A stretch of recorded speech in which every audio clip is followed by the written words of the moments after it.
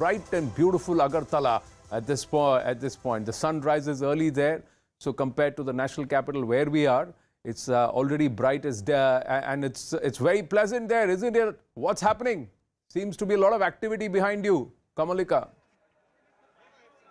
Yeah, absolutely. Good morning, Zaka, and good morning, Anand. It's absolutely a result-out day. I'll just show the picture out there. The high security deployment is there. 3-tier security is there. Right now, I'm standing in Umakant Academy. Now, this is the place where the Chief Minister's seat will be counted.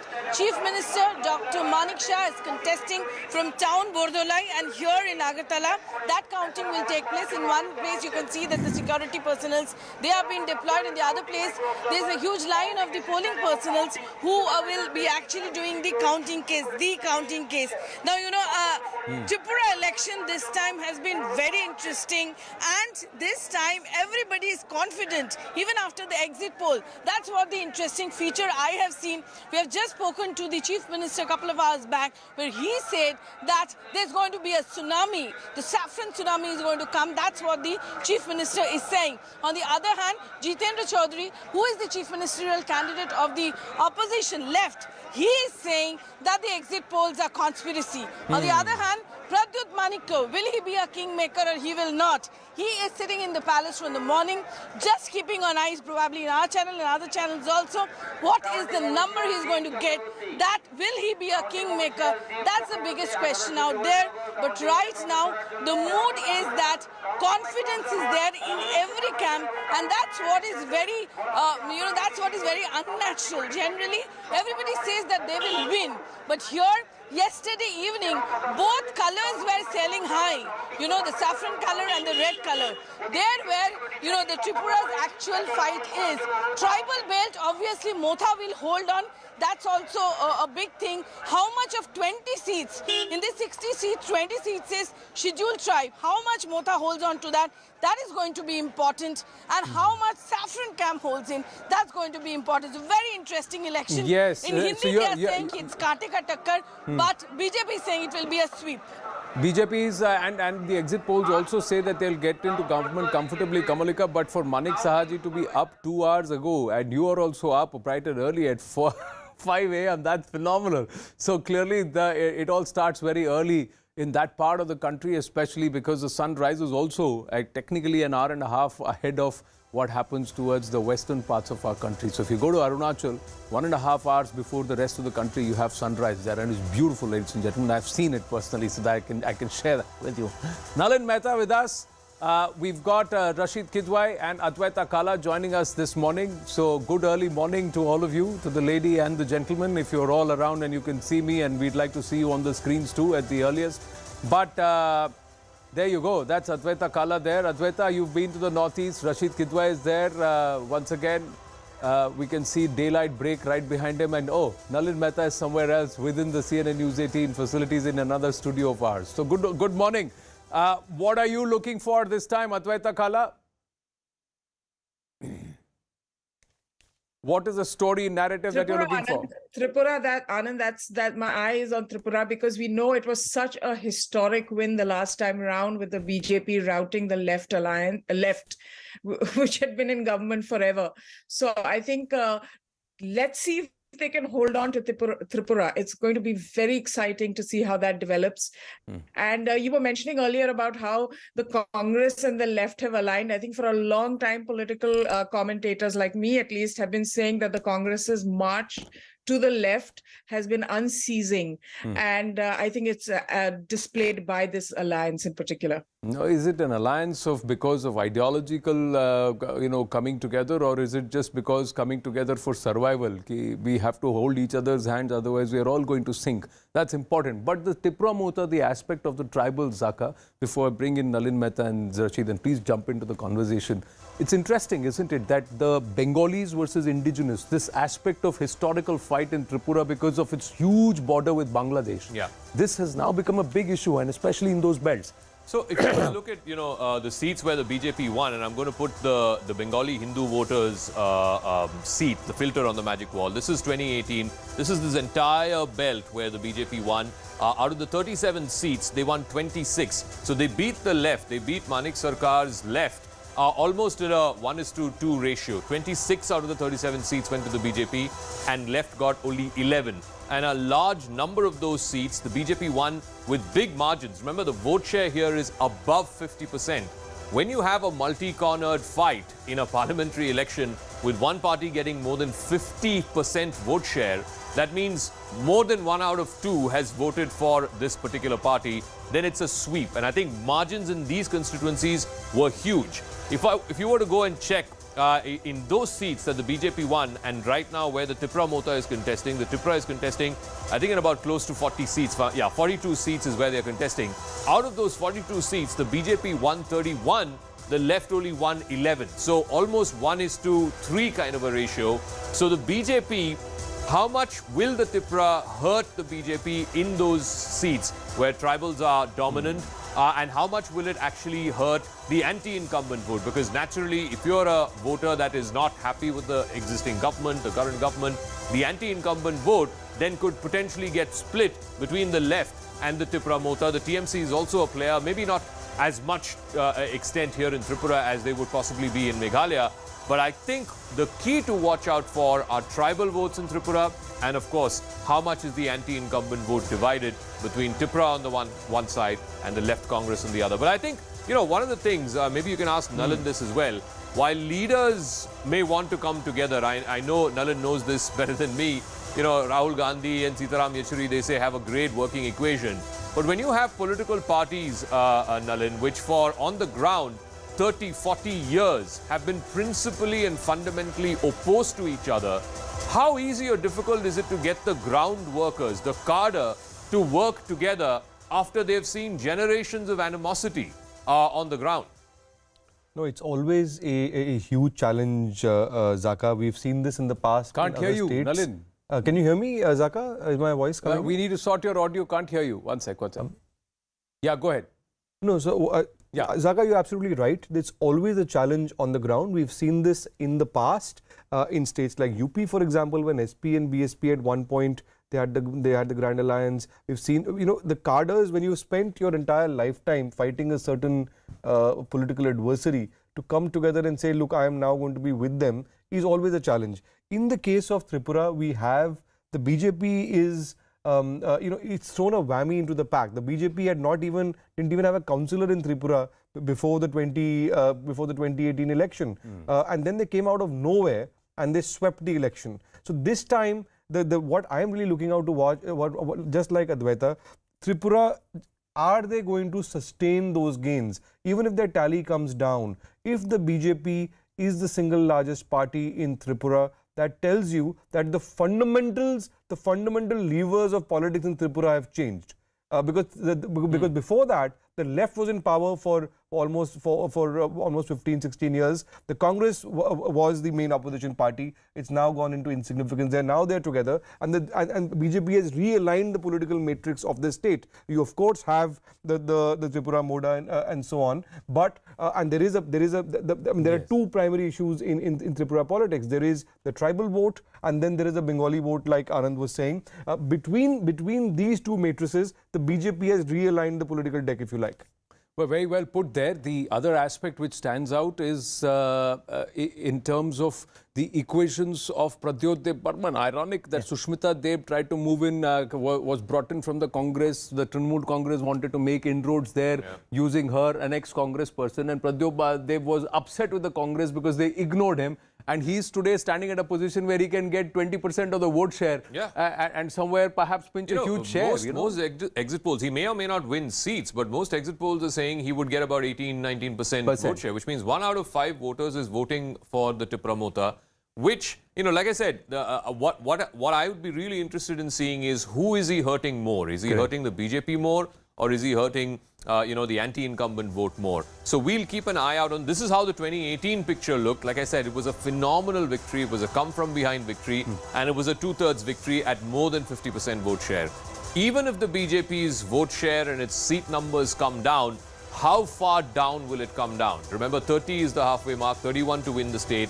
Will they lose 15 seats in a way that they are not able to cross the halfway mark? None of the exit polls are suggesting that except one. But we'll see.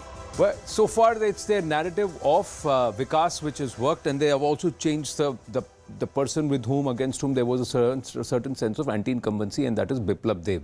The moment Manik Saha has come, it is a Saha versus Sarkar or Manik versus Manik, how you were to see the red versus orange, the fight in Tripura. Ladies and gentlemen, just before we move further, quick alert to you on our screens. Now, you may see that there are results being shown for Nagaland, even though counting has not begun, because one of the BJP candidates in Nagaland has won unopposed. So the counting will happen only for 59 seats, although you'll get the full result for 60 seats. So that's why we are 1 out of 60 right now here. And in Meghalaya, the counting is happening only in 59 seats because there was one candidate who passed away during the time of polls, and that election will happen on a later date. So today, the results will be declared for 178 seats plus 1 seat which is already confirmed. So 179 out of 180 across these 3 states. So that's the reason why you see these numbers as they are on our screens. We're getting you the data accurate and correct as it is. Just about 42 minutes before counting gets underway, and we'll start getting you the results here on your election news center at CNN News 18. Rashid Kidwai. So all those who are junked out or ignored by the Congress party have come back to hurt this party in different levels. From Himanta Biswa Sharma to Pradyot Dev Burman and Sushmita Dev and many others. Yes, Zak. Yes, Anand, you were saying something? Yeah, I was saying that all those who should have been invested in by the Congress party seem to have moved out and now coming back to hurt the Congress party and pushing the Congress party into the corner of the one-time arch-rivals. Absolutely, Anand. I think this is a terrible story for the Congress as far as Northeast is concerned. I'm actually at present in Shillong and very close to the Tripura castle where Pradyot lives. So I have a long interaction with him. Basically, the Congress has not put its best foot forward in the entire Northeast. I would say in Tripura they are only contesting in 13 seats. Can you imagine a national political party like Congress has had alliance with the left on a rather humiliating terms? Even in Meghalaya and Nagaland, the Congress story is not at all looking good. The only thing the Congress is hoping for is that Pradyot Burman would not go in case of hung house. He would not go with the BJP, and rather he would come with its former party, and they'll work out some kind of alliance. I believe Rahul Gandhi, Sonia Gandhi, they all are in touch with direct touch with Pradyot Burman. So that's the story of Tripura for the Congress. They are just hoping to be in somewhat be in the kingmaker's place if there is a hung house. Multiple times in his rally, he has mentioned the fact that the Congress ignored me, the Congress junked me, I walked out of the Congress, and then I am standing up for the people of Tripura, the indigenous people of Tripura. That's been somewhere his focus very clearly. Let's listen into what the incumbent Chief Minister had to say. He's up bright and early in Agartala. Manik Saha. What will be the numbers? The exit poll, though, are showing, but one exit poll has not shown, that's shown 24. What is your expected numbers? Already several times I told that we are, last time we had 36 seats on our own. So that would be increased. And there may be tsunami also. So in that direction you can think of. So you're saying more than 40? Maybe. So another question which comes up second is obviously if the numbers does not cross 31, then will you approach Tripura Motha because the tribal votes, even the exit polls are showing that they'll get numbers? Why you are worried for that? We are not worried. We are coming with majorities. So why you will think for others? The future, we know what is our future. If required. If there is no answer of the if then we'll let you know. And the last question is, will Manik Shah be the Chief Minister? Presently, I am the Chief Minister. After tomorrow, after the results come out? Then the party will decide. Our Prime Minister ji is there. Our party President JP Nadda ji is there. Amit Shah ji is there. So they will decide. You are super confident. I am confident that we are coming. There's that quiet confidence around Manik Saha, and every time he said the same thing. He's also said that there could be a tsunami. In a case like this, if there is a third person coming through and diffuses the vote and the Congress retains its vote share or close to what it got the last time around, is a tsunami possible, or would we see a new entrant in the Tripura political landscape? Plenty to talk about, ladies and gentlemen. We are only talking Tripura. There's Nagaland and, of course, Meghalaya to speak about after a very short break. Stay with us.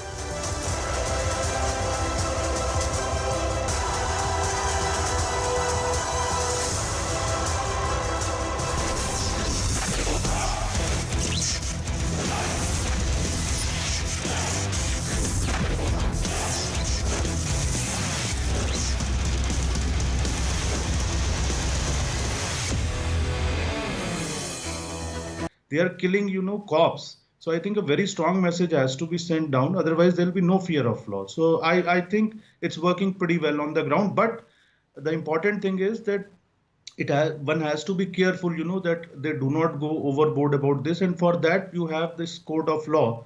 So I think... So, let me ask B.L. Vora as former DGP, from merely a purely policing point of view, to get rid of criminals or to send a message that, look, this kind of activities will not be tolerated. Yes, from that point of view, maybe this action is serving its purpose. But as Ghanshyam was saying, you never know when the shoe is on the other foot, like what happened in Kanpur, where there was this young lady and her daughter. Again, the state claims that they were in violation of building bylaws and so on. But unfortunately, while the bulldozer action was happening, they got burnt alive inside their house. So there is the risk of things going south. See, the police can always commit mistakes also. It is not as if they are gods. But to say that because some people were burnt there and here also the action is incorrect, that will not be the right thing to do. Now, let me tell you, coming to this case particularly, Mr. Zaka, I want to make a few comments. Police has done the right thing. Some people are absconding. They would be arrested very soon, I am sure. Many teams have been found by the police. They are collecting electronic and other evidence also. But the matter of worry is that many of these gangsters, in spite of setbacks, they are still emboldened, and they sent so many teams to kill this one witness that they wanted to ensure that at no cost they failed, and they succeeded. They threw bombs and did all that kind of things. Second is the security man being killed. I think that's a system of the police protection will have to be reviewed by the UP police very thoroughly, because what's the point in giving protection to a person if they are unable to save him? Okay. Instead, they themselves got killed. Now, these people like Atiq Ahmed and others. Hours from now, Tripura's result is going to come, and Chief Minister Manik Shah is with us. First question to you, what will be the numbers? The exit poll, though, are showing, but one exit poll has not shown, that's shown 24. What is your expected numbers? Already several times I told that we are, last time we had 36 seats on our own. So that would be increased, and there may be tsunami also. So in that direction you can think of. So you are saying more than 40? Maybe. So another question which comes up second is, obviously if the numbers does not cross 31, then will you approach Tripura Motha, because the tribal votes, even the exit polls are showing that they'll get numbers? Why you are worried for that? We are not worried. We are coming with majorities. So why we will think for others? The future, we know what is our future. If required. If there is no answer of the if, then we'll let you know. And the last question is, will Manik Shah be the Chief Minister? Presently, though, I am the Chief Minister. After tomorrow, after the results come out? Then the party will decide. Our Prime Minister ji is there. Our party President JP Nadda ji is there. Amit Shah ji is there. So they will decide. You are super confident. I am confident that we are coming. So this was Chief Minister who said that not only that they will cross the magic numbers, there will be a tsunami. This is Komalika Sengupta with Anshuman Roy reporting for CNN News 18 from Agartala. Hours from now, Tripura's result is going to come, and Chief Minister Manik Shah is with us. First question to you, what will be the numbers? The exit poll, though, are showing, but one exit poll has not shown, that's shown 24. What is your expected numbers? Already several times I told that we are, yes, last time we had 36 seats on our own. So that would be increased. And there may be tsunami also. So in that direction you can think of. So you're saying more than 40? Maybe. So another question which comes up second is, obviously if the numbers does not cross 31, then will you approach Tripura Motha, because the tribal votes, even the exit polls are showing that they'll get numbers? Why you are worried for that? We are not worried. We are coming with majorities. So why you will think for others? The future, we know what is our future. If required. If there is no answer of the if then we'll let you know. And the last question is, will Manik Shah be the Chief Minister? Presently, though, I am the Chief Minister. After tomorrow, after the results come out? Result, then the party will decide. Our Prime Minister ji is there. Our party President J.P. Nadda ji is there. Amit Shah ji is there. So they will decide.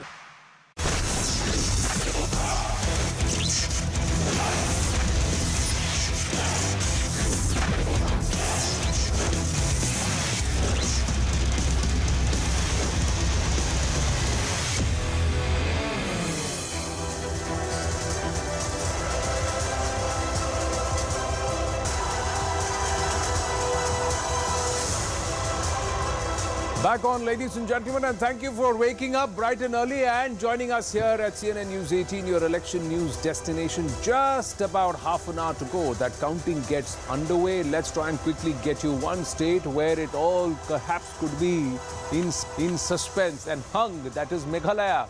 So what's going to happen in Meghalaya? Once a Congress bastion, this time around it's a Sangma versus Sangma fight. Mukul Sangma, who's left the Congress, joined the Congress, Trinamool Congress, and of course the incumbent Conrad Sangma.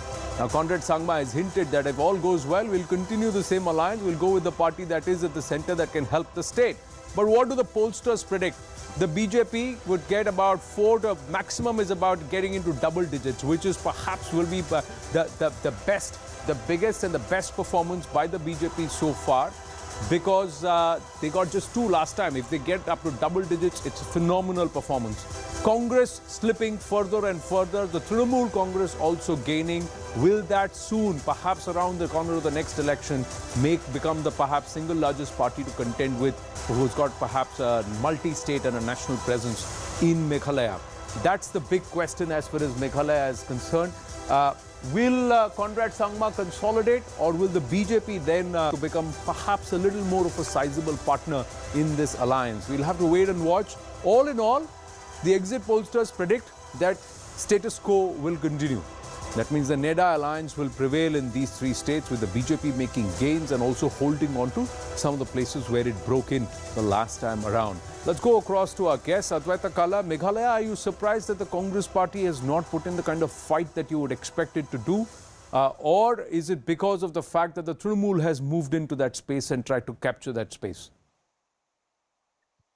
Well, I'm not surprised by Congress not putting up a fight. We just saw that in Gujarat as well. There is a downward spiral, and it seems to be going a little out of control. I think in states like Rajasthan, Madhya Pradesh, and Karnataka, the Congress will be there because they have regional leaders who are very strong and are active on the ground. But when it comes to any kind of national push, the Congress doesn't seem to have that at the present time.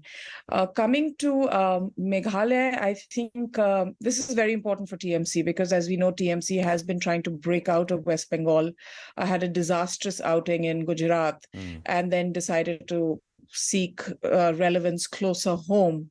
So I think they're going to be looking very closely at Meghalaya, as they should. And should they manage to put up some sort of showing, I think, you're going to see the headlines coming out about Abhishek Banerjee being the next. So you'll have a little bit of Parivarvad going on there and expressing itself on the TMC planks if they do perform well in Meghalaya and even Tripura to a certain extent. Two states they wanted to break in, Meghalaya and Tripura, and they seem to be making more gains in Meghalaya, the Trinamool Congress, compared to Tripura. What's with these black frames, ladies and gentlemen? Did you notice in this broadcast Advaita Kala sporting those black ones, and you got Zaka Jacob here who's sporting a new one. So it's all getting into the frame world. But aside of that quotient of style, but when we come to Meghalaya, and I want to see how you break it down. This was a state which saw a lot of disruptions in the past. Ever since the BJP and the NEDA alliance has come, one of the key factors in these regions has been lesser disruptions, lesser killings, lesser civilian unrest, and lesser intra-fighting between the tribes. All of that. Will that help the BJP's cause? And what we saw in Shillong and Tura, Zaka, with the Prime Minister's rally, the road show, him standing and speaking people, and that entire place was chock-a-block with people, not just cadre, but people. So, at large, is that all signs of change in Meghalaya? So I think it's going to be interesting. Ultimately, I think the tribal sensibilities and the tribal identities will have a huge bearing. Remember, in 2018, this is what the picture looked like. The Congress actually ended up as the single largest party, like they did in Goa 5 years ago, but they didn't move fast enough. So Conrad Sangma, at that time, they had contested separately, moved in quickly with the BJP, and then went on to form the government there. Just before this 2023 election, Conrad decided that he's going to split. Remember, Meghalaya is a Christian-dominant state. More than 80%, 75-80% of the population is Christian-dominated. A large number of them are Baptist. So Conrad, perhaps for that reason or perhaps other reasons, decided to split with the BJP. But look, as the exit poll suggested, if the NPP ends up somewhere between 15 to 20 and the BJP has somewhere between 5 to 10, then you can be rest assured that Conrad Sangma will once again join hands with the BJP, and it'll be the NEDA alliance that will prevail. The Congress has to get more than 25 seats. 30 is the halfway mark, 31 to win the state. They have to get more than 25. The TMC, 40% vote share that the others got last time around. 40%. The TMC will take away a good chunk of that 40%. It's there for their taking. It's there for grabs. And if they do, then they will eat into the Congress's vote. TMC, unlike in Tripura, where it might not be that much of a player because there is already a third player in Tripura, the TMC could potentially really be the wrecking factor, particularly for the Congress here in Meghalaya. Yes, and that 41% that you talked about where the Trinamool is wanting to get a look in, even the BJP would want to pinch some and make some inroads. And if they can get into double digits, it's a big story for the BJP's performance. And how much of it will you attribute to that one man who's currently the Assam Chief Minister, Himanta Biswa Sarma, how he sorted the border disputes, how he's engaged with these states, and the kind of traction he's been getting at his rallies. These are all stories within stories. We'll talk about all of that after a short break.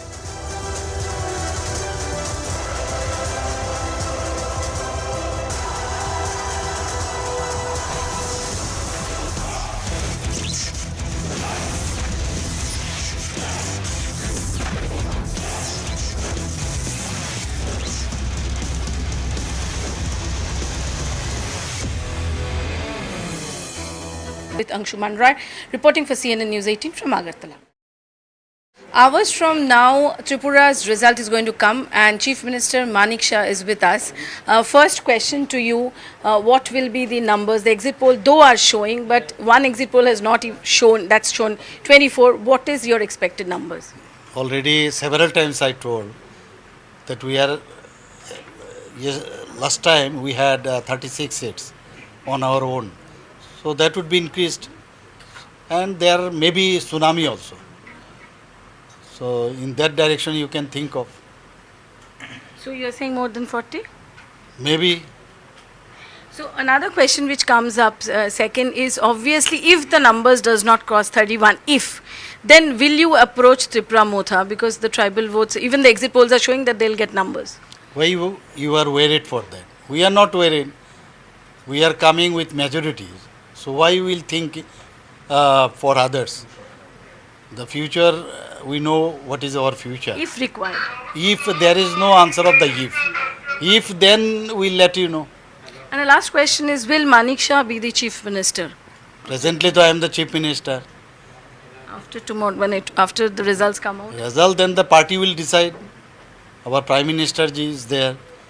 Our party president JP Nadda ji is there. Amit Shah ji is there. So they will decide.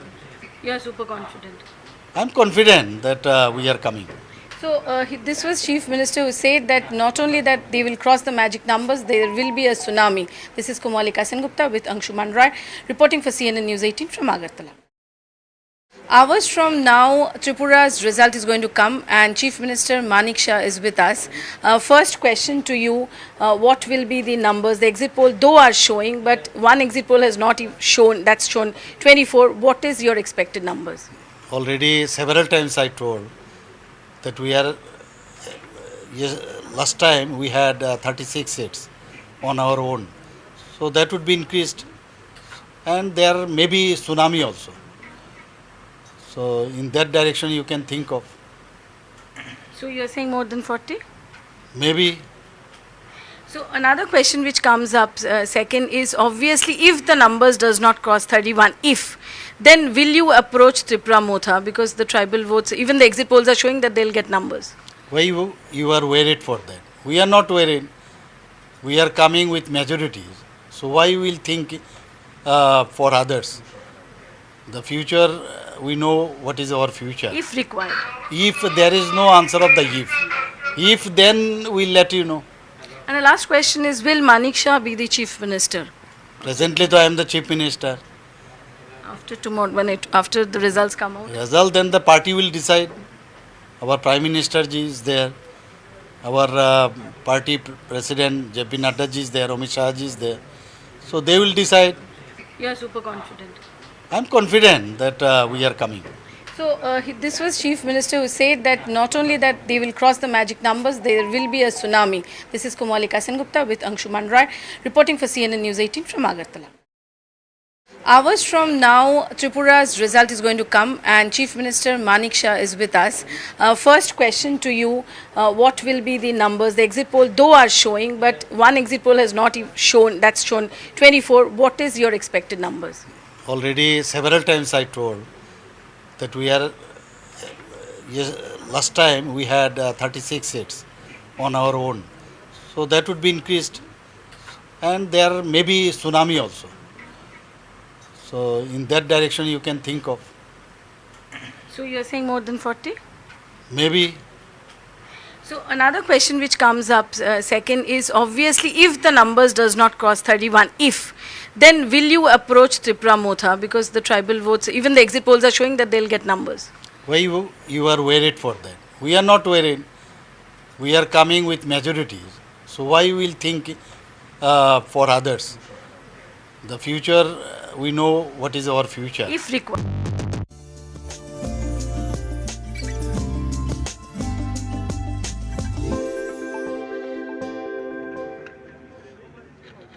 Will India's mantra of Vasudev Kutumbakam be able to bridge the vast global divide?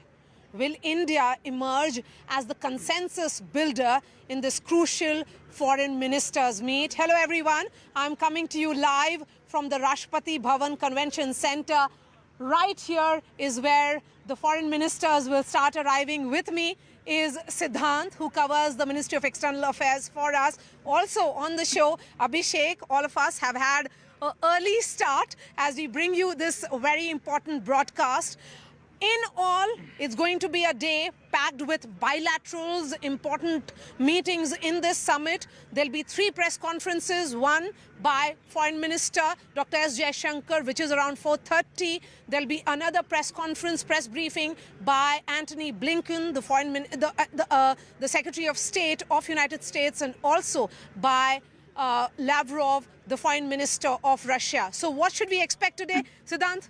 Well, that's right, Maria. So right now we are at RBCC, and in fact, in some time from now, the foreign ministers are going to arrive, Maria, and that is the place where the convoys are going to get stopped. And in fact, the timing for the arrival is from 8:30 in the morning to 8:55, Maria. Yes. Post that at around 9 a.m.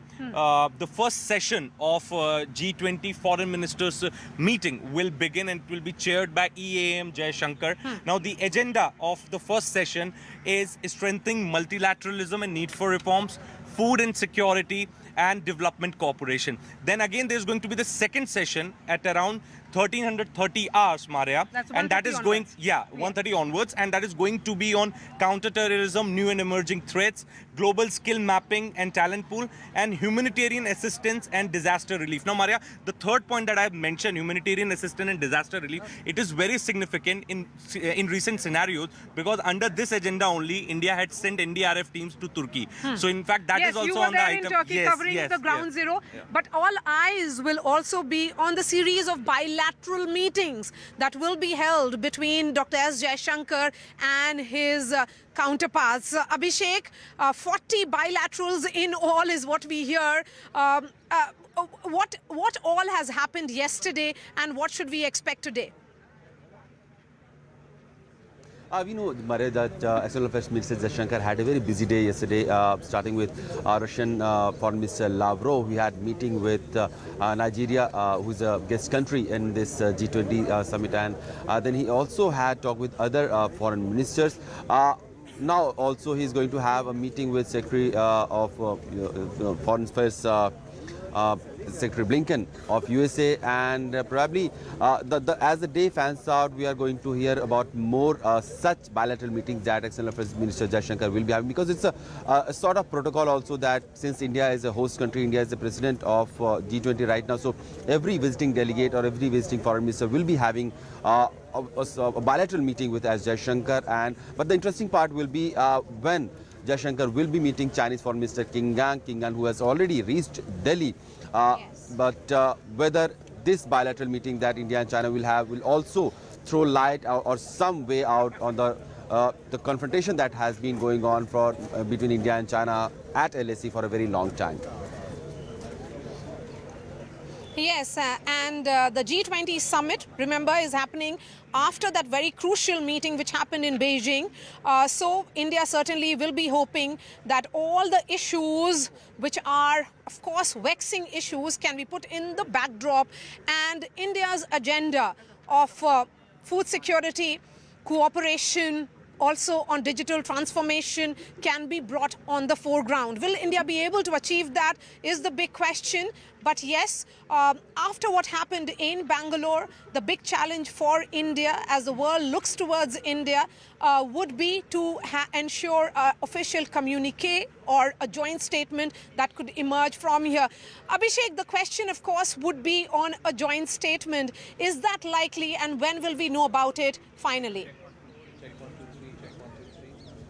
This is something that India will be trying hard to achieve, and if India achieves it, it will be nothing less than a big feat for Indian diplomacy and External Affairs Minister S. Jaishankar, because right now what we are seeing that there is a clear divide between West, led by EU and United States, and Russia, which is now strongly being supported by China. What we saw in Bangalore, that the two paragraphs were not agreed upon by all the members, because those two paragraphs were clearly condemning Russian action and aggression in Ukraine, and was asking for immediate and complete withdrawal of forces from Ukrainian territory, something which is Russia would not like to have in a joint communique. And if that portion is removed from the joint communique, then of course the EU and the USA would not like that joint communique to go out in public. So clearly a big challenge for India to bridge the divide. 20 seconds to you, Siddhant. We are also told that Prime Minister Narendra Modi could have a virtual address when the session begins. That's right, Maria. That's right. In fact, we are getting this confirmation that Prime Minister is likely to address the opening session of the G20 Foreign Ministers meeting. And if you remember, Maria, Prime Minister did address the Finance Ministers meet session also, which happened in Bangalore. So we can expect him to address the foreign delegations and foreign ministers today. Yes, so a power-packed day as India is being looked at for setting the agenda going ahead in this crucial G20 foreign ministers meet, which is happening in New Delhi. Abhishek, Siddhant and I will continue to track this story very, very closely. Before I slip into a short break, here's a soundbite of UK Foreign Minister. Going to echo the wise words of Prime Minister Modi, who was right when he said to Putin, and it has been quoted already, but worth quoting again, I know that today's era is not the era of war. And Vladimir Putin must listen to those words and heed those words, but sadly, he is not doing so yet.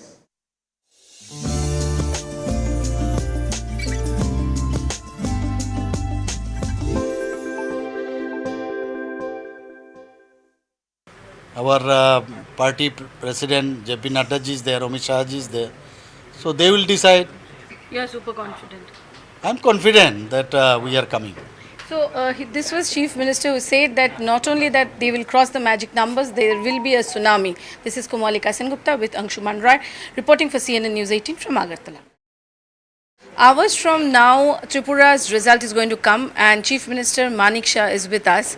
First question to you, what will be the numbers? The exit poll though are showing, but one exit poll has not shown, that's shown 24. What is your expected numbers? Already several times I told that we are, last time we had 36 seats on our own. So that would be increased. And there may be tsunami also. So in that direction you can think of. So you are saying more than 40? Maybe. So another question which comes up second is obviously if the numbers does not cross 31, then will you approach Tripura Motha because the tribal votes, even the exit polls are showing that they'll get numbers? Why you are worried for that? We are not worried. We are coming with majorities. So why you will think for others? The future, we know what is our future. If required. If there is no answer of the if then we'll let you know. And the last question is, will Manik Shah be the Chief Minister? Presently, though, I am the Chief Minister. After tomorrow, after the results come out? Then the party will decide. Our Prime Minister ji is there. Our party president, JP Nadda ji is there. Amit Shah ji is there. So they will decide. You are super confident. I'm confident that we are coming. So this was Chief Minister who said that not only that they will cross the magic numbers, there will be a tsunami. This is Komalika Sengupta with Anshuman Rai reporting for CNN News 18 from Agartala.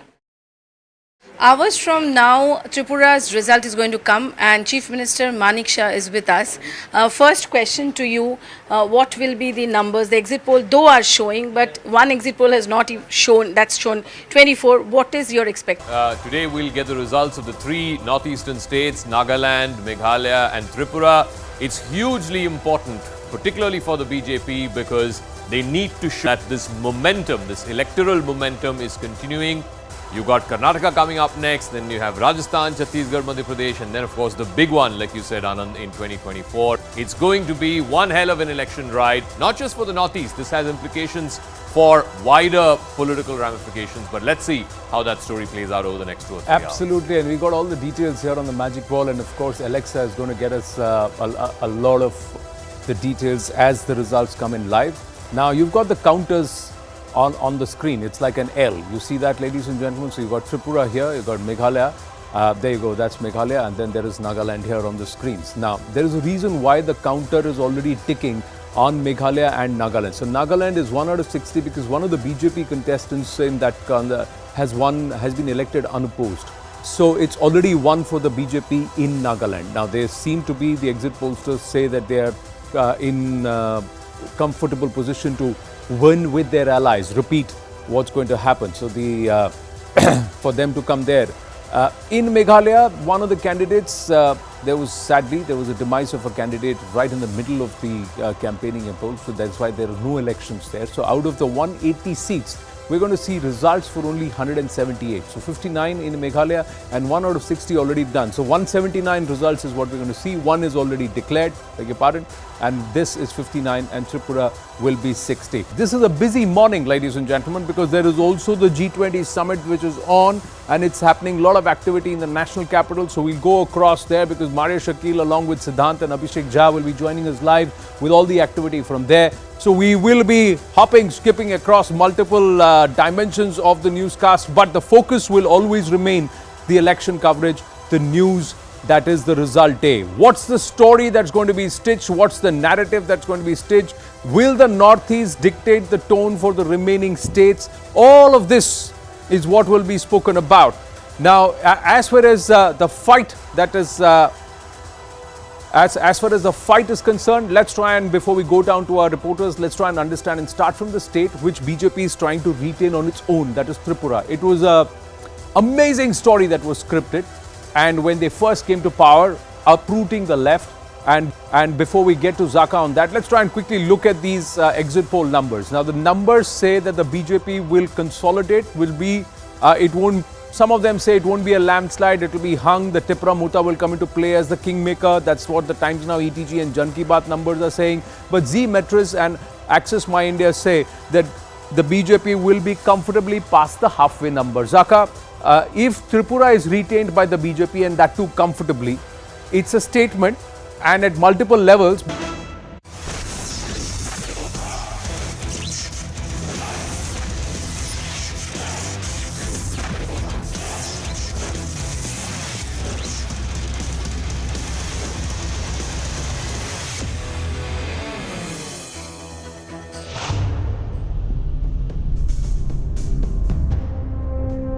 हमारा ये प्रयास है दिल की दूरियां भी मिटे. We will give you a corruption-free Meghalaya. Cast your vote in favor of TMC.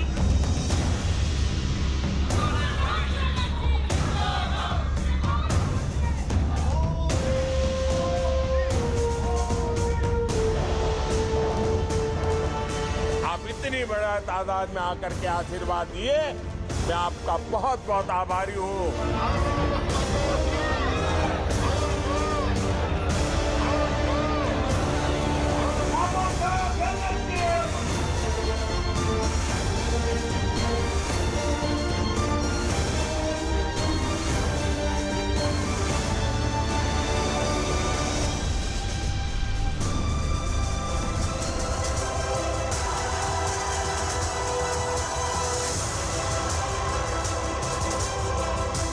Back on, ladies and gentlemen, and just about 6.5 minutes to go when counting gets underway. It's an exciting Thursday because we here at CNN News 18 are not only your preferred election news destination for the last 6 odd months, ladies and gentlemen, we have been your preferred destination for viewership. And those numbers will be underlined again today as Zaka Jacob is with me in the studio. There's so much happening. The G20 summit is happening. We've got the cricket match happening. And of course, the story within the story. Will these elections, these results in Northeast set the tone for the next 15 months or so till we get to May 2024, ladies and gentlemen, the big Lok Sabha elections? Will this start the rolling of the BJP juggernaut under Prime Minister Narendra Modi's leadership? Or will this also set the tone for the opposition to say, no, we've got a chance, we can give it a fight and we can claw back in? Because big states come after these 3 states that are now going to declare their results today. Let's try and understand this.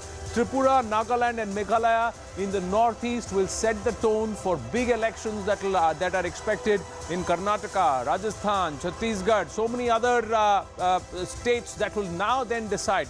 And the size is only going to get bigger. The stakes are only going to get bigger. So let's try and understand this at this point. This is how the India map looked in 2014. 7 NDA ruled states moved to 17 NDA ruled states by December 2022. The BJP had actually slipped about 13, 14.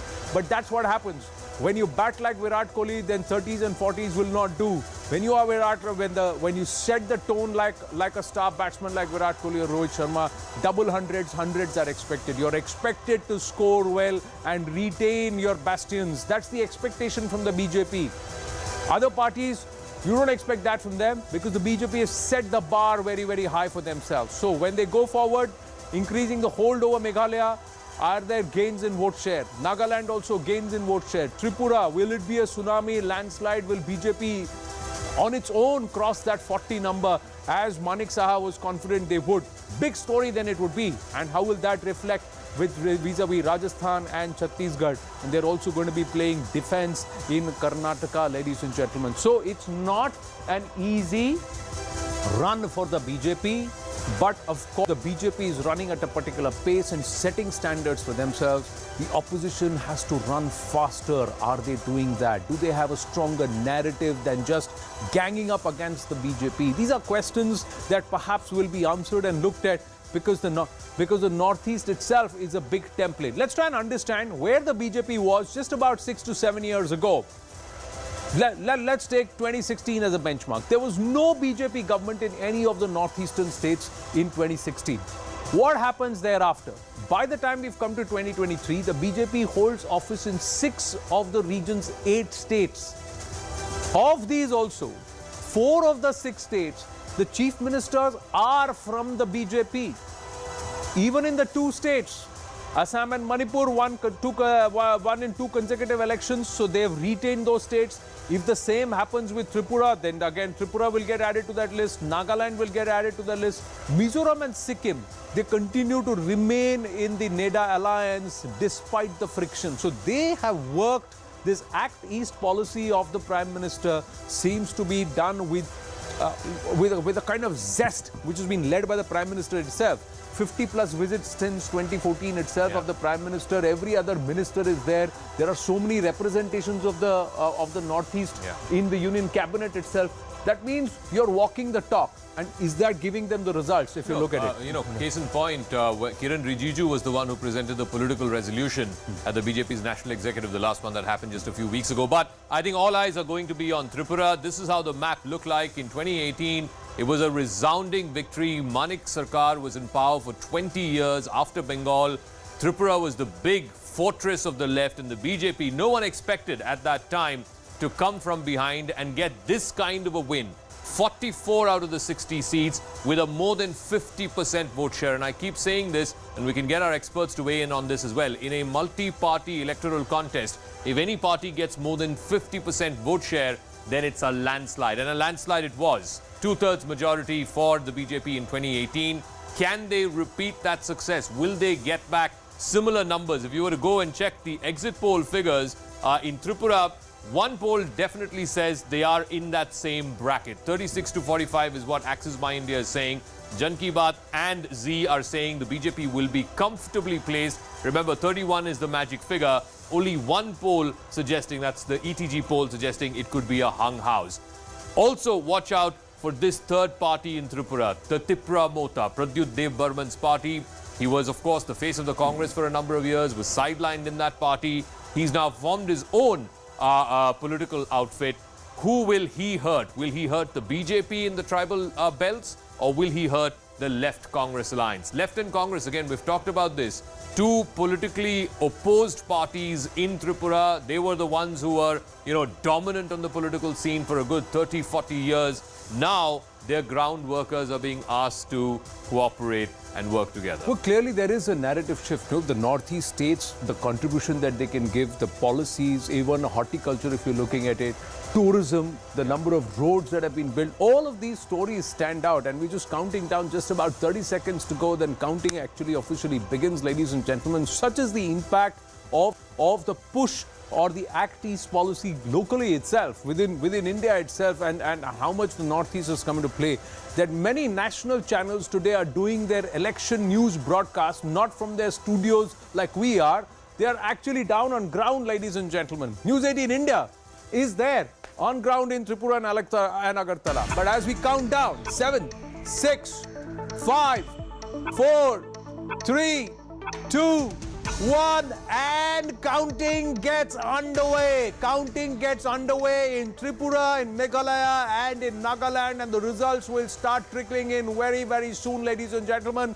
One result from Nagaland we've been putting out right since the morning, not because these numbers are made up, but because this candidate won unopposed. There's nobody who's contesting, so that's why it's gone to the BJP already in Nagaland, 1 out of 60. The counting gets underway for the 3 states of the Northeast. Tripura, Meghalaya and Nagaland on that L-shaped band on your screens. These numbers will keep flashing. In Meghalaya, the demise of one of the candidates, and that's the reason why results will come out only for 59 seats. So total number of 179 out of 180 will see the results.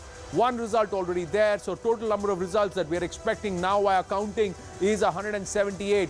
Tripura 60, Meghalaya 59, Nagaland also 59 because one result is already there, already declared. So who is it going to be? Is the story going to be again the juggernaut, the BJP juggernaut under Prime Minister Narendra Modi? And of course, the impact that one man, Himanta Biswa Sarma, has had.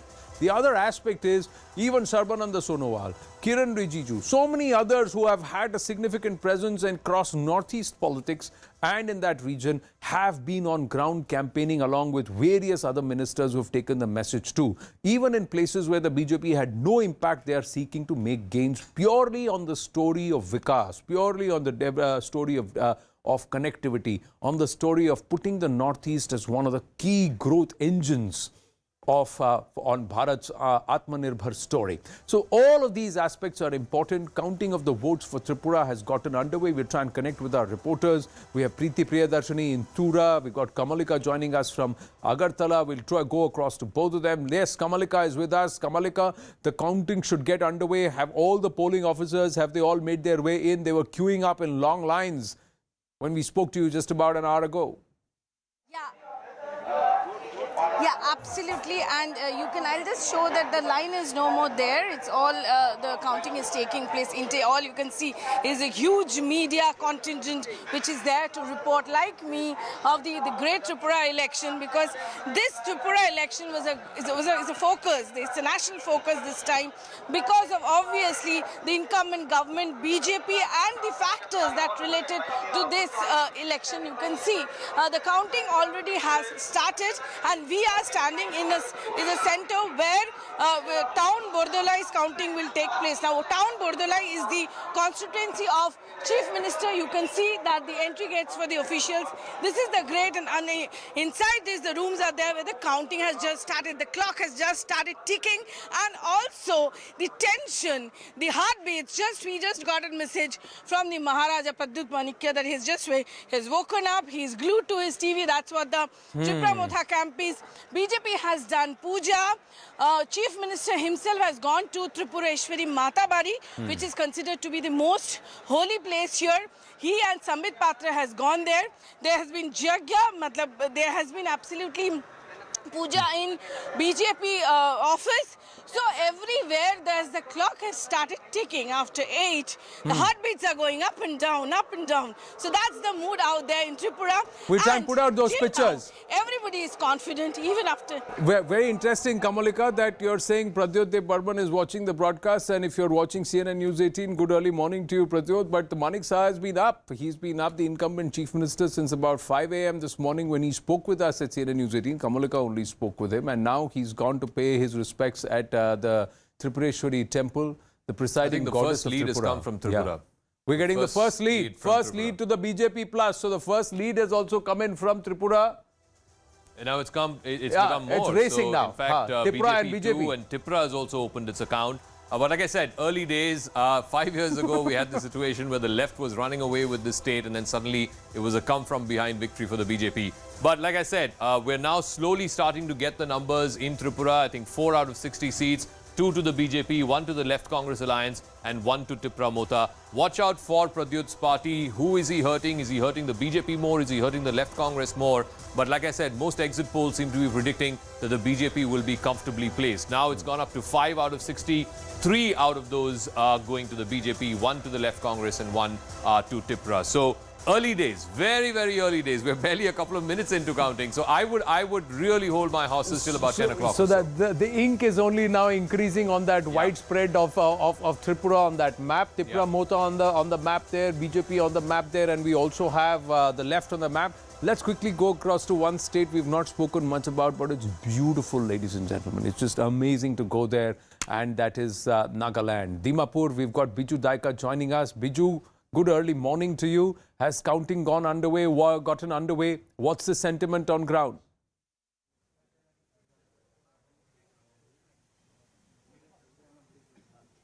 Good morning.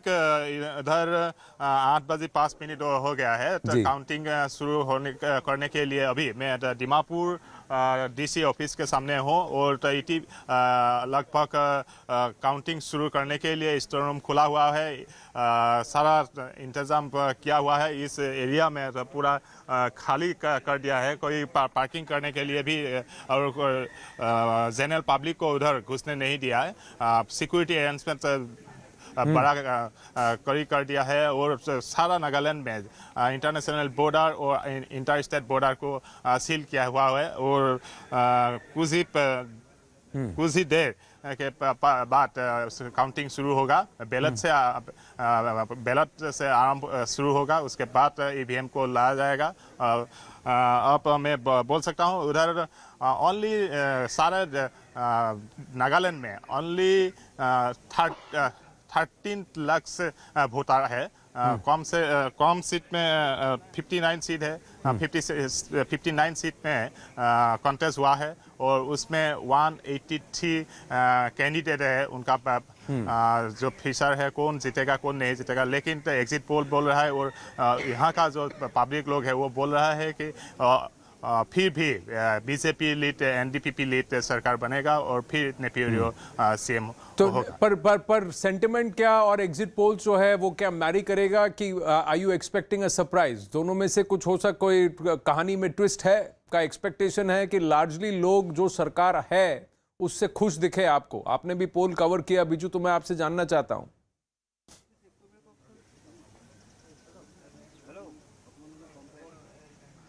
हाँ, तो जो सरकार है, सरकार था BJP NDPP का, वही सरकार फिर आएगा, ऐसे ही लोग जनरल पब्लिक बोल रहा है। लेकिन तो ये ट्राइबल स्टेट है, क्रिश्चियन डोमिनेटेड स्टेट है, वो लोग कैमरा के सामने आके खुद नहीं बोल लेकिन एक बात ठीक है, फिर भी बोल सकता हूँ कि फिर यही नेपियो लीड सरकार होगा और पब्लिक लोग यही चाहता है, डेवलपमेंट चाहता है, तो पीस चाहता है। सारे नागालैंड में कोई झगड़ा ना हो, कोई बम ब्लास्ट ना हो, ऐसा कोई एनकाउंटर फिर ना हो। आसपास जो है आर्म फोर्स स्पेशल पावर एक वो हट जाना चाहिए, ये पब्लिक लोग का डिमांड है। इसलिए बीजेपी जो बोल रहा है, एनडीपीपी भी यही बात बोल रहा है, पीस लेना है तो डेवलपमेंट करना है। इसके बारे में तो पब्लिक लोग बीजेपी और एनडीपीपी को पीस डेवलपमेंट एंड रिमूविंग आसपा बिचू।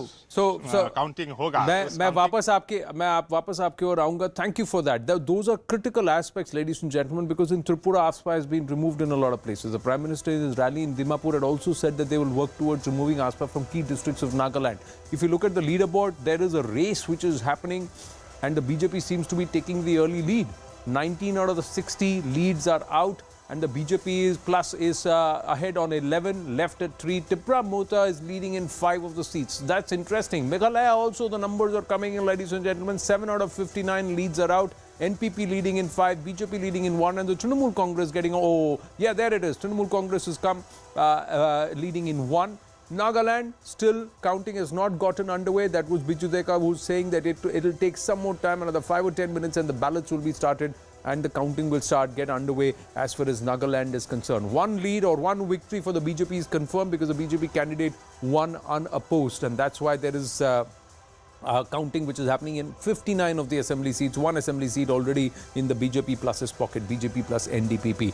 But this is where the race is heating up and it's really picking up. 20 out of the 60 leads are now coming in and Tripura is leading in 6, BJP plus at 11. So Tripura right now is number 2. Yeah, it is right now number 2. There is a slight delay between the panel numbers and the numbers on the wall. But if they were to keep this pace, then this could be a big story of this election. They could end up anywhere between 15 to 20 seats, and that is a huge thing for a debutante party. It could also likely affect the overall results itself. But like I said, it's very, very early days. Most exit polls had predicted the BJP would comfortably retain the state of Tripura. Right now, one thing is very clear, that the Tripura Mota will have an impact. What kind of an impact, how much of hurt it will cause to either the BJP or to the left Congress, we have to wait and see. TMC has not done too much of an impact here in the state of Tripura. But left and Congress, formidable parties, they were the big opposition parties, they've come together. Again, they have not done as per expectations. The question is only this: will the BJP comfortably go past that 30-31 figure? 31 is the magic figure, and retain the state after winning 2/3 5 years ago? Or will they end up as single largest, requiring the support of possibly the Tripura or other smaller parties to form the next government? Quickly running you through Meghalaya as well. Again, there is a differential between the numbers on the panel as well as the numbers here on the wall. Right now, here on the wall, the TMC has already got one lead, so the TMC could likely create more of an impact in Meghalaya than certainly they are doing in Tripura. The BJP is leading in one, the NPP is leading in one. Again, very, very early days. Most of the exit polls suggesting that Meghalaya will be hung. Again, on Nagaland, just quickly checking in. Again, here it seems to be a bit of a no contest because the NDPP and the BJP alliance is expected to not just retain the state, but perhaps even, get a bigger majority than what they had last time. The NPF, the Naga People's Front, a pale shadow of its old self. So it's going to be a one-way street as far as Nagaland is concerned. At least that's what the exit pollsters are predicting. But all eyes are still on Tripura, and I think this is going to be, once again, like it was 5 years ago, this state is going to be the story of this election. If you see on the wall right now, the seats are being pinched from the BJP by Tripura and the left, and this largely looks at the tribal concentrated areas. If you see where the Tripura is making huge inroads, particularly in the northern belt, in the western belt, where it is of course bordering Bangladesh. But I think, like I said, I'm going to hold my horses. Yes, BJP had 44 last time out of 60, so they will come down. They will come down a bit, no doubt about it. How much will they come down by? Will they lose 14, 15 seats, thereby not getting majority and requiring the support of smaller parties? Or will they actually be relatively okay staying in majority as in a position to form government? But like I said, early indications are the Tripura Mota, the new party of Pradyut Dev Varman, seems to be making an impact. Right now, they're in number 2 place, even ahead of the Left Congress alliance. Well, if you look at the screen, ladies and gentlemen, the numbers for the BJP are now getting stronger. 35 out of the 60 leads are out. It will get updated on the wall, and we'll go back to that with these numbers. But let's stay here. Already 19 plus leads for the BJP out of 35, so so comfortably more than half of the leads are with the BJP. If you look at Meghalaya, again the NPP and the BJP, they are the ones who breaking away. If the BJP gets to about double digits here, overall leads, it's a possibility right now. And let's look at Nagaland. In Nagaland, again racing away. Out of the 11 leads declared, 10 are with the BJP plus. So clearly Nagaland and Tripura, they seem very, very comfortable and making gains in Meghalaya. That was the intent, getting into double digits. Last time they just had 2 seats here. So they will have a considerable say in government if they are able to get into double digits. Nalin Mehta keenly watching the developments. Now, how do you see? Do you see the trends holding? These are very, very early days. Postal ballots are being counted now. EVM counting will begin in about 5-10 minutes from now by around 8:30 a.m. But early trends, will they hold, or could there be a twist in the story? Very early in the day, Anand, but these are small states. It seems at the moment that the BJP is holding on to its to the dominance it had in Tripura. Now, will this go? I mean, if just 5-6 seats here and there, you can have a totally different picture. I think the real key to watch out is how many seats the Tripura Mota is going to get, because if the BJP is going to be past the single largest, past the majority mark on its own, or will the Tripura Mota queer its pitch? I think that's the important part. But at the moment, what it seems is that this Left Plus and Congress alliance, that's not made the kind of dent or the kind of comeback.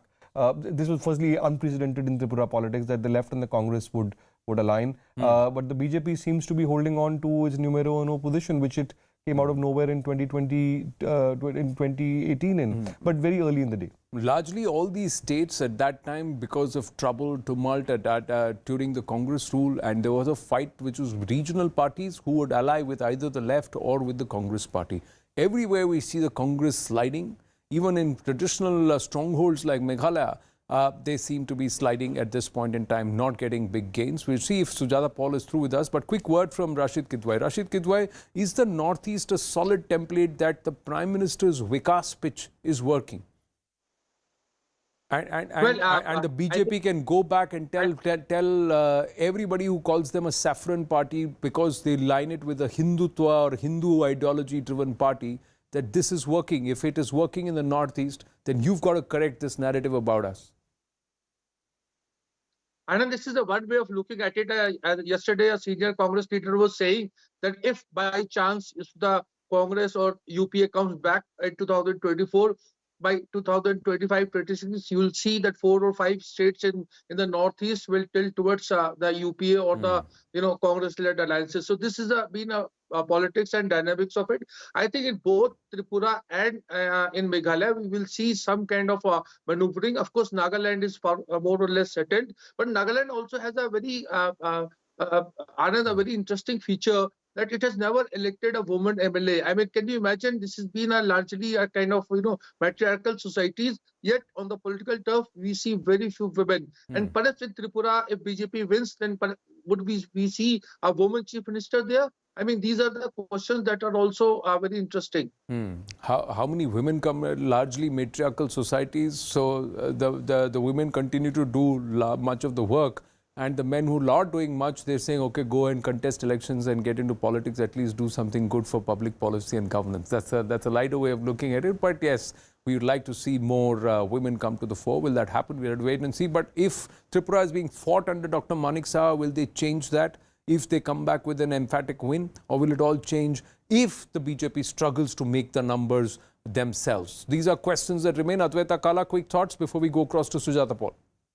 Absolutely. You want to pick up on Nagaland.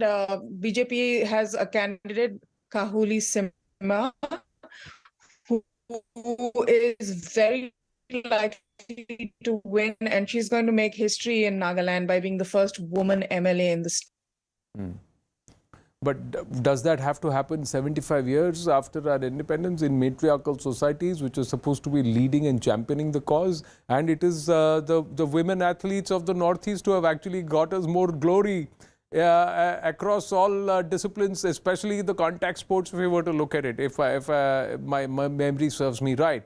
But we'll set that aside. Let's go across to Sujata Paul. Sujata Paul, good early morning to you. You're looking at the board. Where are you confident that the Congress will break into double digits on its own? As far as Tripura is concerned, this is too early. And if you actually look at your screen also, the BJP is definitely getting dented. And whether it is Tripura Mota or the left Congress alliance, even though you're not showing any seats to the Congress right now, no leads, but still, it will not be the BJP which will be forming the government. It will definitely be the alliance of the left and the Congress, because sometimes the margins are very low in the Northeast.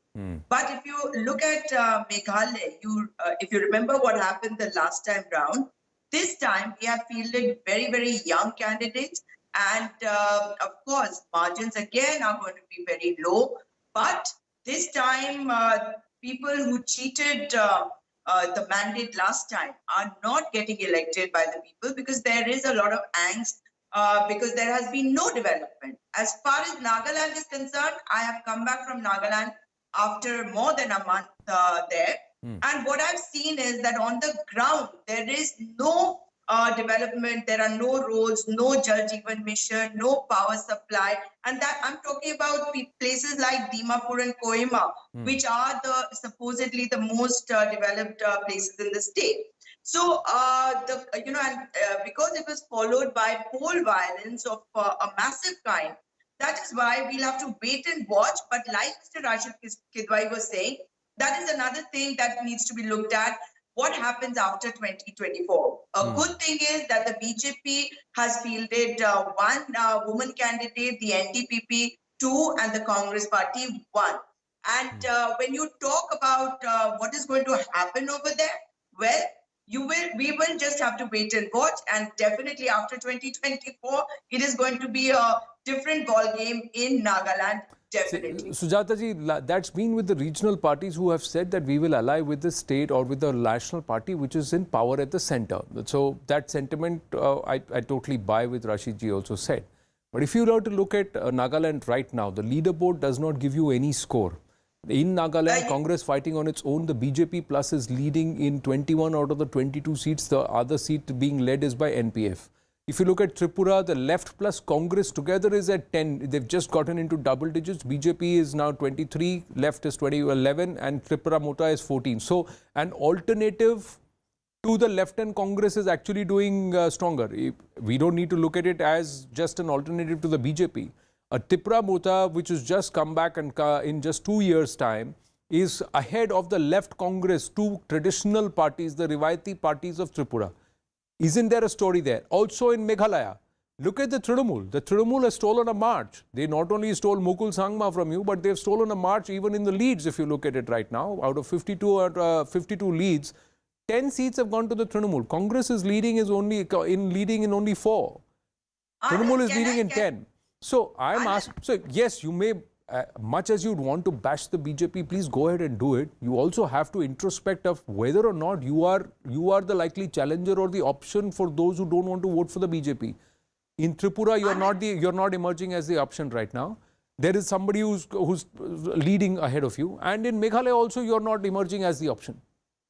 Anand, the interesting thing is that BJP is contesting on 20 seats in Nagaland. You're showing 21 seats to them. BJP plus, your data is, it's a BJP alliance. BJP plus, it's the alliance. It's the alliance. Please understand. It's BJP plus. It's all the right, alliance. but you've written BJP plus. That's what I'm telling you. The NDPP is contesting on 40 seats and BJP on 20. So whose name should be there? But if the BJP needs to be projected as the one which is getting the major number of votes, let me tell you, the party which is in alliance with the BJP has the major seats on which it is contesting. You should be writing NDPP plus, not BJP plus 1. Secondly, like I said, in Nagaland, there are various places where repoll took place yesterday, and there are other places also for which people have been demanding till yesterday for a repoll. And even the NDPP candidates have been saying that there has been, violence over there. But let us see how this thing pans out. In Tripura, it is very clear that the BJP is going to be out. Whether you want to give the seats to Tripura Mota at this early stage, it's for you to do. But the fact it's not for me to do, ma'am. It's the voter on ground. It's the voter on ground. The exit polls also didn't give you, the exit pollsters also didn't give the mandate or the alternative mandate to the left plus Congress in Tripura. The exit polls have also not given a big surge for the Congress party. In these two states, the Congress party seems to be eroding. Be it Meghalaya, which was your bastion for you. No, again, the left is the major partner in this alliance in Tripura. So again, when you're talking about the left, if the left is getting, is showing leads in even 8, as I could see earlier, I don't know how much it is right now. Let us wait and watch. Left plus is leading in 12 seats. The Congress is leading in 4 seats in Meghalaya. The Trinamool Congress is leading in 10 seats in Meghalaya. So I'm asking you, ma'am, with respect to the Congress party, I'm not asking you with respect to your allies. What has the Congress party done to strengthen itself in these states if you believe there is huge amount of anti-incumbency? These were your bastions in the past. That's why I'm asking. That is what I'm saying, that in Tripura, we are the minor partner in the alliance. So if we are getting 4 plus also, I think we are going to, ours is going to be better after some time. Meghalaya also, let's wait and watch. We will better our position because we have new candidates, and even from the BJP, the ones who are contesting from the... Yes. So Sujata ji, I'll take it to Nalin Mehta, and I'm asking you and I'm pushing you here because Adwaita Kala and Rashid Kitwai also with us, Zaka Jacob with us. We get to the wall in just a bit, Zaka, but it is important if the Congress wants to be the fulcrum of the opposition in terms of the alliance and leading, that it shows results on ground. Absolutely. That's where the question is that what are you doing individually as a party? Whether you're in alliance with somebody or fighting on your own, are you showing that there is traction for you on ground to say that I'm the fulcrum of the opposition? Right now, in none of these 3 states, whether it's Tripura, Meghalaya or Nagaland, is the Congress even the alternative. In Tripura, you could say the Tripura Mota is emerging as the alternative. if at all. In Meghalaya, again, between NPP and BJP, the TMC also getting more than the Congress. As of right now, like I said, it's early days. It's about 20-25 minutes into counting. We won't be calling any of these states till at least about 10 o'clock because of what happened last time around as well in 2018, where the left ran away with it and then the BJP came back from behind to win a state like Tripura. Just quickly running you through the numbers. Like I said, there's also going to be a differential between the panel numbers and the wall numbers. One thing is very, very clear. In Nagaland, it's the BJP NDPP alliance which is racing away. The Naga People's Front, not even in the contest, some would say, certainly not in the same ballpark as the BJP NDPP alliance. In Tripura, it is BJP still ahead, definitely with its nose ahead. The left and the Congress alliance, right now it is at 9 seats, the Tripura Mota at 8 seats. I think the critical factor would be, who is the Tripura hurting? Is the Tripura hurting more the BJP in the tribal pockets as well as in the Bengali Hindu voter pockets? Or is it actually hurting the anti-incumbent vote which would have normally gone to the TMC and, to the left and the Congress? And finally, in Meghalaya, again, very, very early days yet. But the NPP, which split from the BJP, could likely emerge as the single largest party. But then, will they cross the magic figure of 31 on their own, or will they have to go back to their old alliance partners in the BJP? Right now, this is where we are. On the likes of it, on the face of it, Nagaland looks like even if they contest it separately, they'll go back together. Advaita Kala, is there a case in point being made that is the Congress putting its effort?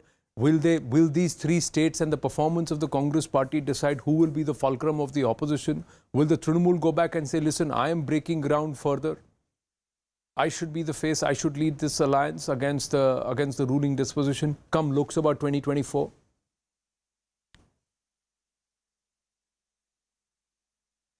You know, Anand, looking at the leaderboard right now, as of now, Congress seems to be sitting out this one as well across the three states. I don't really see it really performing anywhere where worth mentioning. So that's I think that's it as far as that is concerned. I don't know what more one can discuss about the Congress really, but I think again, you know, Tripura. It'll be interesting to see how Tripura does, because his message to the public has been that he was wronged by the Congress. He left. He's gone off on his own now. He's doing it on his own. So let's see how that message resonates on the ground. And if it does resonate on the ground in the way that I anticipate it to, then I think he's going to be impacting the Congress vote more than the BJP vote, because that's really what he's been going out with. Now, Nagaland, the BJP plus comfortably right now in terms of leads. Out of 32 leads, 30 leads are with the BJP plus. NPF has 2, Congress is on 0.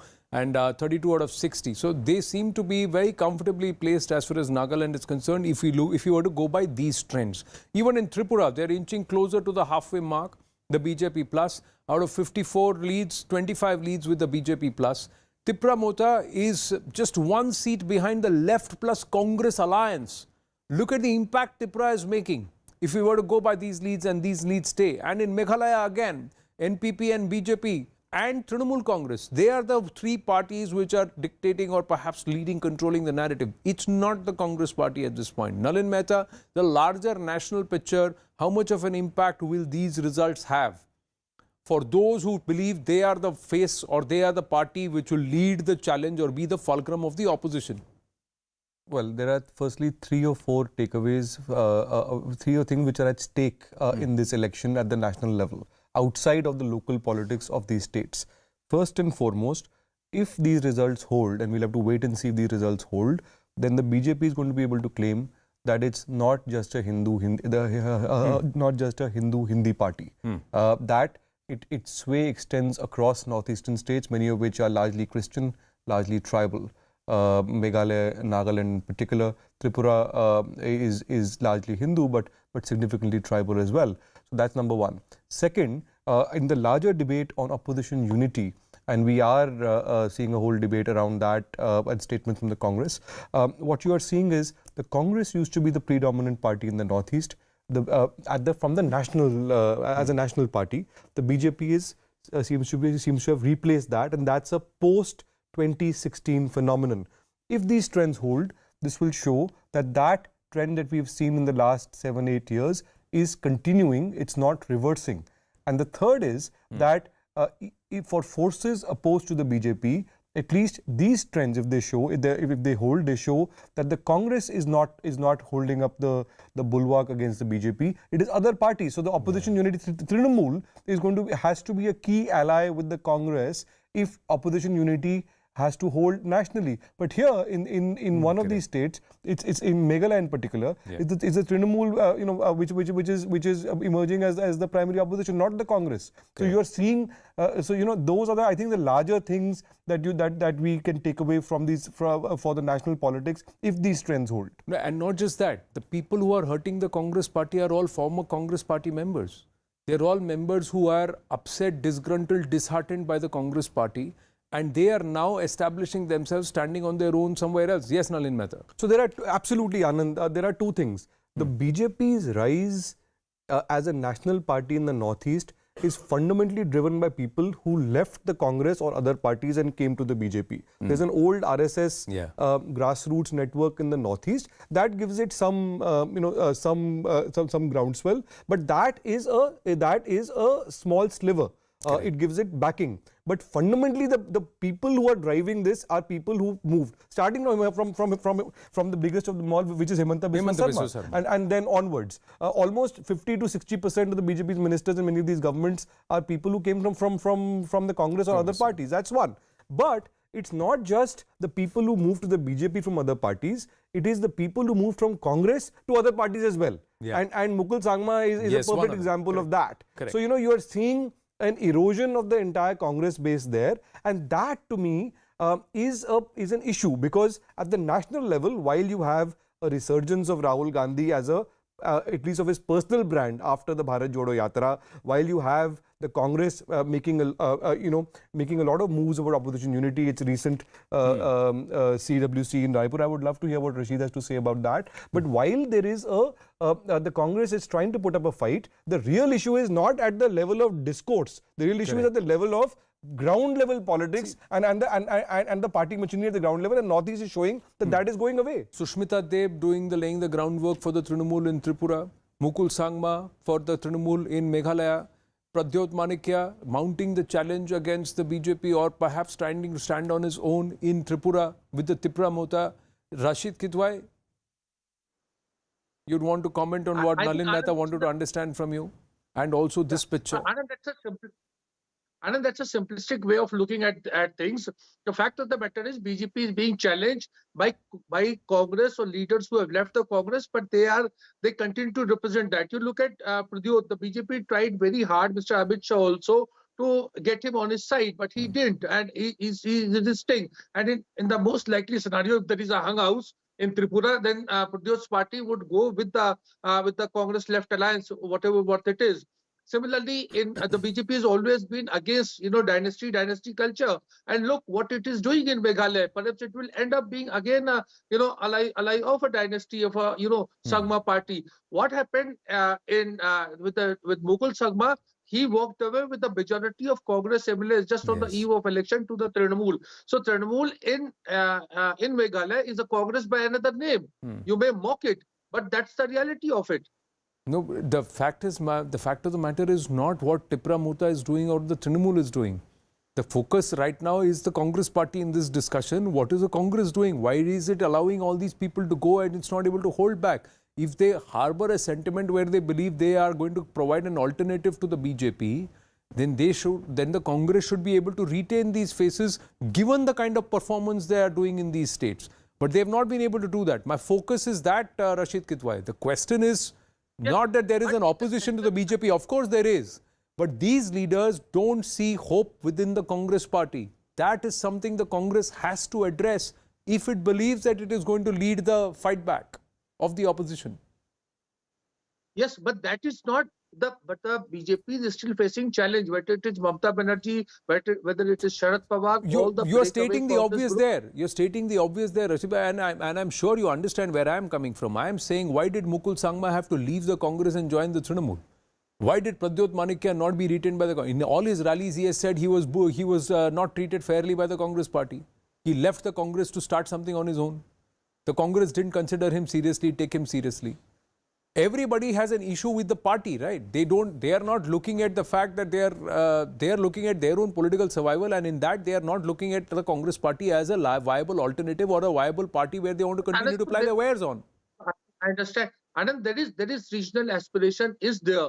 Look at the BJP. BJP is not on the driver's seat. If you look at the entire Northeast, 178 seats which are going to polls, the BJP is probably not going to, even if in spite of if they form government in 3 states, they will not have 60 seats on their own. Sir, so this is, we must understand these dynamics. Sir, I totally understand the dynamic. The story, like I said, in this part of the conversation, since we have Sujata ji with us and since we have got a power position where parties are claiming to be the fulcrum of the opposition in the fight against Narendra Modi-led BJP in 2024. Which party is going to be the fulcrum of the opposition? Is the Northeast, are these elections going to decide that? That's the point that we are discussing right now. It's not about the BJP, it's about the opposition. And there, ladies and gentlemen, you see this. There are those who have moved out of the erstwhile strong party that is Congress, and they are standing up on their own. Be it in Meghalaya with the Trinamool and Mukul Sangma and the Congress leaders who have walked out with him, taking the lead, taking the march right now. They're second largest party in terms of leads in Meghalaya, Trinamool, behind the NPP. In Tripura, it's Tripura Mota, a former Congress guy. He was the Pradesh Congress Committee chief. He moved out of that, the Raja of Tripura, and he started the Tripura Mota, and he's number 3 right now. Left plus Congress are just ahead by 1 seat. So that's the point that we're trying to focus right now. Mukul Sangma, the latest leads coming through. Mukul Sangma of the Trinamool Congress is leading from Songsak. This is a key race alert that's just come on your screens. Some more key race alerts coming in at this point. Conrad Sangma. So it's a Sangma versus Sangma fight. Conrad Sangma, South Tura, is leading. He is of the NPP, and he has very clearly hinted that if they come back into a position where they can form government, they will ally with a party that can help them at the center. So that alliance could continue. Right now, are they somewhere close to the halfway mark? Well, not so. Just about 6 to 7 seats from the halfway mark in terms of leads in Meghalaya. James Sangma, NPP, is trailing in Dadengre. So these are some of the key race alerts that are coming through. Nagaland, the BJP plus seems to be racing away at this point. 46 leads out, 42 leads are with the BJP plus. NPF 3, Congress getting onto the leaderboard with 1. Tripura, once again, the BJP plus, just 5 short of that halfway number in terms of leads. Still 3 more leads to come so 57 out of 60, and it is left plus at 16, Tripura at 15, and of course the BJP plus at 26. Will these leads stay? Will they hold, or will the scenario change? As the ballots are counted, the scenario will change. Zaka, that was the point of this discussion. The idea is, are these parties working with the larger focus of how am I going to go and tell I am the focus? Because right now everybody is making the noise that I am the fulcrum. No, I think if you go by the numbers that are there on the leaderboard, the TMC could well emerge as the principal opposition party in Meghalaya, irrespective of whether Conrad Sangma's NPP and the BJP come back together again in a post-poll arrangement. The TMC will be the force to reckon with in Meghalaya if these numbers hold. And I think Nalin is right, I think Rashid made this point. The TMC is the Congress by another name, but the C in the TMC stands for the Congress. So the Congress really needs to ask itself this question: why is it losing people like Mukul Sangma? Why is it losing people like Pradyut Debarma, who are all congressmen and women, Sushmita Dev, who are going some to the BJP and some to other non-Congress opposition parties in a way that they are challenging the BJP in ground where the Congress should have been the principal challenger to the BJP. I think that is something, again, definitely worth asking. And nobody has the answer to this question. Why did Rahul Gandhi do just one campaign event in Shillong in this entire set of 3 state elections in the Northeast? All he did was one. Again, in the last set of assembly elections in Gujarat, he did one campaign event. If you're not going to be there in the battlefield, if your generals are not going to be there in the battlefield, you are not going to win. Well, there are multiple aspects. In certain states, the state leaders are saying, Rahul Gandhi, please stay away, we'll do the work. But there are other places where his presence is required. At least the Congress should have been seen at its putting up a fight, and it is saying that it will fight the battle and it will lead the battle if it wants to be the fulcrum of the opposition. Who will be the fulcrum of the opposition? Will that be settled once the results settle? We'll have to wait and watch. We're going to take a very, very short break. Stay with us.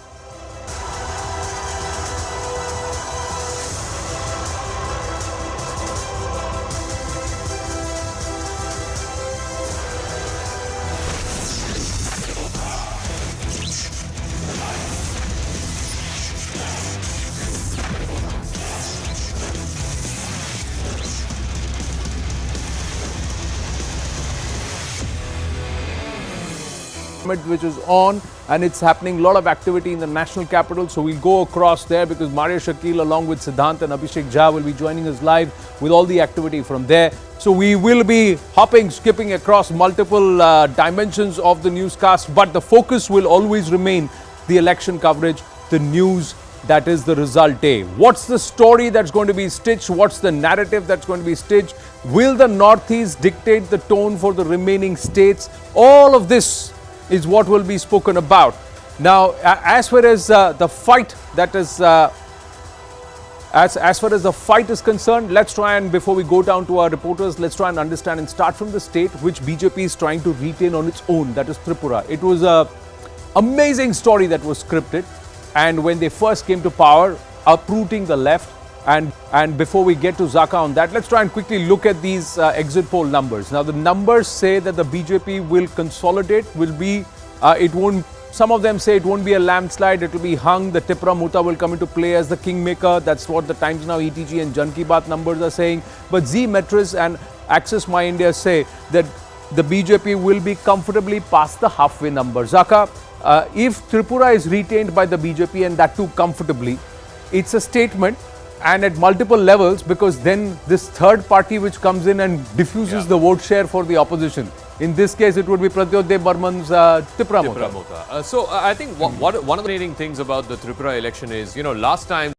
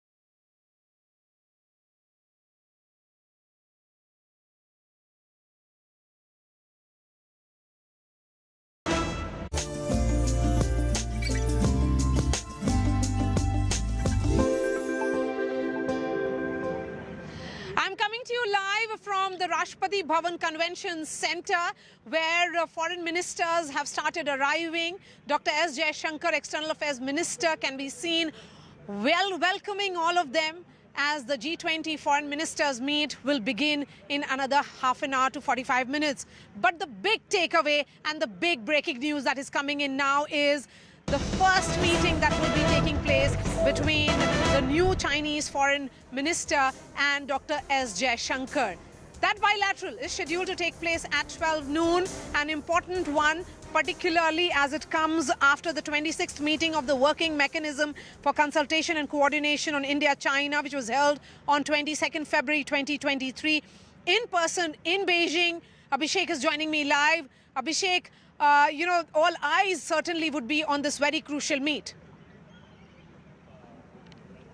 Of course, and we know that apart from G20's multilateral agendas and global geopolitical tension, India and China and their land boundary disputes and the confrontation, military confrontation, and the massive deployment of troops across the border on both the sides has been one of the key worries of the current geopolitical tensions. So much so that USA side has also expressed their concern and sort of solidarity at times also with Indian side. And China has clearly emerged as one of the aggressor, which not only has this border conflict with India, but with Japanese side also, and then the encroachment and the aggressive behavior of China towards Taiwan is well known. So clearly the G20 meeting, which is discussing a lot of geopolitical tensions, would also have a key agenda if if External Affairs Minister Jaishankar and Kim Gang will be meeting.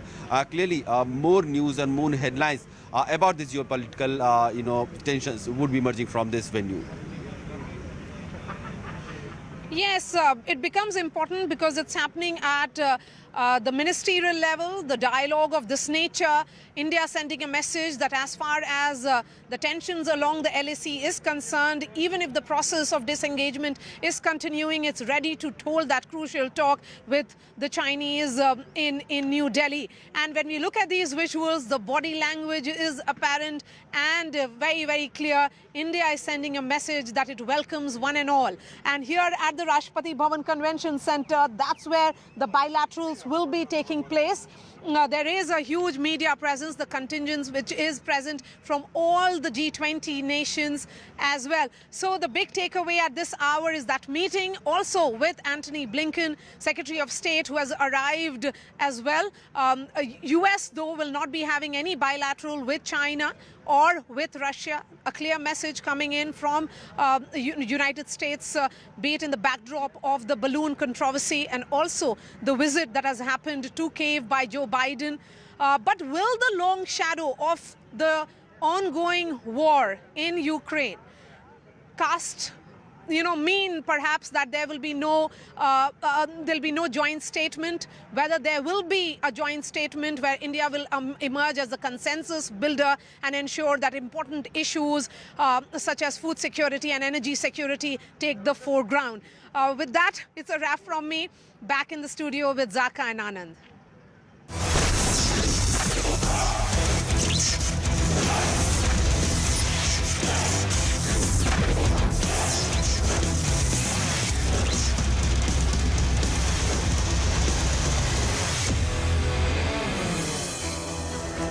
G20 leadership poll victories. Will they all coincide for a proper narrative that this Bharat is shining under the leadership of Narendra Modi? Or will there be certain setbacks which will then have to be managed? We'll all see that in the course of the next hour or so, ladies and gentlemen. The verdict is out. The counting is going on. The final verdict will come through in just a bit. So far, the BJP in Tripura seems to be leading the BJP plus, but the left plus, that is the left and Congress combined, now seems to be inching up. Tripura Mota slipping down on the lead. The left plus Congress making significant gains. BJP now, BJP plus, just about 5 seats from that halfway number, even as 57 of the 60 leads are so far out. Out of 55 leads, out of the 59 in Meghalaya, you were the NPP and the BJP. They're ahead 18 and 7, and then Congress again making gains with 7. Trinamool Congress is the second largest party at this point with 14 leads. just behind the NPP, and there are others also who have broken onto the leaderboard with 9 seats. Nagaland seems to be the BJP plus story. That is the NDPP and the BJP coming together there and doing very, very well at this point. 45 plus out of the 53 leads that have come through. So firmly in the driver's seat. If you were to say Nagaland, these leads hold, Nagaland is settled.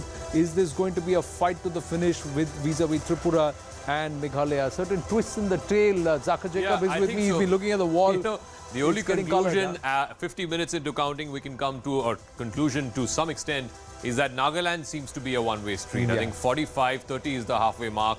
The BJP-NDPP alliance seems to be running away with it in Nagaland. Both Tripura and Meghalaya are still toss-up. Tripura, like I said, there is a bit of a delay between the numbers that you're seeing on the screen as well as on the wall. But I think the story is similar.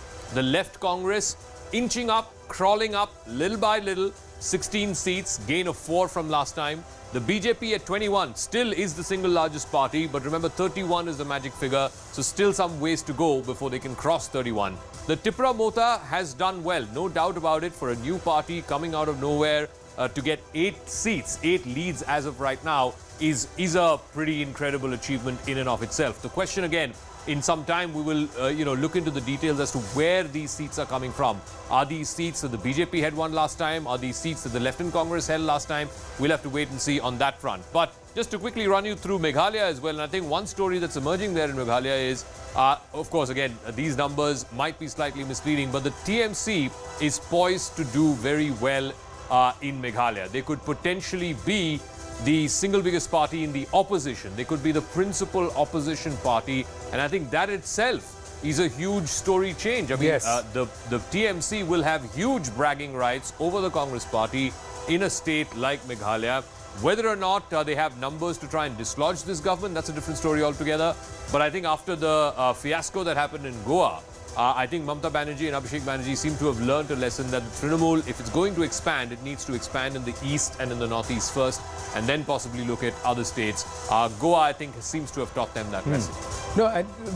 No confidence in the Congress, yeah, but confidence in the Trinamool Congress as a viable opposition face. Now, if local leaders who are Bahubalis of the Congress in the past are making that statement saying that we'll continue to mount a fight against the BJP, but we will now use the Trinamool platform or a platform which is not the Congress party. That's a story in itself, ladies and gentlemen. For the BJP, of course, if its Vikas push has to come, if it has to shed off the tag and go back and say it's development, it's Sabka Saath, Sabka Vikas, Sabka Vishwas, Sabka Prayas as the message of the Prime Minister, that's translating into electoral victories. We have moved beyond just being a Hindu party. That aspect will have to be underlined only with retentions in Tripura, retentions or gains in Meghalaya, and of course retaining Nagaland. Will they do that? We'll have to wait and watch. Nalin Mehta is with us. Nalin Mehta, these leads, they throw an interesting perspective. And would that be the story for you? That as to who becomes the fulcrum of the opposition, or are you going to look at the fact that is the Narendra Modi magic, the Vikas push, the effort put by the BJP, is it translating to electoral gains and retentions on ground beyond Assam and Manipur? I think what it's showing is that the BJP takes every election like is the most important election. They are fighting it on the ground. Of course, every state in the northeast has its own unique dynamic. We can't put them all in one size fits all. However, the BJP is taking every election seriously in a way that the Congress is not fighting on the ground. I think Rashid said earlier that the TMC in Meghalaya is the Congress is basically the Congress with a different name. That's true. But the fact of the matter is that the Congress could not retain it. Even Trinamool Congress is the Congress in Bengal with another name. Yeah. But it's a different party, no. So it's not the Congress. And when we talk about opposition unity, what it means is that there are enough people on the ground who may be wanting to take on the BJP, but can they come together under one umbrella? That is a bigger question. So what the Northeast offers us portents of where that debate is going. In Tripura, you are seeing the BJP in the lead. You see the Tripura Mota coming up, the left and the Congress as possibly the second one. But look at Nagaland. Yeah. The BJP is ahead by itself in 12 seats. Yeah. It started off with one victory already because one candidate got elected unopposed. but NDPP is on 30 seats. So what you are seeing is the replacement of the Congress as the primary national party in the Northeast by the BJP. Now it's very easy to say, okay, tomorrow BJP loses power at the center, all of them will shift back. But the fact of the matter is the BJP is a party which did not have either, not only did it never have a government in the Northeast up till 2016, if barring the Gegong-Apang 2003 episode for 1 year, but it never even came second in any state until 2016. And now you are seeing it as the primary national party. So with all the local parties aligning with it in one way or the other. So I think the fact of the matter is that trend is continuing. It is not going backwards. And in 2024, one thing I do want to say, there are 25 Lok Sabha seats in the Northeast. Yes. The BJP had 14 of them in 2019, 8 of them in 2014. Now, in 2024, as we all make our calculations, the BJP will, to offset certain losses elsewhere, is looking at where else will it gain. These results, if they hold, and we have to wait and see if they hold, they also portend that Northeast is one area where the BJP is likely to make gains in alliance with other parties. No, I want to ask, I mean, at this stage, it could look like a hypothetical question, but Rashid, look at the Meghalaya numbers right now. The NPP is at 10, BJP at 5, Congress has 7, Trinamool has 21. This is a hypothetical question, but if Congress and Trinamool were to come together to form a government, A, will that even happen? Will the Congress support a Trinamool-led government? B, will the Trinamool want to take support from the Congress? Because I think you can fairly say that NPP, Conrad's party, is not going to support Mukul Sangma's party. I think that's a fairly, straight this thing. Again, I don't think the BJP is going to support a TMC government. I think that also you can fairly rule out. So the only possibility, again, very, very early days, the numbers, if they stay this way, do you see the Congress supporting a TMC-led government in Meghalaya? Mukul Sangma, after all, he was a congressman. Yes, so Zaka, as you know, I am in Shillong at present, and this has actually been a talk, the IPAC which handled Trinamool campaign, they were all along saying that the exit polls and all will go wrong. The problem is that, Jairam Ramesh, because Jairam Ramesh came here to campaign and he described Mukul Sangma as a modern day Judas, and that created, as in a Christian dominated society, it created a lot of bad blood. So that is a spoiler. Otherwise, I think Mukul Sangma is very much keen to get Congress support. He's a congressman. Everywhere you go in Shillong, when Mukul Sangma was the chief minister, there is a plaque which has inaugurated by Sonia Gandhi, inaugurated by Pranab Mukherjee. So all the Congress stamp is very much there. So Mukul Sangma and his team is, or most of his family members, I think there are 4 of them are contesting, 4 or 5 of them are contesting, rather 8 of them are actually contesting. So they all are there from the Congress family or Congress heritage. But problem is Rahul Gandhi, because Rahul Gandhi came in Meghalaya, spoke against TMC. It led to sharp reaction from Mahua Mitra, Dadeko Bryan, etc. So this is been there. I think these things need to be ironed out, because as you know, not only the Raj Bhavan, all other institutions would be there in Northeast. It's rather infamous. They all will come to the rescue of the incumbent government if the numbers are close by. So that is a real task for the Congress. Congress, I don't think they have, able managers to, just call up and speak to Mamata Banerjee and stitch an alliance. All right, just give me 1 second. I think just quickly on the Meghalaya story, I think one thing is very clear. The green is the Trinamool, which is Mukul Sangma, and this is the East and West Garo Hills, the Garo part of Meghalaya, which is always the Sangma versus Sangma fight. Yes. I think you can fairly say in that, if these numbers hold, it seems to be the Mukul Sangma that seems to be having his nose ahead rather than Conrad and his family, because this is their gud, as it were. This is where Tura is, this is where, the Sangma family, in fact, every constituency, you will find a Sangma name fighting the election in some party or the other.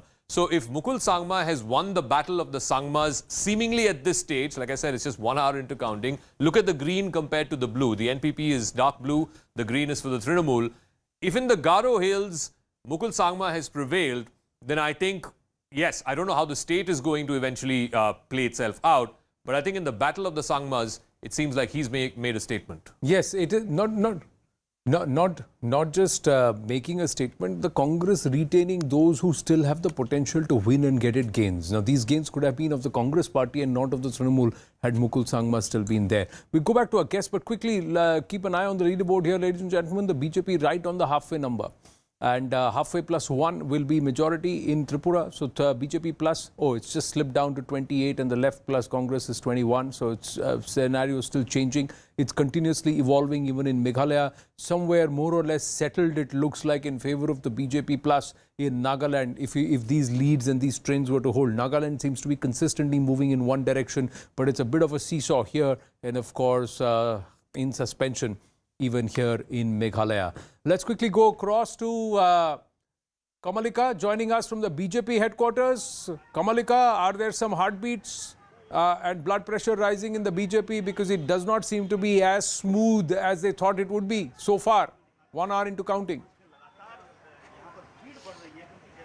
Yeah, absolutely. We are right now in the BJP headquarters, and as you can see, that since yesterday, the entire this is the BJP, the temporary makeshift office, which from where the election is conducted.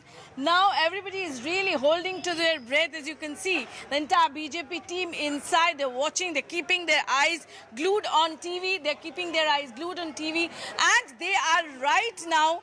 Today in the morning, I'll just try to show. Today in the morning, they had a big puja out here. In the morning, and also the Chief Minister, he went to Mathabari. Everybody is holding the breath now, since the number is still not clear, though they are in lead. But until and unless the lead will come, we'll just talk to some of them. ये बताइए कि अभी 28, 26, 28 ऐसा जा रहा है lead. What is the josh now on ground? As expected, initial trends shows that we are much ahead of other parties.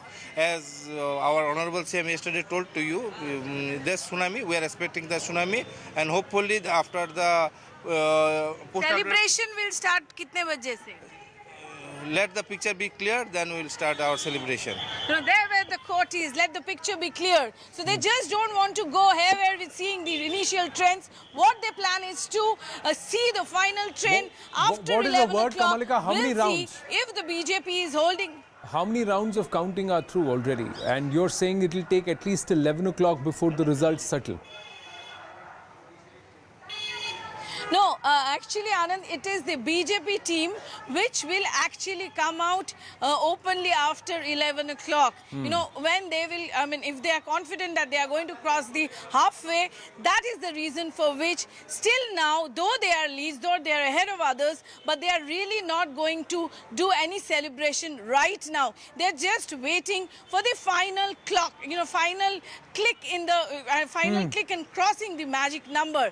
That's what they have planned. That's what so you're saying it's going to be at least another 2 hours before the parties in Tripura are going to say whether they have won or lost the election, because they are wanting the leads to not just consolidate but also perhaps settle at one particular point.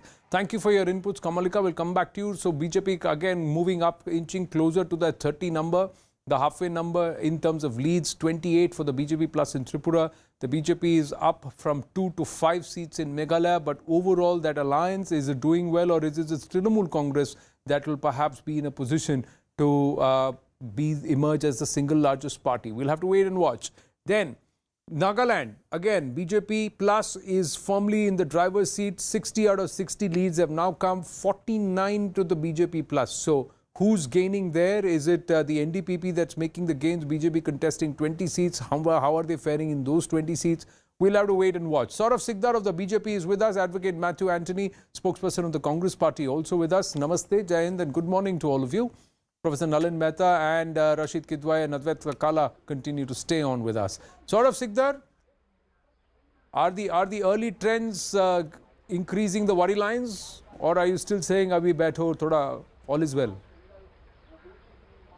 Not at all, not at all. This is just beginning, and so many rounds are left. We have full faith on the voters of Northeast, all 3 states. See, in the morning in Tripura, we are far ahead. Now, see, this ups and downs will be continuing, but we are pretty sure that in Tripura will form a government with a clean majority. As well as Meghalaya also, yes, we are doing well. Now it's too early to say. But in this current scenario, what stands out is left plus Congress is making significant gains. Tripura Mota is stealing not just seats in terms of leads, but a huge amount of vote share given by the trends. If it is in double digits in terms of seats, that means it's got a certain share of vote share among the tribals. In Meghalaya also, Trinamool Congress so far is the single largest party. So in both these places, the current trends show that the BJP is not making the kind of gains it thought it would do on its Vikas pitch. Again, I'm saying it's too early to say because it's just beginning. But yes, in Tripura, Tripura Motha, people I think didn't accept Tripura Motha as per the expectation. So it is clear that the fight is with the left and Congress alliance. But yes, will you reach out to Tripura Motha? Current scenario shows you may be short. Current scenario shows you may be short of the majority number. You are leading in 27, Tripura Motha leading in 11, left plus Congress leading in 21. So is there a phone call that will go across to the Maharaja? It's nothing. I think after 1 hour again the scenario will be changed. Because you know, if you see when the counting has been started in the morning, so we are leading near about 40 seats. Okay. So it's too early to say. You're saying it's too early to say. What about Meghalaya? In Meghalaya, in the Garo Hills, the current trend shows that among the Sangmas, it is Mukul Sangma and his group, which exited the Congress, joined the Trinamool, that is coming out stronger. I would not say that is a victory of Trinamool, because you know the Sangma families and all these Sangmas, they have a very big potential in Meghalaya politics always. So yes, they are really doing well, but it's not credit of Trinamool Congress, because Trinamool Congress is no, but it is not. It is to the it is to the discredit, or it will be debited against the BJP then. Because that means that your narrative of Sabka Saath, Sabka Vishwas, Sabka Vikas is not being accepted by Meghalaya. They just wait and watch. Finally, they go with whom. That is also as a things to watch. Finally, they go with whom? Who will go? Yeah. Finally, is the BJP going to? Is the BJP going to enter double digits? Are you going to do better than 2 seats the last time around? From a BJP's point of view. In Meghalaya, last time we got only 2 seats. Yeah. So this time it is 5 seats. So is that gain? This time we are gaining there. No, but 5 seats from 2 seats to 5 seats, is that what you would, from the BJP standards itself, would you say it is considerable current scenario? No, we are confident that number will increase. Let the result come. At least the halfway. Let's go the halfway. Then we can conclude it. We'll conclude it. Saurav Sikdar, please stay on with us. Advocate Matthew Anthony is also with us. Namaste. We don't have Matthew Anthony with us right now. I think one story, if I may, like I said, the TMC is one big story of Meghalaya, but I think one other big story that's also emerging is the second player is 16 seats, which is in others. It's the party called the UDP. UDP, I'm also told, used to be part of the NEDA alliance. It was part of the ruling coalition. They've gone with the BJP. And then they sort of split. Apparently, the leader of UDP and Conrad don't see eye to eye, and I think there is a problem there. But I think they could potentially emerge as a critical player.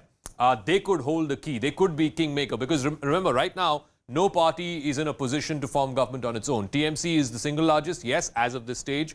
The UDP has 13 out of the 16 is what I'm told. So it depends really on who the UDP wants to go with. If they decide to go with BJP, will they also then join hands with Conrad and the NPP? So again, you're seeing a return of the 2018 picture. If we were to go with the magic wall, UDP 13, NPP 12, BJP 5, so they are at 30. So they are close to the halfway number. They are again close to the halfway mark.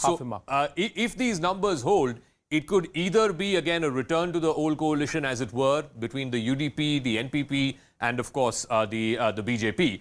But the equations would have changed. The UDP would be the larger party or the largest party in the coalition. I don't think the NPP would get chief minister or any of the plum portfolios. That is one option. The other option, of course, is if the UDP decides to go with the Trinamool. Again, the Trinamool is the single largest. Will they go with the Trinamool? So I think it's going to be very interesting in Meghalaya. I don't think it will be settled for at least a few hours. So you could see the BJP, the Congress sitting in the opposition, whereas the Trinamool along with the UDP sits in government. If they decide to go. Yeah, interesting scenario that presents itself currently. You're talking about Meghalaya, so let's just quickly go across to the Garo Hills. Preeti Priyadarshini joining us live from Tura. Preeti, what's the talk on ground? Which of the Sangmas is taking that entire region? Mukul Sangma of the Trinamool or Conrad Sangma, the incumbent of the NPP?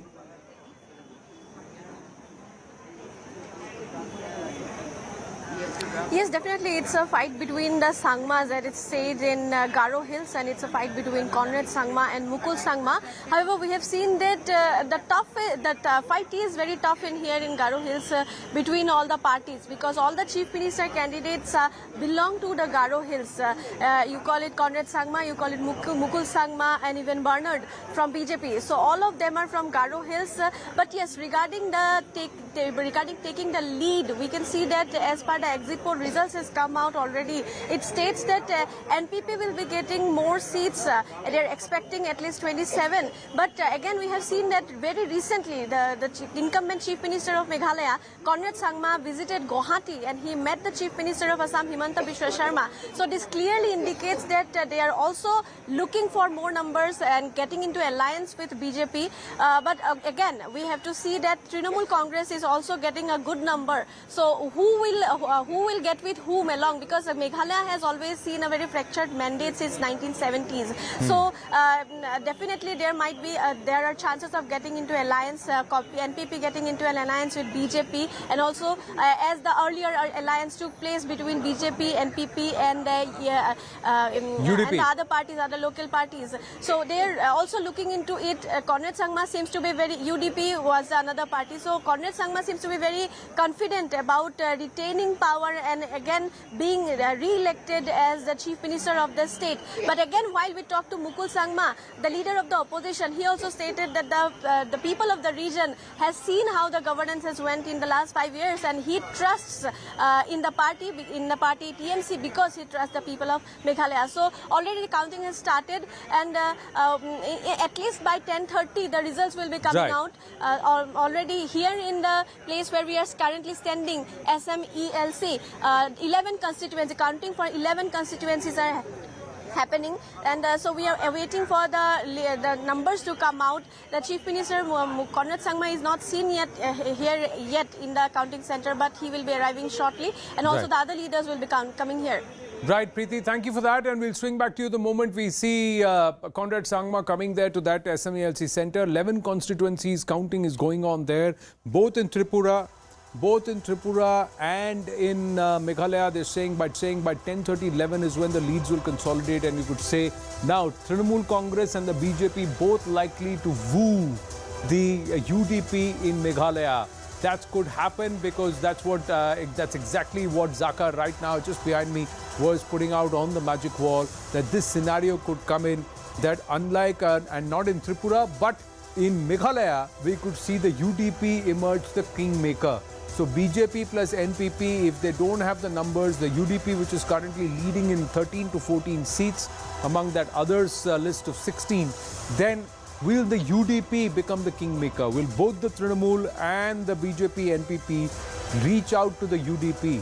And if that happens, then what will the UDP do? The UDP walked out of this alliance ahead of the elections. They wanted to fight it on its own. There is a personality clash. We are given to understand, will that be sorted? Will Himanta Biswa Sharma come in play? As of now, at this point, there doesn't seem to be a clear winner. Will the alliance of NPP and the BJP work? Will the NPP, BJP and UDP come back together? We'll have to see. Each party going on its own at this point in Meghalaya. It could be hung, it could be suspended. Both parties, the Trinamool. So you'll have both the Sangmas. Conrad Sangma and Mukul Sangma both trying to, in their own way, reach out to the UDP. But are there channels already open by Himanta Biswa Sharma to the UDP from Assam, from Guwahati? And will that HBS magic come into play? We'll have to wait and watch. Scenario right now, ladies and gentlemen, it's going to go anyway. Everybody is going to be there up and hanging, and it's going to be hung as far as Meghalaya is concerned. Tripura could be a close race, but more and more rounds of counting and the leads could change dramatically. We're given to understand by 10:30, within an hour and 15 minutes from now, the scenario could change drastically in Tripura. Unlikely to change in Nagaland, where the BJP plus seems to be in pole position, running away with the election there. But in Meghalaya, it could be in suspension, in suspended animation. This entire assembly could be hung, and then there would be major conversations that could happen. Where does the Congress fit in all this? Matthew Anthony is with us. Namaste. Good morning. And good morning. And if you were to see, Congress's loss has been Trinamool's gain in Meghalaya. Congress's loss has become its own independent face, perhaps on its own could emerge kingmaker, that is Tripura in Tripura. There is no Congress in Nagaland today. Is this a party that wants to be the fulcrum of the opposition? Matthew Anthony, how would you see this? In Meghalaya, the performance of Congress, considering where we were before the elections, is pretty good, I would rather say. Not to the extent, that we are able to say that we will be a part of a government or not. But at the same time, from where we were and the kind of number of candidates we could put up in the entire 60 seats and the performance which you're delivering in Meghalaya is quite respectful from our perspective. And Tripura is emerging, so we can see in a couple of hours' time, how we will be there in the alliance. Nagaland, it has been quite a violent election. There's booth capturing. We have only limited number of seats, where we have our candidates, and we have made complaints to the Election Commission for repolls, and we have one of our candidates, coming out and saying that the repoll was not done in that particular constituency also. So there are a couple of things, but overall Meghalaya looks good, and Tripura also is looking good for us. Nagaland is quite disappointing. That's how we look at it at this perspective right now. Why do I get the sense that you're saying that, all right, you are under huge amounts of pressure, but all is well? Just continue to stay in the same pressure. I'm saying in Meghalaya, Mukul Sangma walking out, could that have been prevented? Every state, the idea, and I'm sure you're wise enough to understand where I'm coming from, that even in Tripura, you had Sushmita Deb, who joined the Trinamool, trying to sow this, moved out of the Congress party. Pradyot Deb Burman was upset. He moved and started something on his own. He was Pradesh Congress Committee chief at one point, Matthew Anthony. So, at all points, where is the Congress in the Northeast then? If the Congress is not there in the conversation itself in the Northeast, even in Tripura today, you are playing second fiddle to the left.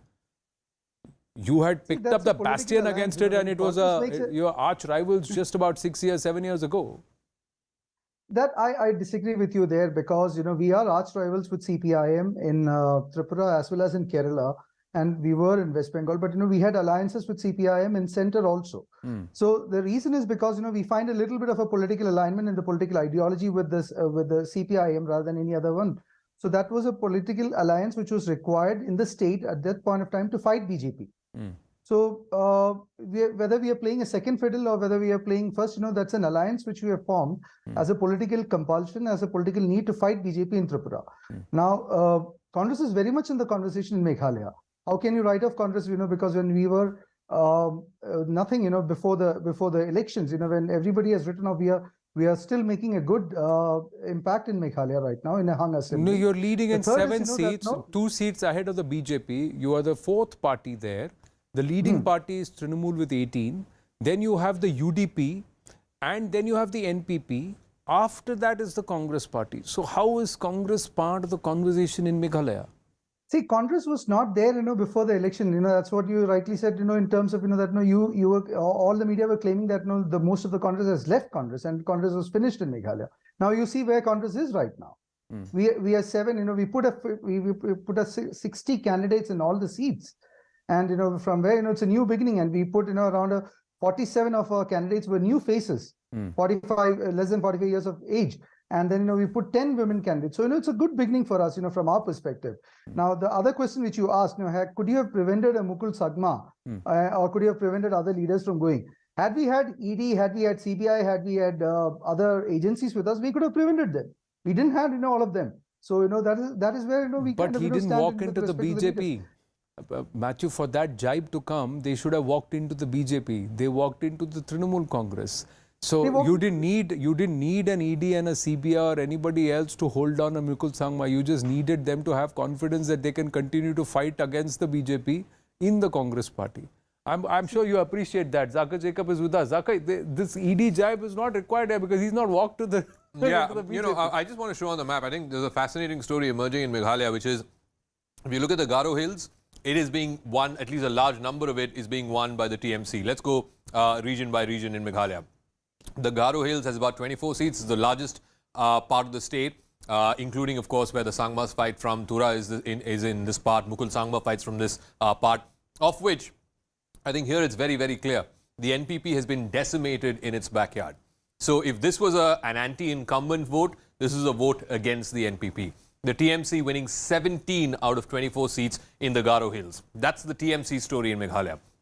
Look at the Khasi Hills. Now, this is where it gets really interesting because in Meghalaya, it's always between the two tribes. It's between the Garos and the Khasis. And in the Khasi Hills, it is the NDP. 12 seats that the NDP is leading in out of the 20-odd seats in this region. It's, sorry, the UDP. The UDP that is leading here. So, Metwa Lingdo, who's the Speaker of the House, all right, Prime Minister Modi, I believe, is speaking at the G20 Foreign Ministers meeting. Head of international organizations, Excellencies, I welcome you to India for the G20 Foreign Ministers meeting. India has selected the theme of One Earth, One Family, One Future for its G20 presidency. It signals the need for unity of purpose and unity of action. I hope that your meeting today will reflect the spirit of coming together for achieving common and concrete objectives. Excellencies, we must all acknowledge that multi and concrete objectives. Excellencies, we must all acknowledge that multilateralism is in crisis today. The architecture of global governance created after the Second World War was to serve two functions.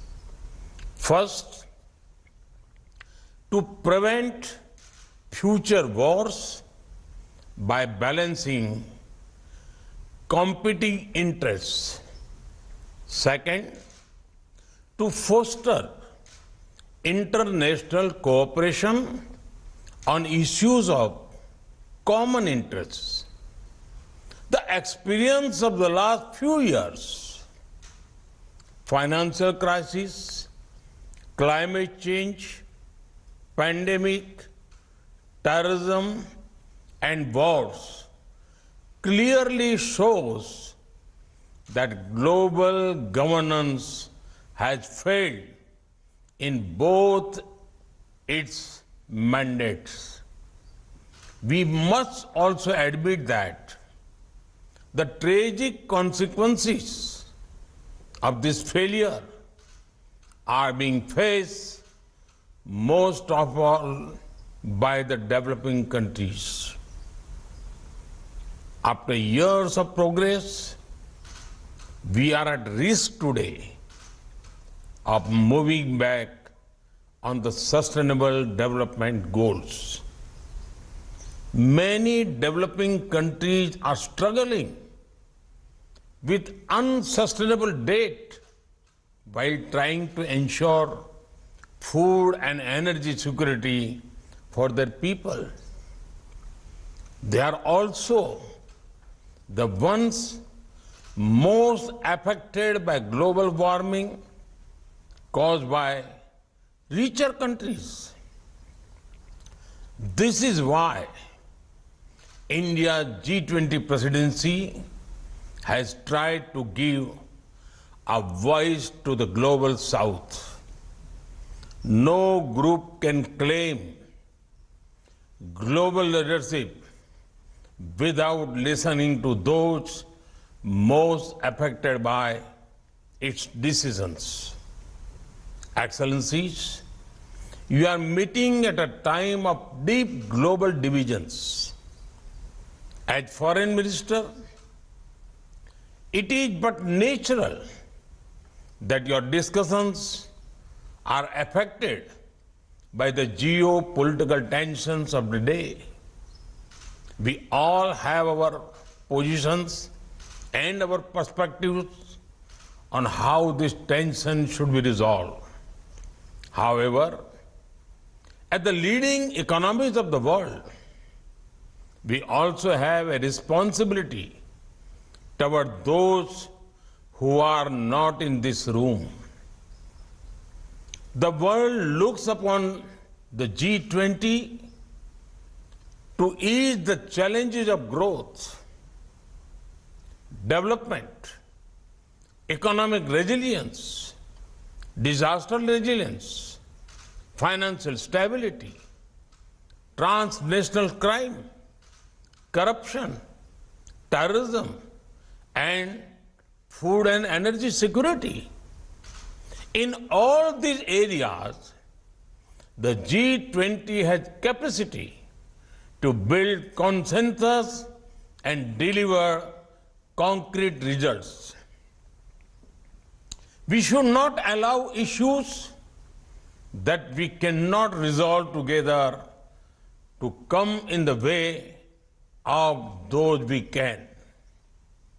As you meet in the land of Gandhi and the Buddha, I pray that you will draw inspiration from India's civilizational ethos to focus not on what divides us, but on what unites us. Excellencies, in recent times, we have seen the most disastrous pandemic of a century. We have witnessed thousands of lives lost in natural disasters. We have seen global supply chains break down during times of stress. We have seen stable economies suddenly overwhelmed by debt and financial crisis. These experiences clearly show the need for resilience in our societies, in our economies, in our healthcare systems, and in our infrastructure. The G20 has a critical role to play in finding the right balance between growth and efficiency on one hand and resilience on the other. We can reach this balance more easily by working together. That is why your meeting is important. I have full trust in your collective wisdom and ability. I am sure that today's meeting will be ambitious, inclusive, action-oriented, and will rise above differences. I thank you and wish you all the best for a productive meeting. Prime Minister Narendra Modi addressing the excellencies at the G20 summit as they continue to engage and setting the message saying focus on what unites us and not what divides us. This is India's message, ladies and gentlemen, to the world. Now we've got the Foreign Minister Subramaniam Jaishankar speaking. Because that is what the world expects of us. Colleagues, as we look ahead, there are both pressing and systemic challenges that we all confront. The future bilateralism depends very much on our ability to strengthen it in a changing world. Food and energy security are immediate anxieties magnified by recent events. But they do have long-term repercussions and solutions. And development cooperation is part of that larger solution that we are deliberating upon today. Colleagues, the current global architecture is in its 8th decade.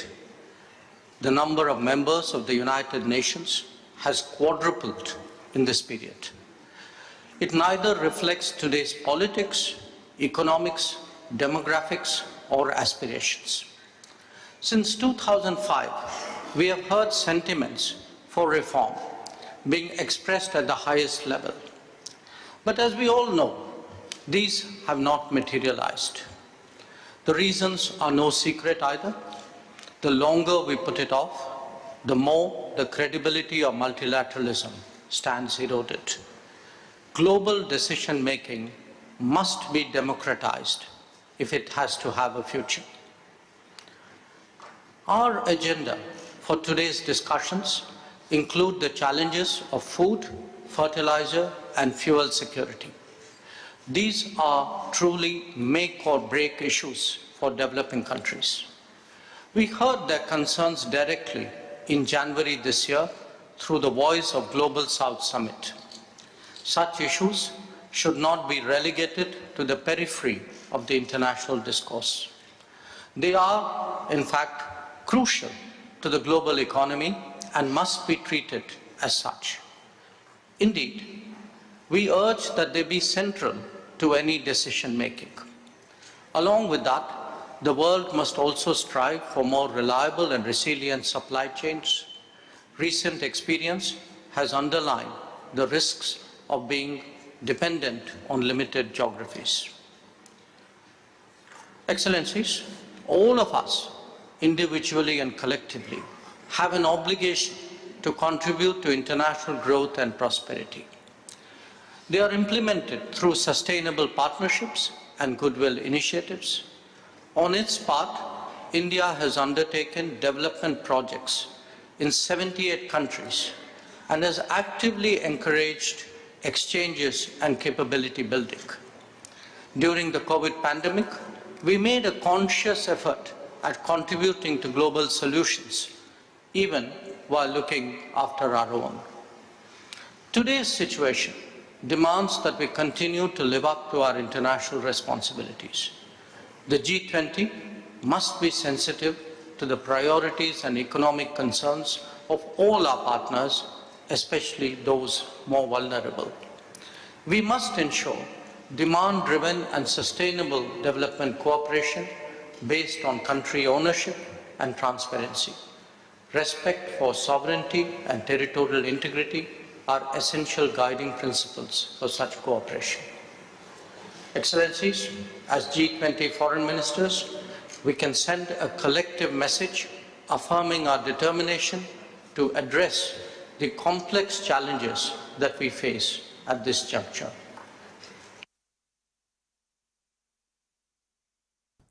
So big message there by Foreign Minister Jaishankar. Also big message coming in from the voters too, ladies and gentlemen. Let's turn the spotlight back towards counting and result day live. Meghalaya, Tripura and Nagaland, and how the scene has changed just in the last 10 minutes between the Prime Minister's address and Subramaniam Jaishankar's address at the G20 summit in Delhi.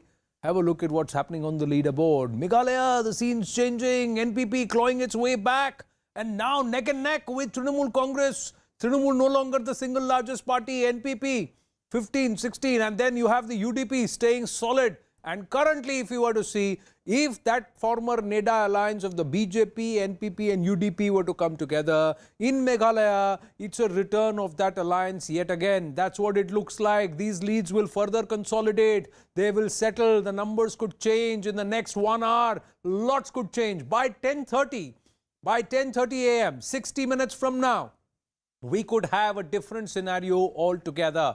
Here in Tripura, once again, have a look at the numbers. The BJP plus is further going up.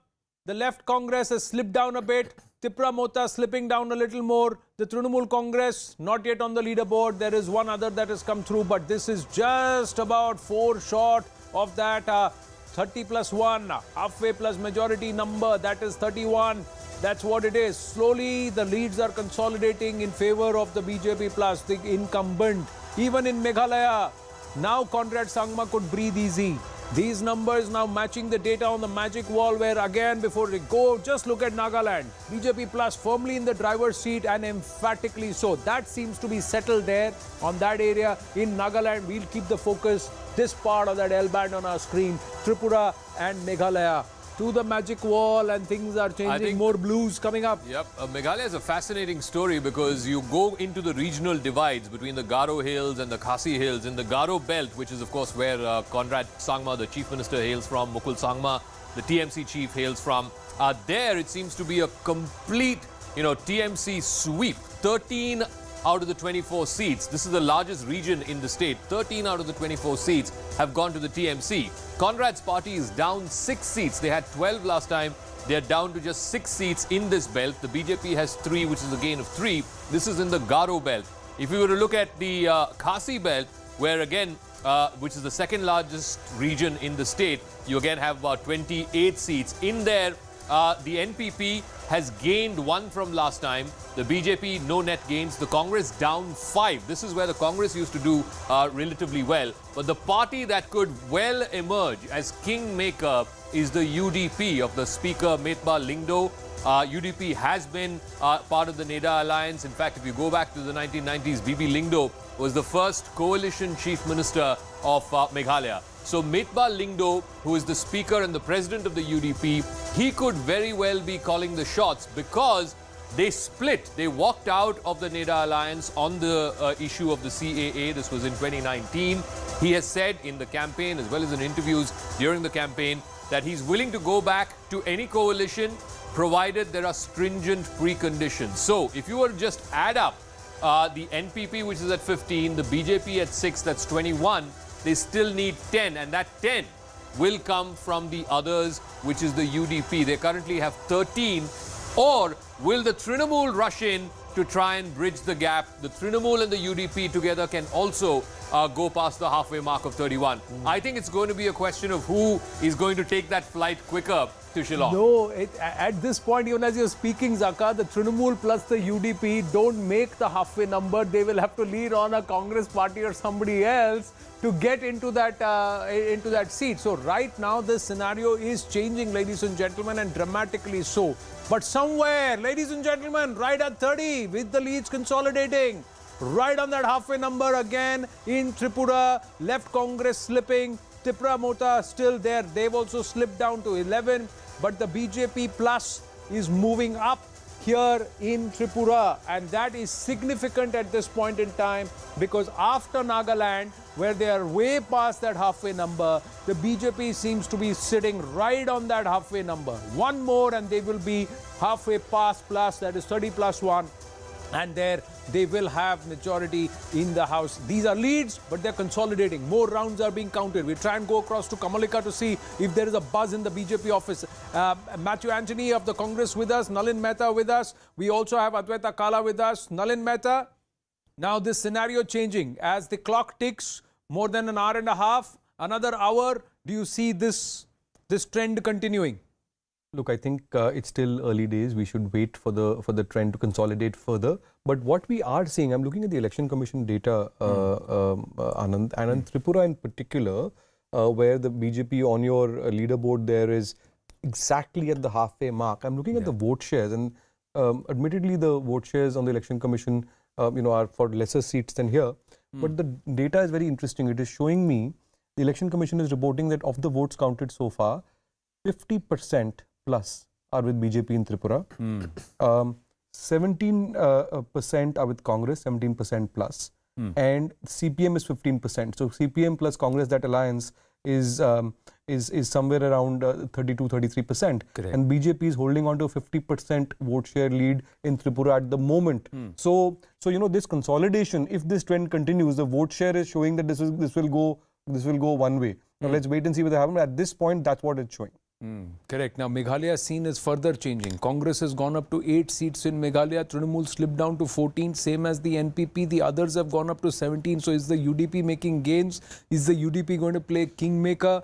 Well, Advaita Kala, interesting. It's getting interesting both in Tripura and in Meghalaya.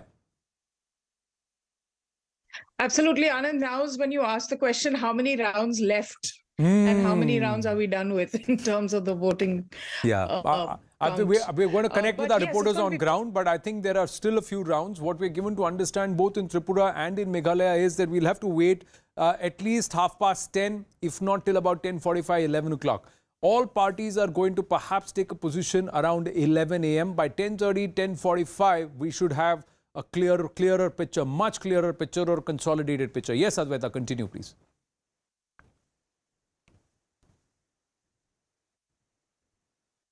Advaita, are you there? We just seem to have lost her.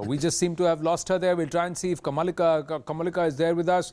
Matthew Anthony, you're saying the Congress has gone toward an entire reset button in Meghalaya after the exit of Mukul Sangma and all his aides out of the Congress party. You've brought in young faces, largely less than 40 years of age, and you will take heart that they have still, out of contesting 60 seats, take heart that you won 8. So is this now a plan for the future, or do you believe that had you done a mix of both, had you been able to retain Mukul Sangma and also try and bring in some fresh blood, infuse some fresh faces into the Congress, you would have been sitting at 22 seats, 14 plus 8, that which has gone to the Trinamool now? Okay. Too early to comment on Meghalaya closings because Meghalaya will decide largely with very close number of votes to decide the seats. You know, we can see the Meghalaya seats getting decided on less than 1,000 votes. A lot of them will get decided on less than 1,000 votes. Probably you cannot rule out a coalition government of Congress also in Meghalaya at this point of time. So let's wait for a couple of hours more to see how it happens. Definitely we have invested for the future in Meghalaya, and the performance which we have done right now in Meghalaya, which you're seeing in Meghalaya right now, from where we were, is quite respectful. I still maintain the stand that it's quite respectful. There's no point in talking about Mukul leaving or staying back in the Congress because that's past. So it is now we have to deal with the present. So we are closely on the emerging scenario in Meghalaya, and Meghalaya is going to be definitely an interesting state to see the closings in the next 1.5 to 2 hours. Tripura also, we see the emerging trend right now, and if you look at the vote shares, next couple of hours. Yeah, if you look at the vote share, I'm just saying, is this a learning that where the Congress has or allies with traditional enemies on ground, when say arch rivals, political rivals on ground in the state elections, the arch rivals tend to benefit more than the Congress does. So there is a certain vote transfer which happens of the Congress votes to the enemies, but it doesn't happen vice versa. Is this a learning? Is this a trend? Would you agree? What you saw in Uttar Pradesh, what you saw in Tamil Nadu, what you're seeing in Bengal, what you're seeing in Tripura, or would you not want to see it that way? That when you go with those with whom you fought over the last few decades, it doesn't end up well for the Congress. You don't gain more. You could actually do better if you fight on your own. See, on the election perspective, I will answer it in two ways. One is, in election, it is the number of seats which you win which counts, irrespective of the party. So that makes you help to form the government. On vote share, it is a reflection on the party on how it has to kind of formulate its strategies, its messaging, its access to the people. I think we've lost Matthew Anthony there. We're trying to get him back. It was an interesting conversation. I wanted to bring in Zaka also there. But quickly, let's try and understand what's the scenario on ground. Kamalika, how many more rounds to go? Tripura. Still more rounds to go, couple of like 7 to 8 rounds still to go. That's what we are getting in from my sources. But Anand, let me show you this. We are just standing outside Chief Minister's residence, Professor Dr. Manik Shah. This is an interesting strategy by the BJP. We are not seeing any hullabu. We are not seeing any celebrations till now. Either it's BJP headquarters or in the BJP corners of the city or outside the Chief Minister's residence. Kamalika, Kamalika, just wait. every I just want to mark this point. For the first time, the BJP Plus has crossed the 31 number. They are past the halfway mark. They've got in pole position in Tripura. And we just on the top, you're seeing the Meghalaya leads. But here, to my right, what you're seeing here on the left of your screens and to my right here for me, it's the BJP, which is 31 plus. It's the first time that's happened since morning as we've been counting and the counting is going on. But as the rounds are progressing, another 7 rounds to go at least. But the BJP plus, for the first time, is got the numbers in Tripura. 31, that's the numbers that we've got. We try and see if we can put the band right on top here also of Tripura with the updated numbers. So 31 here, and these are the leads at this point. Yes, Kamalika, go ahead, please. Yeah, this 31, as you pointed out, it has crossed the mark of 31. But still, I'll again would like to show that this is the scene of the outside Chief Minister's residence. Every vote they are putting, effort on every counting, every second counting. They're just not coming out and showing that, okay, fine, we have won and we have crossed the marks. They are just holding on to every second because they know that it's like a 2020 match. And what we are getting from the BJP camp inside, that this instruction has gone, that hold on till the final results come out. So no more hullabaloo before, I told you earlier that before 11. Once these things are very clear, crystal clear, then only they'll come out, then only there will be celebration. But before that, because, even if exit polls showed them the numbers, even if Manik Shah told us today in the morning that they are going to cross, they are going to create tsunami, but BJP, very calculative, and I have been covering Tripura, let me tell you, while, the election campaign was taking place, even 3% Manipuri vote was important for them. They made the Manipur Chief Minister sit here for 7 days and do campaign. So they have actually counted every vote to it, and that's why they are not, coming out with big celebrations right now. But we hope that the celebrations will start as the numbers sticks to 31. Like I said, in about 45 minutes, 45 minutes to an hour from now, the scenario would all change outside Professor Manik Shah's house and also at the BJP headquarters. Kamalika, I'd like you to get us in terms of how many more rounds to go. And when can we say that the leads are consolidating? Is there going to be a scenario change? Because the BJP is expecting to cross the 40 number on its own. It's right now, BJP Plus is at 31. Thank you. Thank you for your inputs. Right at the top, ladies and gentlemen, the magic figure. And we see that the BJP has crossed that magic number of 31, and it's right there. It's right there. It's got control of the House at now. Now, will it go further and further and consolidate? We'll have to wait and watch.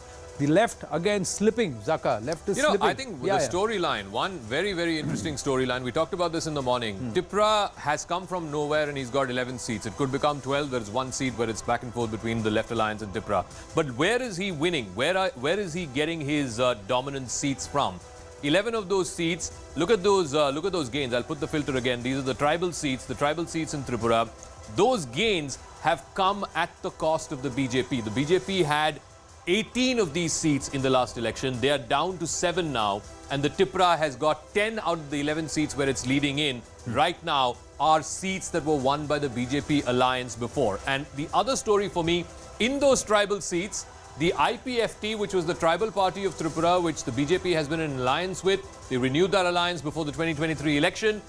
IPFT today does not have a single lead in the state of Tripura. So basically, all the tribal seats have gone essentially to the Tripura Mota, or at least a majority of those tribal seats have gone to the Tripura Mota. So the Tripura has actually eaten into the IPFT votes, the tribal party that was in alliance with the BJP. And I think he has certainly hurt the BJP as much, if not more, than hurting the left Congress. Like I said, right now at 31, but they were at 44. It was a 2/3 majority. They've come down by 13. You were speaking about the Chief Minister saying BJP will cross 40 on its own.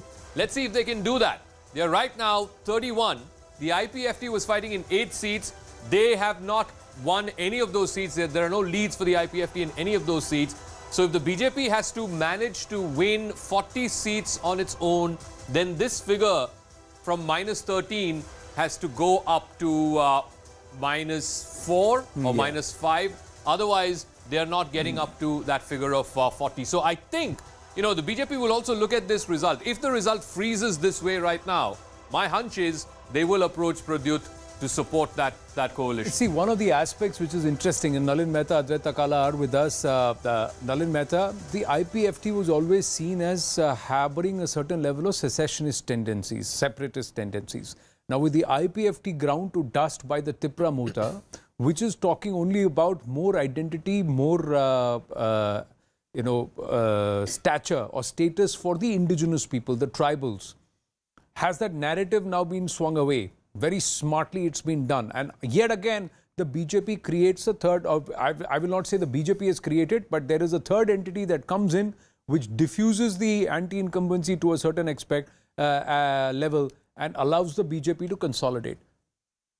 No, I think, look, that there is a very clear demands by tribals, that there is a clear tribal vote. I mean, that's a given in Tripura. About 30% plus population in Tripura is tribals. That the fact that Pradyut's party has made a huge impact, I think that's unassailable.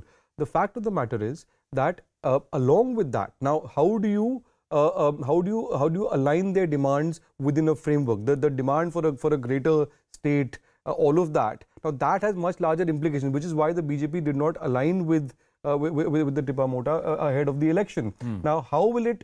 In the past, its alliance with IPFT did make a difference. Now it is past the halfway mark if these trends hold on its own. But the fact that there is 11 seats are being run by the Tripura Mota, that you will have to find a political accommodation for these demands. Correct. At the moment, but here's the difference. Here's the difference, Nalin. The Tripura Mota. The Tripura Mota is far more amenable. They are not looking for a separate state. They are not looking out for a separate region. What they are saying is give separate rights or gives more credence to the indigenous people of Tripura. The IPFT wanted to carve out a separate region, separate state itself and identify itself. So that's why they said it has separatist tendencies. It also looked at the same tribal vote, the same indigenous problem. Is this a more happier situation to manage for the BJP compared to what it was in the past? And of course, it negates those secessionist forces altogether in Tripura. I'm looking at it from that. I'm asking you from that point of view. Also, what has the Tripura Mota done? Tripura Mota has pulled away at least 20% of the vote share if it's got to win 11 seats. I actually think it will be more difficult to manage the Tripura Mota because the Tripura Mota, the IPFT for all its ideological positions was an alliance. And it was a manageable alliance for the BJP. With Tripura Mota, they are, it's a very clear new force in Tripura politics, which is saying that we are not happy with the status quo. Our demands are very specific, and it's entirely based on regional identity, which is a kind of a new sub-regional identity along with the tribal identity. So I think it'll make for very interesting politics and a different kind of politics than what Tripura is used to. Pradyut Manikyam, for all the hard work that he's done, he's also gone through personal strife because of health reasons, but he's continued to labor on and he's drawn a lot of pull in terms of audience on ground. And he's put in the efforts from zero to at least breaking into double digits is no mean achievement. Advaita Kala, how do you see the scenario? BJP now further consolidating, 32 leads BJP plus. That's what they are largely. It's BJP wins, not the IPFT performing. Left has slipped down further to 17. Tripura continues to be at 11 at this point. So left Congress leads now moving over to the BJP as more rounds are being counted. Yeah. Yes, and one has to wait because TMC is just broken on the leaderboard as we spoke, and as you started speaking, TMC is broken into the leaderboard. BJP slipped down 2 places, so it's changing by the second. Yes, continue, please. Okay, that's in Meghalaya. Okay, Tripura. It happened in Tripura. It's happening in Tripura. I'm seeing the screen only, and I'm speaking in Tripura. Really? Yeah. Please go ahead. Okay. So I think that's why the laddus are not out as yet. Otherwise, usually at BJP, the laddus come out by about this time. That's what happens. Maybe a little later. Maybe by they're all waiting for till 10:45, 11. 10:45, 11 is what they're waiting for, both in Meghalaya and in Tripura. Please continue. Sorry. Right. So they're, the interesting thing about the BJP is that they're very competitive amongst themselves as well. So when Gujarat came in with a historic mandate and, kind of broke all barriers, I'm sure Tripura, which had a historic mandate the last time round, the state unit there, wants to come up with another historic mandate, which would be to hold on power and to get more than the 36 seats they got the first time around. So I think that is why you're seeing a certain level of reticence. I think it's quite obvious that BJP will form the government in Tripura. I think one must compliment Tripura for really the debut that they've made on this, on the scene. And I think, like you said, Anand, I'm totally with you on that one. I think it'll be easier to speak with someone like Tripura in terms of the demands that exist for indigenous people and accommodating those demands. I don't think that there's going to be any issue with that. You already have people like Jyotiraditya Scindia and others who are already in the BJP. So I think there will be overtures, and I wouldn't assume by any means that if required, BJP may not require that support, but I don't think we should assume that Tripura would necessarily go with the Congress and not with the BJP or vice versa. The other aspect is, even if the BJP, if these lids consolidate and the BJP gets to about 33 or 35 seats on its own and can form government on its own, would it want Tripura Mota on its side and have an unassailable kind of equation? Because then it gets also the indigenous tribals on board as part of the government, because Tripura Mota is being represented by those who were talking about indigenous identity. Kamalika is with us. I want to move to Meghalaya with Zaka in just a bit. But yes, Kamalika, quick update. How many more rounds to go? Still, 5 to 6 rounds they are supposed to go, and again would like to show you the same picture, because this is very interesting, Anand, that even after when the numbers are 31, this is the scene of Chief Ministers outside Chief Minister's residence. Absolutely no, workers have come, no celebrations, because of the fact that the BJP strategy is they are not going to, now we are getting an update, they're not going to say anything before 12, not 11. Let the picture come crystal clear, and then only BJP is going to come and show the celebrations. And today in the morning, the Chief Minister said that there's going to be a tsunami. So no jumping the gun. Rajiv Bhattacharya, the president. In Trinamool, in Tripura, they are saying they'll wait till noon. They'll wait till noon before the picture becomes absolutely crystal clear. I'm pulling away from you, Kamalika, because the BJP just slipped down. Not just from 32, they've slipped down to 29. So quite a seesaw even in Tripura right now. Let's quickly look at Meghalaya. We'll change the leaderboard here also to Meghalaya now. But we start with Zaka on the wall, because the party that seems to be changing course is the UDP. Yeah, I think so. The others are in the leaderboard. They are the #1 party if you were to take all of them together.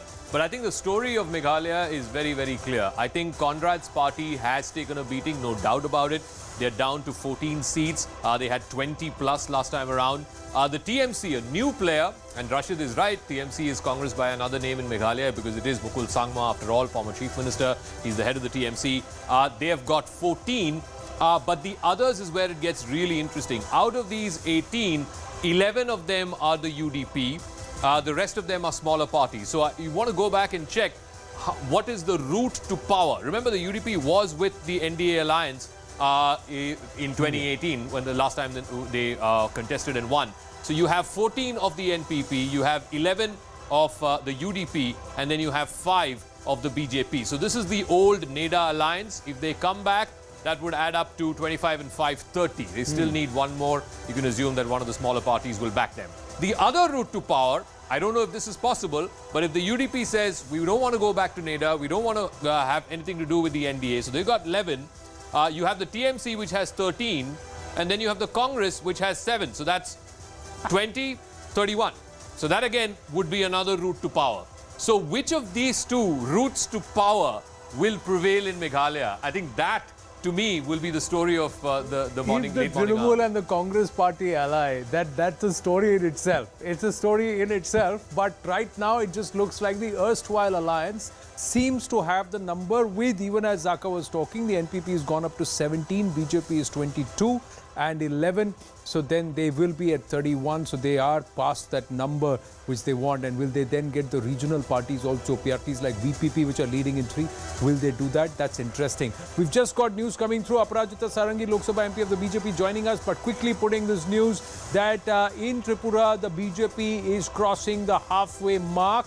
It did, the BJP Plus did cross the halfway mark, but even as these leads are changing, we put out, and the UDP likely to play kingmaker in Meghalaya. It's possible. It looks like it, and they're going to set stringent conditions. It's the cliffhanger in Meghalaya where there is no clear winner. Nagaland firmly in the pocket of the BJP plus. So BJP plus are set to sweep big in Nagaland. So that's a possibility, ladies and gentlemen. But here, on this lovely L band that we've created so that we can get you all the numbers of all the states, just focus here. This is the place where the focus lies, because the scenario can change over the next 45 minutes to 1 hour, ladies and gentlemen. That's why no celebrations in Tripura too, because this could become critical. And this pan here, Prayagraj Burman-led Tripura Mota, could become kingmaker here. And the UDP could play kingmaker in Meghalaya. So two kingmakers, two regional identities who could then set very, very stringent conditions. And what could happen, we have to see. Will the BJP have the numbers on its own? BJP plus, which is with the IPFT not making too many gains. Largely the wins are BJP. So let's say if the BJP can get the numbers on its own, will it then bring in Tripura on its side to be a robust, strong government which also has the indigenous aspirations of the tribals? We'll have to wait and watch. These scenarios can change. But Aparajita Sarangi is with us. Aparajita ji, namaste. So Nagaland seems to be comfortably placed, but it's all up in the air in Tripura and in Meghalaya. A very good morning. In fact, whatever we see on the scoreboard today is the vindication of all the efforts of the central government, Prime Minister Modi and his team, and the Bharatiya Janata Party for the holistic development of the Northeast. We have been pursuing the policy of Act East. Congress used to pursue the policy of Look East. This has been the difference. And please do remember that in all these 8 and 9 years, Prime Minister Modi went to the Northeast, to different parts of the Northeast more than 51 times. And every month, twice, a cabinet minister or a minister of the central government would be touring the Northeast. So I think we have put in all efforts. And here is a party, the Bharatiya Janata Party, which goes to the people with its report card. Just let me know which party is there today in the country which goes to the people with a report card. A party which feels so much accountable to the people. Development is our main agenda. And I think people understand the Samvad of Prime Minister Modi. As far as Tripura is concerned, I'm sure you can see, we all can see, we would be doing extremely well. We would be forming the government. Meghalaya, don't forget, we were at 2 last time and we are already at 6. That's what the scoreboard is showing. And Nagaland, we are coming up with a thumping majority. But we would keep our fingers crossed. It would be not right for me to kind of predict who forms the government where. But yes, BJP is all set to lead the show in all the 3 states. As a party in Tripura, you won 36 seats individually last time around. You had 44 overall. Right now, you have 27 and largely yours. So is that a gain or is that a loss? Because right now you're not past the halfway number. You were past the halfway number just a short while ago in terms of leads, but those leads have slipped. In Meghalaya, NPP is looking stronger at 18, you've got 6, so 24, and if the UDP comes back to you, then you are in pole position to form government with 35. But will the UDP come? And that will come at a particular cost, because they are going to say that they're going to put very strong conditions. So in Tripura also, it just looks like you may have to lean on the Tripura Mota right now. If you were to go in the current scenario, you will have to lean on Prayagraj Burman to back you. So how is that a great performance? Don't forget that we had bagged 35 seats on our own last time in Tripura. Yes, the scoreboard says 27, but don't forget we have 45 minutes to 1 hour to go. We would be improving our position. And I tell you, permutation and combination would take place, no problem at all. But I think we have put in a lot of efforts in Tripura, and I think it's showing. Saying that 27 is not the right number, not a good number, comparing it with the last time, it's not good. See, there is pro-incumbency wave and we must acknowledge this. What happened to the Bharat Jodo Yatra? That's the question now. Now, no Congress person should come out and say Bharat Jodo Yatra was not political. This is absolutely ridiculous. So I think Bharat Jodo Yatra But the Bharat Jodo Yatra never went to the northeast. It went from Kanyakumari to Kashmir. Meeta Chakravarti of the Congress party is with us. And Meeta ji, would you want to... Namaste. Thank you for joining us here on the election coverage. Aparajita Sarangi is saying that the Congress party should not say what happened to the Bharat Jodo Yatra. Congress did not do too much of work, at least the national leadership, in campaigning. And wherever they campaigned, the locals allege it actually backfired. Comments that perhaps did not go down well. In Meghalaya, we had one of the earlier speakers saying. But how would you want to respond to the BJP? Okay, first of all, Bharat Jodo Yatra was taken out for a much larger cause. It was a fight against economic inequality, social inequality, and political inequality or over-centralization of power.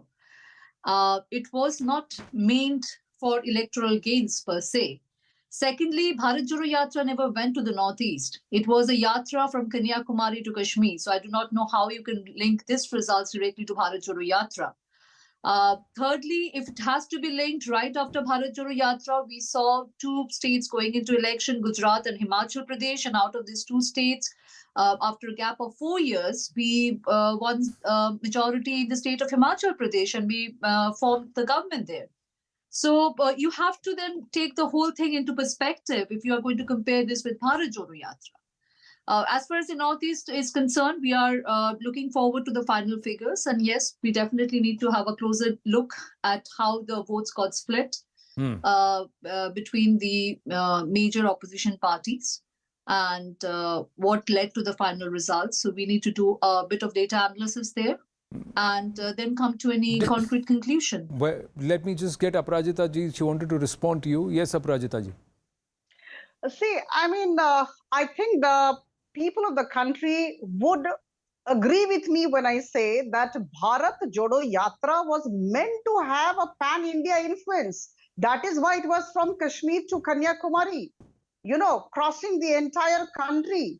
And not going to Northeast is hardly a kind of consolation. So Congress party people, Congress spokespersons actually should be asked not to comment on Bharat Jodo Yatra, rather defend Bharat Jodo Yatra. It has miserably failed and it's for all to see. See, we have put in a lot of efforts and I think development is something which people actually go for these days. And we have gone for development everywhere. We call it HIRA, as you know. It's the highway development, the inland waterway development, the railway development, and the airway if you were development. to look at the current scorecard in Tripura, where you were in government, you changed the chief minister. Right now, the left plus Congress is just 5 seats behind you in terms of leads. They have actually gained some 5 seats they have pinched from you. You were at 31 seats a short while ago. All those 5 seats in terms of leads have been pinched by the left plus Congress. And the left plus Congress currently is just 5 seats behind you. So if you have done so much of work, then how is it that those traditional arch rivals who have come together are just 5 seats behind you? See, IPFT fought in 5 seats this time and we fought in 55 seats. Last time they were in 9 seats and we were 51 seats, as we know. We thought IPFT would be doing well. And I tell you, we would be forming the government. It may be a kind of, you know, little margin, I understand. It seems so at this juncture, but it would be premature on my part to say anything because 45 minutes and 1 hour would be actually showing the difference. We would be forming the government in Tripura maybe on our own. Let's see how it goes. Well, we'll see how it goes. At this point in time, you don't seem to be forming the government on your own and you seem to have the left and the Congress very hot on your heels. But Meeta ji, it doesn't augur well for the Congress to play second fiddle to the left in Tripura, play no fiddle at all in Nagaland and out of tune in Meghalaya. So I would definitely say that Congress definitely needs to relook at its Northeast policy. But before I go into that, Tripura is a state where I stayed myself for media management for a month. Congress and left coming there together was with a bigger purpose of not letting the opposition vote split. So Congress party actually made a supreme sacrifice in Tripura in terms of seat adjustment. And we did that for the larger interest of the people of the state of Tripura. Because what we saw in Tripura was a very high rate of unemployment, 16.1% if the data has to be quoted from January of this year, where the national average was around 7.1%. We saw but all of that should have then translated. Well, see, because the polls are over and so I'm coming back to the crux of the matter is the fact that if your issues were resonating on ground, It is a close contest. then you it should is a be... close contest. As you were saying that the BJP plus is at 27 and left plus Congress is around 22 or 23, right? Tripura seems to have got is steady on 11 seats. Tripura Yes. as a non-entity So, 2 years ago. Tripura Motha will be a very critical factor. No, and the fact And is they that have it's been led by a fighting this person who was the election former against Pradesh Congress BJP. Committee chief. It's being led by a person, the former Pradesh Congress Committee. Pradhu Dev Burman happens to be our ex-PCC president. Yes, And Tripura Motha had fought this election against the BJP. Correct. They had been fighting this election in order to bring in a change. But he has also fought the election, saying that he was unwelcome in the Congress and he was not listened to in the Congress, and he walked out of the Congress because the Congress was not doing its job. So, that was in 1999. And Correct. if you remember, he said it in the correctly, rallies during this the time too. campaign, he went to one of the constituencies in Agartala, where the Congress candidate was Sudeep Roy Burman, and from the stage there, he appealed to the voters in Agartala to vote for the Congress candidate Sudeep Roy Burman. Correct, but That did he video do it went for the viral in did he do it because of the family connection, or did he do it because of the party connection? So you have to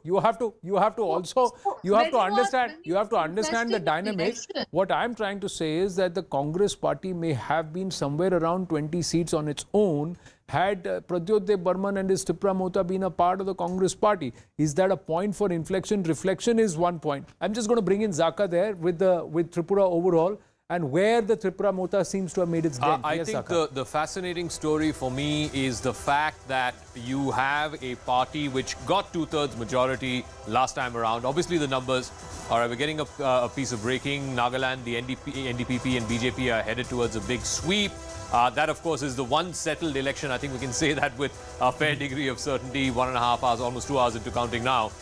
In Tripura, the BJP is close to the halfway mark, but it is still neck and neck in terms of the fight between the BJP and the left plus the Congress. The Tripura Motha could very well emerge as the kingmaker. Whichever side he chooses to go could likely end up becoming the party in government. Let me just break up the Left Congress Alliance and tell you where they are winning or losing.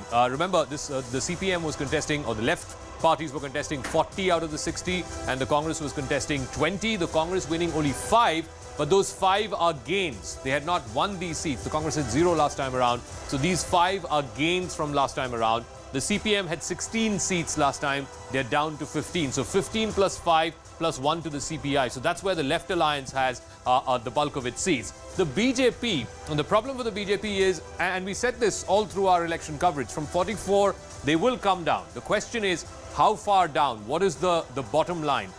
Can you catch? It's like a game of falling knives. At what level do you catch it? The BJP has come down 19. So they're down to 25. And they will definitely need the support of the Tripura Motha if they need to form government. So I think one thing is very, very clear.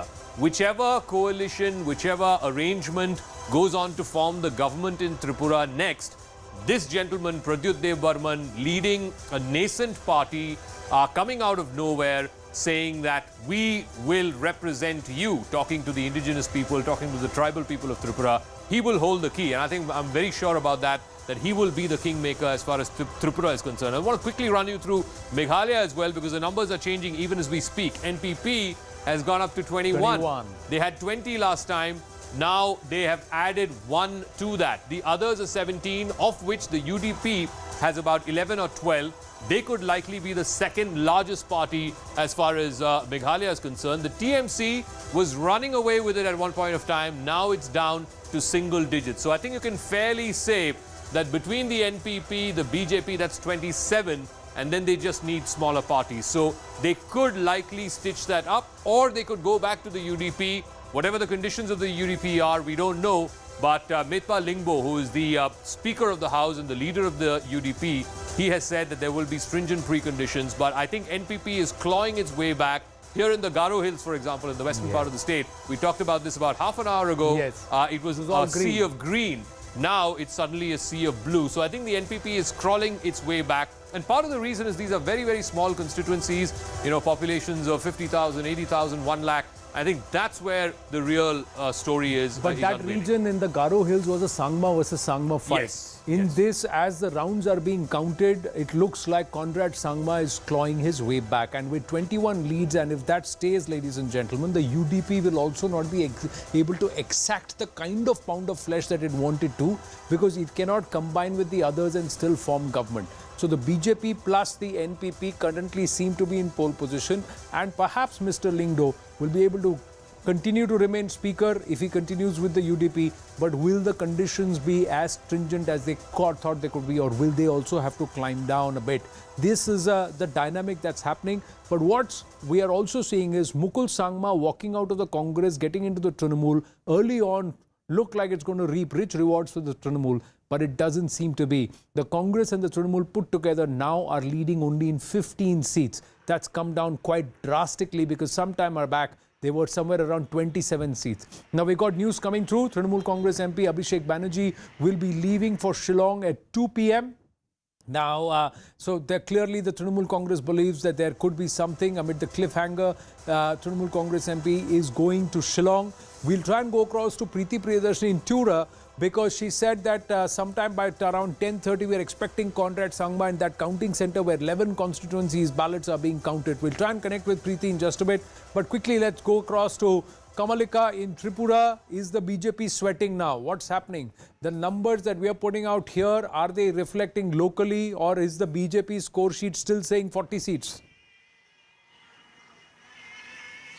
The BJP, obviously, you know, Anand, while we were doing the coverage, we were actually on ground. I saw that it's not a cakewalk, and that's what Zaka was also pointing it out, that the Motha factor was there, and it's now, if these numbers are there, the Motha factor is there. So BJP very strategically, as from the morning, they are saying that there will be a tsunami. They are saying that chakke pe chakka. But we now get the information that it's by 600 votes. The BJP state chief, Rajiv Bhattacharya himself, is trailing. So BJP is holding on to it. BJP is not going for a big celebration right now. Yesterday, one top leader of BJP told me in the evening, will not go anything, the celebration will not start after 11. Now we are getting that the celebration will not start before 12. So it's like a 2020 march. They are going up, they are going down, they are going up, they are going, and the heartbeat of BJP and all the political parties are going up and down. And Because that's how nobody seems to be clearly.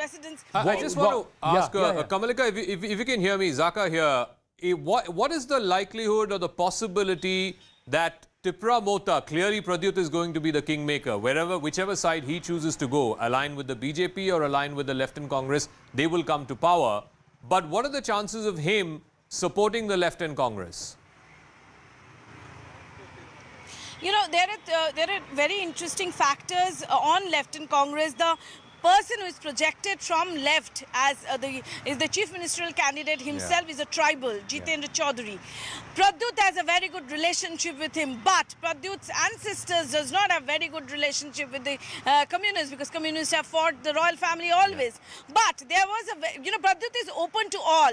His one thing is very clear: give me in writing my demands, my indigenous people demands, and I will be with you. Be it Hemant Biswa Sharma of BJP, who generally strikes the deal, be it Congress or left, be it any other party. So it's more of an autonomy, and this will not happen in a day. Let me tell you, if the numbers are like this, and if they are getting somewhere around 15, then again the focus will be Shillong, because our sources are saying that Pradyut will be taking his MLAs to Shillong to stop voting. So it's going to be a very interesting fight both in Tripura and Shillong, and this Tripura fight may go into Shillong if Pradyut gets in that number and he takes his MLAs out there. So you will have is also an option. BJP also an option. So you're saying resort politics is possible, or so that's also another possibility. But the bigger possibility in Meghalaya, ladies and gentlemen, is that the NPP BJP alliance, if they come together, are just too short of a majority, too short of not one short of the halfway number, too short of majority in Meghalaya. In this case, they perhaps may not even need the UDP because the smaller parties like VPP and 2 or 3 others, if they're able to cobble up, they'll get past the 35, 36 number, and then it'll be pressure on UDP, whether they want to sit in opposition or Mr. Lyngdoh wants to continue to be the speaker. So these dynamics are changing. Look how it's changed in just about 25 minutes. 25 minutes ago, it was all suspended animation. It looked like Conrad Sangma is really going to emerge as perhaps the second largest party in that region. But now he's the single largest party. NPP is the single largest party. And of course, the competition is slipping up. The BJP continues to be steady on 6 seats, 4 seats more than the last time that they've got. So clearly they've upped their vote share and their contributions. So encouraging. But Tripura remains a problem area for the BJP. So if Nagaland is settled, if Meghalaya, there can be some amount of relief that the current government will continue to go on. In this scenario, they'll be able to manage that. What happens in Tripura? We continue to keep the spotlight trained on these results. The numbers are changing, and over the next 25 minutes, a lot could change, ladies and gentlemen. Stay right here on your Election News Center. Keep watching the screen. We'll join you in just a bit.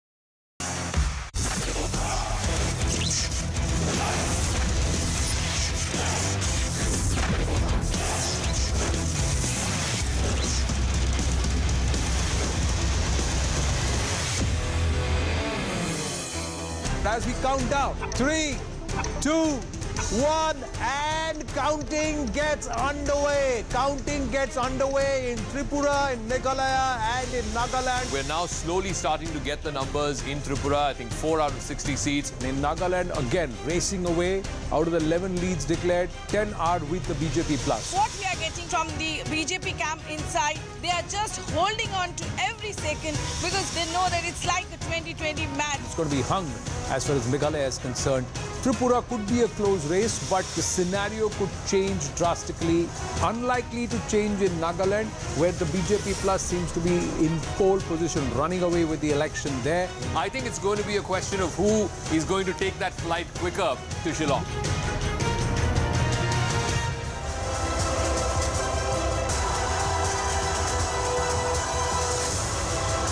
Many are going to take flights to Shillong, ladies and gentlemen, but one party that's taken flight is in Tripura, and that's the Tripura Mota, who have consistently for the last hour and a half stayed at that lead of 11 seats. What's changing is the fight between the BJP plus and the Left plus Congress alliance. Now the BJP plus once again clawing back, inching up towards the 30 number. So that's happening. Lots of drama in Tripura.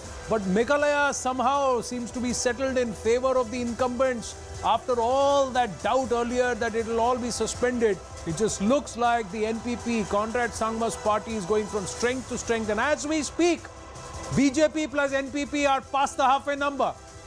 In Meghalaya, BJP plus NPP are now past the halfway number at 31 leads is what they have. 25 plus 6, 31 leads. So they perhaps do not even need the support of the UDP, which now will not have too much of a bargaining chip. The Congress slides down to further to 5. They were at 9 leads at one point in time. They're now to 5. The Trinamool Congress, which was leading in 20 seats just about an hour ago, is now leading only in 6. Oh, what a slip.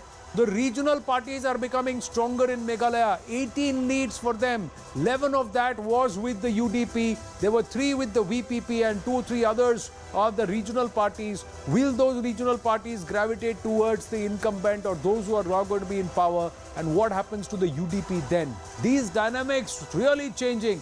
But here, it just seems steady that whatever happens between 1 and 2 here, it is this number 3 who will play kingmaker. Zaga, what a change, what a shift in fortunes in Meghalaya. I think, let's start with Meghalaya. I think, about an hour ago, like you said, Anand, it was the TMC that was leading. It was the single largest party. But now it is the NPP. It's in fact a gain of 3 seats from last time. Remember, the NPP last time around fought on its own. It had 20 seats and then post-poll aligned with the BJP. But now between the NPP and the BJP, they have 29 seats. A couple of more seats from smaller parties should be good enough for the NPP-BJP alliance, the combined, to come back to power. The others is the second biggest category. The UDP is a large chunk of them. There are about 11 or 12 leads for the UDP out of that 18. It's a gain of 2. A bulk of it coming from this Khasi area, the Khasi Hills as it were. That's where the UDP is strong. That's the backyard of the Lingdos. The NPP, and I keep going back to this, this is the Garo Hills. 24 out of the 60 seats are from the Garo Hills. And in the Garo Hills, in the morning, it seemed like Mukul Sangma of the Sangma brothers, as it were, would be the one who would go home smiling. But now Conrad and his party seem to be making a big inroads back in the Garo Hills. The TMC is down to just single digits as it was leading in 20 seats about an hour ago, now down to just 7 seats. And the Congress down to just 5 seats, a loss of 16 seats from the last time around. Congress was the single largest party, remember, in 2018. They had 21 seats. They had more than even Conrad's party in 2018, but they're down to just 5 seats, single digits for the Congress party. I think it's very clear if these trends hold, the NPP with the BJP and perhaps 1 or 2 smaller parties will be able to form the government. That's the story in Meghalaya. The story in Tripura is very interesting because this was the one state that most pollsters said the BJP will hold and hold very comfortably, far above the 31 halfway mark. But right now, the BJP is at 27. But the figure to watch out for is this. They are down 17. They are single largest party, yes, but has this been a mandate against the incumbent government? The left in Congress, left fighting 40 seats, the Congress fighting 20 seats, the CPM 14 seats, down 2 from last time. The Congress had no seats last time, so they've got 5 up from last time. But the Tripura Mota, which is Pradyut Dev Burman's party, a new party, a tribal party bursting onto the scene just months before this election campaign kicked off with the demand of greater Tripura land, as he puts it. They will, if these numbers hold, if they stay steady like this party, this new party, this nascent party will likely keep the cards that will decide who will rule in Agartala for the next 5 years. And I think it's going to be interesting to see how this story plays out. Very quickly, Anand, if I can just, the division between the Bengali Hindu voters and the tribals. There, the BJP's losses, remember, overall in the state, they were down 17. But in the Bengali Hindu voter constituency, as it were, they've only down 5. So it's only about a third or so of the larger losses that they have across the state. Whereas if you look at the tribal seats, and this to me is the story of this election, at least up until now, 2 hours into counting, 10 seats, all gains to the Tripura Mota. The BJP has lost 13 seats in the tribal-dominated seats. 13 out of their 17 losses are from tribal-dominated seats. And I think that is the story of the Tripura election. This is something that they will have to take into account. Even if the BJP were to, let's say, hypothetically form the government, if Pradyut decides to support, if his pound of flesh is met, there will have to be that listening to the tribal constituency, as it were, because that's where the BJP got really, really beat in this election, and that's what's cost them. Coming from 44 down to 27 is something, and I think they need to sort of address that constituency, that the tribals have concerns there. Whether Pradyut comes on board or not, that is a different matter, but I think the need to be seen as listening to the tribal constituency, I think, is important. Where Tripura finds a reference in the Mahabharata, there's a history. The Dev Burmans themselves have a history. Well, we all grew up to Sachin Dev Burman and also Rahul Dev Burman as far as the music industry is concerned, again related to the Tripura royal family. And now you have Pradyut Dev Burman, who is now the Maharaja of Tripura and also leader of perhaps the tribal face of Tripura, the party that is talking about the indigenous people, the tribals of Tripura. Jiten Dev Burma, Tripura spokesperson, is joining us. Namaste. आपको बहुत सबसे पहले आपको तो सबसे पहले मुबारक कि debut में ही आपने 11 सीटों पे अभी बढ़त बना रखी है, तो कितना इनकरेज्ड है इस परफॉर्मेंस से? नहीं, हम इससे और भी बड़ा इनकरेज है, इससे ज्यादा हम लोग करेंगे। हमें आशा है, हमने जिन मुद्दों को लेकर लड़ाई लड़ी है इस बार के चुनाव में, हमें उम्मीद है इससे ज्यादा हमें सीट मिलेगी। पर किसका साथ देंगे, बीजेपी प्लस का कि लेफ्ट का? क्योंकि लग रहा है सरकार बनाने में आपका बहुत इंपॉर्टेंट रोल होने वाला है, आपकी पार्टी का। अभी भी बहुत सारे रिजल्ट मतलब आना जारी है, सर देखेंगे आने के बाद। लेकिन फिर भी कुछ तो एक इंटेंट होगा कि, या फिर आपने बस ये रखा है कि जो हमारे वादे पूरे करेगा हम उसका साथ दे देंगे? क्योंकि नहीं, एक्चुअली ये हमारे बुबागरा जो महाराज ने पहले भी कहा है, लिखित तरीके पर जब जो देंगे उनके साथ ही हम देंगे। तो बुबागरा ने पहले चुनाव से पहले भी बोला है कि किसी के साथ, इसके बगैर हम लोग किसी के साथ कोई कॉम्प्रोमाइज या अलायंस पे नहीं जाएंगे। तो हमने लड़ा है इस बार चुनाव जो दबे कुचले लोगों के हाथ अधिकार के लिए। तो इन मुद्दों पर चुनाव लड़ने के बाद हमें आज ये रिजल्ट मिल रहा है, तो हमें बहुत खुशी है इस बात की। पर किसी का कोई फोन वोन आया है, कोई बातचीत हुआ है क्या? किसी को अंदाजा था कि त्रिपुरा मोता इतना अच्छा करेगी? सबको लगा था कि वोट तोड़ने का काम करेगी, सीट जीतने का काम नहीं करेगी।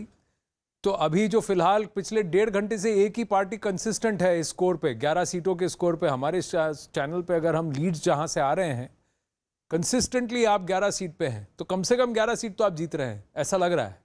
ज्यादा भी जीत सकते हैं, लेकिन ऐसा तो लग रहा है, लेकिन हमें उम्मीद है इससे ज्यादा हम करेंगे।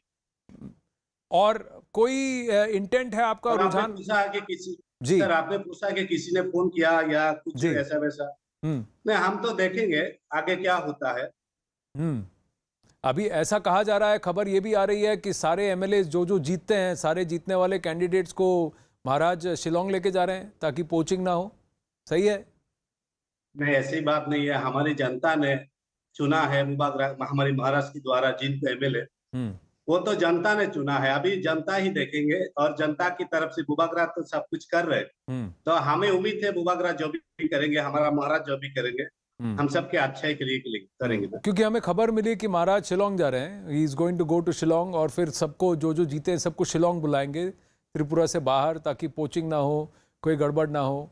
पर फिलहाल अगर ऐसा लग रहा है, अभी नंबर फिर बदल रहे हैं जितेंद्र देव वर्मा जी, तो अगर बीजेपी कंफर्टेबल मेजॉरिटी बना लेती है जी, बीजेपी 31-32 सीट जीत लेती है तो सरकार उनकी बनेगी, तो त्रिपुरा मोता उनके साथ फिर भी रूलिंग अलायंस में जाना चाहेगी या विपक्ष में बैठेगी?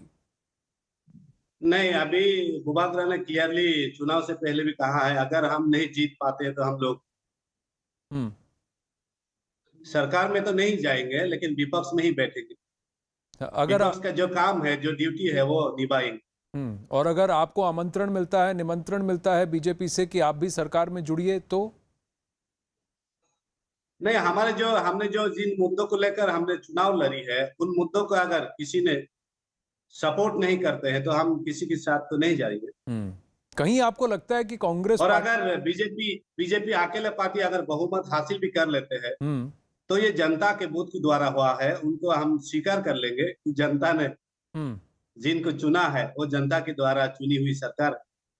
पर जनता ने तो आपके भी 11 लोगों को चुना है, तो उनको अगर सरकार में जाने का मौका मिल रहा है तो आपको लगता है कि सरकार में रहकर और बेहतर काम कर सकेगी पार्टी या विपक्ष में रहकर?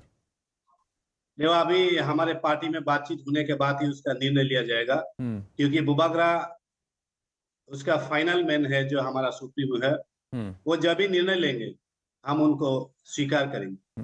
महाराज पहले प्रदेश कांग्रेस कमेटी चीफ हुआ करते थे प्रद्योत जी, तो अगर कांग्रेस पार्टी ने उनको जाने दिया, ये उनकी गलती थी? आपको लगता है कि कांग्रेस पार्टी का नुकसान हुआ है त्रिपुरा में क्योंकि उन्होंने प्रद्योत जी को जाने दिया? हाँ, नुकसान तो कांग्रेस का हुआ है, लेकिन हमारी बुबाग्रा ने जो अपने यहाँ की दबे कुचले लोगों के लिए आवाज उठाया है, ये यहाँ की जो गरीब जनता है उनके लिए एक तरफ से भला हुआ है, अच्छा हुआ। आपके नजरिए से लेफ्ट और कांग्रेस का ये कॉम्बिनेशन ठीक है जाने के लिए, या बीजेपी का कॉम्बिनेशन ठीक है जाने के लिए? क्योंकि सेंटर में तो अभी पावर में बीजेपी है, तो ये फैक्टर कंसिडर करेंगे कि आप लोगों के लिए जो आपकी मांगे पूरी करने का जो पोजीशन है वो किसके पास ज्यादा पॉसिबिलिटी है, इसको कंसिडर करेंगे? ज्यादा पॉसिबिलिटी तो हमें देखता है, अभी सेंट्रल में जिन दलों का मतलब सरकार है वही कर सकते हैं, लेकिन हमने पहले भी ये बोल चुका है, हमारी बुबाग्रा ने ये कह चुका है, बिना लिखित आश्वासन दिए बगैर हम किसी के साथ नहीं जाएंगे। तो ये चुनाव के बाद जो रिजल्ट, मतलब इसका काउंटिंग है, रिजल्ट आने के बाद भी अगर बीजेपी इस बात को लेकर बात करते हैं तो उस समय देखा जाएगा। जितेंद्र जी, मेरा अंतिम प्रश्न आपसे है, वो क्या 3 चीजें हैं जो नॉन कॉम्प्रोमाइजेबल है? अगर आप अपनी 3 डिमांड्स रखेंगे कि जो आपको लिखित में चाहिए। जो यहाँ की दबे कुचले जो लोग हैं, उनके जो संवैधानिक अधिकार है, जो जीने का अधिकार है, वही है हमारा जो मेन मुद्दा, जो असल में मुद्दा जो है, जो उन्हीं को लिखित तौर पर अगर देते हैं तो देखेंगे हम लोग। आपने ग्रेटर त्रिपुरा लैंड की बात की थी, ग्रेटर त्रिपुरा की, इस पर आप अड़ेंगे? नहीं, अभी तो हमारा ये मतलब हमारी तरफ से वो नहीं है, देखेंगे कि जब जिन सरकार के द्वारा हमें क्या देना चाहते हैं वो कुछ क्लियरली बोले ना कि वो क्या देना चाहते हैं यहाँ की दबे कुचले लोगों के लिए, आदिवासियों के लिए, वो स्पष्ट करे कि वो क्या देना चाहते। ठीक है, आप मेरे साथ बने रहिए जितेंद्र जी, क्योंकि अपराजिता सारंगी लोकसभा की एमपी हैं, बीजेपी की, हमारे साथ हैं, आपकी बातें सुन रही हैं। Written assurance on the demands, what are you going to do for the tribal people? And इससे फायदा तो सेंटर में जो पावर्स हैं उनके साथ जाने में होगा, लेकिन हमें लिखित में चाहिए। करंट सिनारियो में तो आपको इनका सहारा चाहिए, अपराजिता जी। I can say with all humility but tremendous confidence that the government of Prime Minister Modi has done a lot for the tribals. And I think tribals, who constitute about 32% of the population in Tripura, believe in the policy and intention of Prime Minister Modi. In fact, the entire Northeast can always vouch for this. We have stood by the tribals. I can give you certain figures. Kindly give me 30 seconds. Today is not the date to give figures, but please allow me. 150 Eklavya schools have come up in these areas, and we are trying to recruit about 38,800 teachers in these schools. We are aware of the Parvat Mala Yojana, and we have done a lot for the sports development.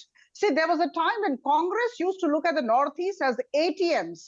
right? We have never looked at it as ATMs. We have always given a lot of importance to these states and the people therein, especially the tribals. We have gone for several agreements. Please don't forget that Bruriang agreement, Karbi Anglong, Bodo, NLFT agreement to resolve the issues pertaining to the tribals. You are looking at all of Northeast. We are currently looking at only at Tripura, because the Tripura Motra is talking about Tripura. The dynamics of every state in the Northeast is different. Her state का dynamic अलग है. त्रिपुरा का demand बहुत clear है. अगर त्रिपुरा की सारी demand meet गई होती तो फिर त्रिपुरा के पास अभी आज 11 सीटें नहीं होती. Current scenario, Aparajita ji, 28 for the BJP plus. Left and Congress is 19. So even if Left and Congress and Tripura come together, they will not be able to form government. So you are the most viable option even for Tripura people. But the Tripura are saying you have to give a written assurance. Will the BJP give a written assurance? Their demand is, what are you going to do for the Adivasis and tribals, the indigenous people of Tripura? Say it would be premature on my part to say anything in this regard. I tell you, permutations and combinations would take place pursuant to the declaration of results. Let's see how it goes. But we are very confident that we would be doing extremely well in Tripura. Just wait and watch. About 45 minutes to 1 hour to go. And the counting is on. And you can see the changing figures on the scoreboard. So I don't think we should be jumping the bandwagon at this juncture. No, I'm not jumping the bandwagon. I'm saying if the current scenario stays, will the BJP be open to inviting the Tripura, and will you be open to considering their demand? That's the question. I can only say that the doors are open for everybody who speak for the development of the people. So I think we all understand the policy and the intention of Prime Minister Modi. We are with everybody. Let's see how it goes. Ji, Aparajita di, please stay. Jitendra ji क्या कहेंगे अपराजिता जी की बात पर? Mita Chakraborty is also with us. Mita ji, coming to you after getting a reaction from Jitendra Burman. Ji Jitendra. Actually, madam ji ने कहा है कि यहाँ के जो 32% इंडिजिनस पीपल है, एक्चुअली 32% नहीं रह गया है, 31.8% ही है, 32 नहीं लेते हम लोग इसको. तो कई सारी योजना के बारे में उन्होंने कहा, लेकिन हमारा तो यही एक मुद्दा है कि यहाँ की जो आदिवासी समाज है, आदिवासी जो लोग हैं, वो उनके साथ साथ कई सारे ऐसे नॉन आदिवासी भी है जो पिछड़ा हुआ है, जो दबे कुचले लोगों में ही गिना जाता है. उनकी डेवलप के लिए, उनकी विकास के लिए हमारे बुबागरा ने बहुत कुछ आपसे मतलब सेंट्रल जो लीडर्स है बीजेपी के, उनके साथ बात भी किए होंगे, मेरे ख्याल से किए भी हैं. अगर उस समय अगर सहमत हो जाते हैं तो बुबागरा मतलब इस चुनाव में बीजेपी से जरूर अलायंस हो जाता. लेकिन मेरे ये सोच है, मुझे यही लग रहा है कि उस समय बुबागरा से जितनी बार भी बातचीत हुआ होगा, शायद उसमें उन चीजों को नहीं माना गया होगा जिन चीजों को बुबागरा मतलब हमारे महाराज. पर आप ये भी मानते हैं ना जितेंद्र जी की चुनाव से पहले परिस्थिति अलग होती है, चुनाव के बाद परिस्थिति अलग होती है. नहीं, मैं परिस्थिति के बारे में ही बताने के लिए आगे बढ़ रहा हूँ आपसे सर. जी, ये जो परिस्थिति अभी आए हैं, जिन मुद्दों को लेकर हमने लड़ा है, उन मुद्दों को लोगों ने स्वीकार किया. स्वीकार करने के बाद ही ये जो नतीजे आ रहे हैं, यही तो आप आज की जो परिस्थिति है. तो इन परिस्थितियों में भी हमारे बुबागरा के साथ अगर बीजेपी बात करना चाहते हैं किसी मुद्दे को लेकर ये बात कर सकते हैं, तब देखेंगे कि क्या कौन सी मतलब आगे बढ़ता है. जी, तो दरवाजा उधर से भी खुला है, दरवाजा इधर से भी खुला है, और आपकी मांगों का वहां पर ग्राउंड पर एक गूंज है. इसीलिए आप 11 सीटें जीते हैं या 11 सीटों में आपकी बढ़त है इस वक्त. जीते नहीं कहूंगा, लगभग जीत गए ये कह सकते हैं. तो यानी कि there is a demand on ground. तो ये भी वहां पर सुनाई देगा, उस दरवाजे से ये शोर भी चला जाएगा जहां दरवाजा खुला है. तो ये दरवाजे यहाँ खुले दिख रहे हैं. 28 और 11 मिला के 39 हो जाते हैं. In comfortable position. So there is a possibility, anything is possible. The possibility which is not looking like possible is the left Congress and Tripura coming and forming government in Tripura right now, current scenario, Meeta ji?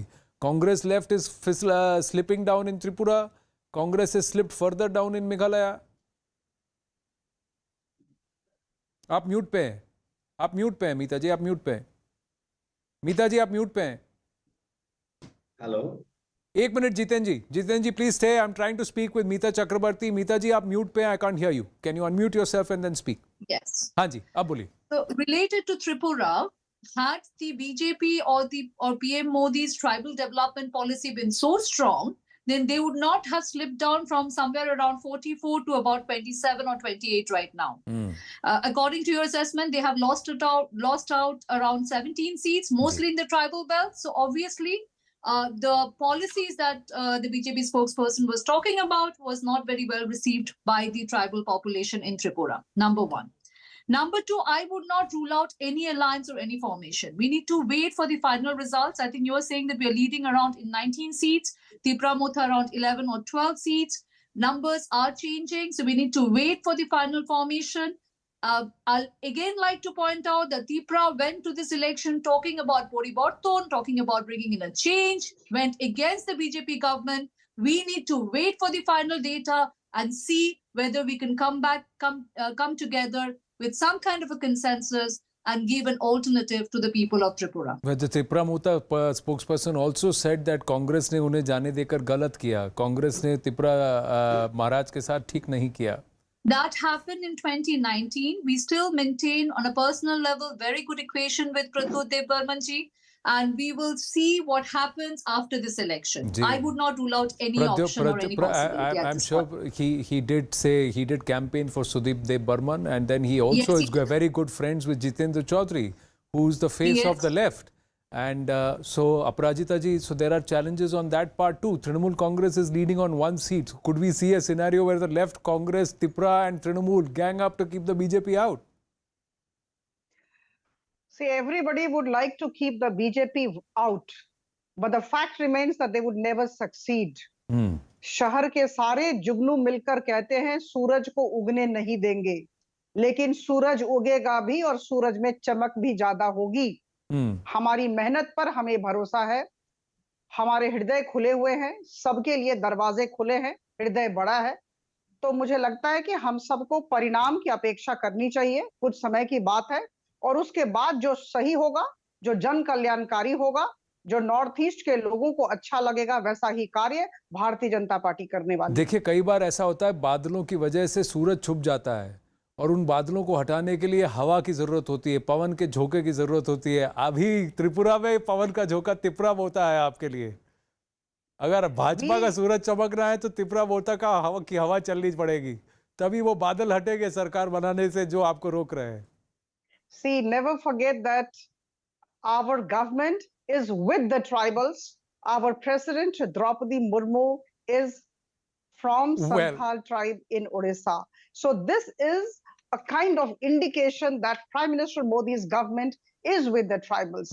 Whatever there may be the demands, and Antyodaya is definitely our backbone. Jitendra Verma जी, मैं इतना ही कह सकता हूं कि अपराजिता सारंगी इससे खुला आपको hint नहीं दे सकती, क्योंकि लोकसभा एमपी और नेशनल स्पोक्सपर्सन है तो उनकी एक मर्यादा है.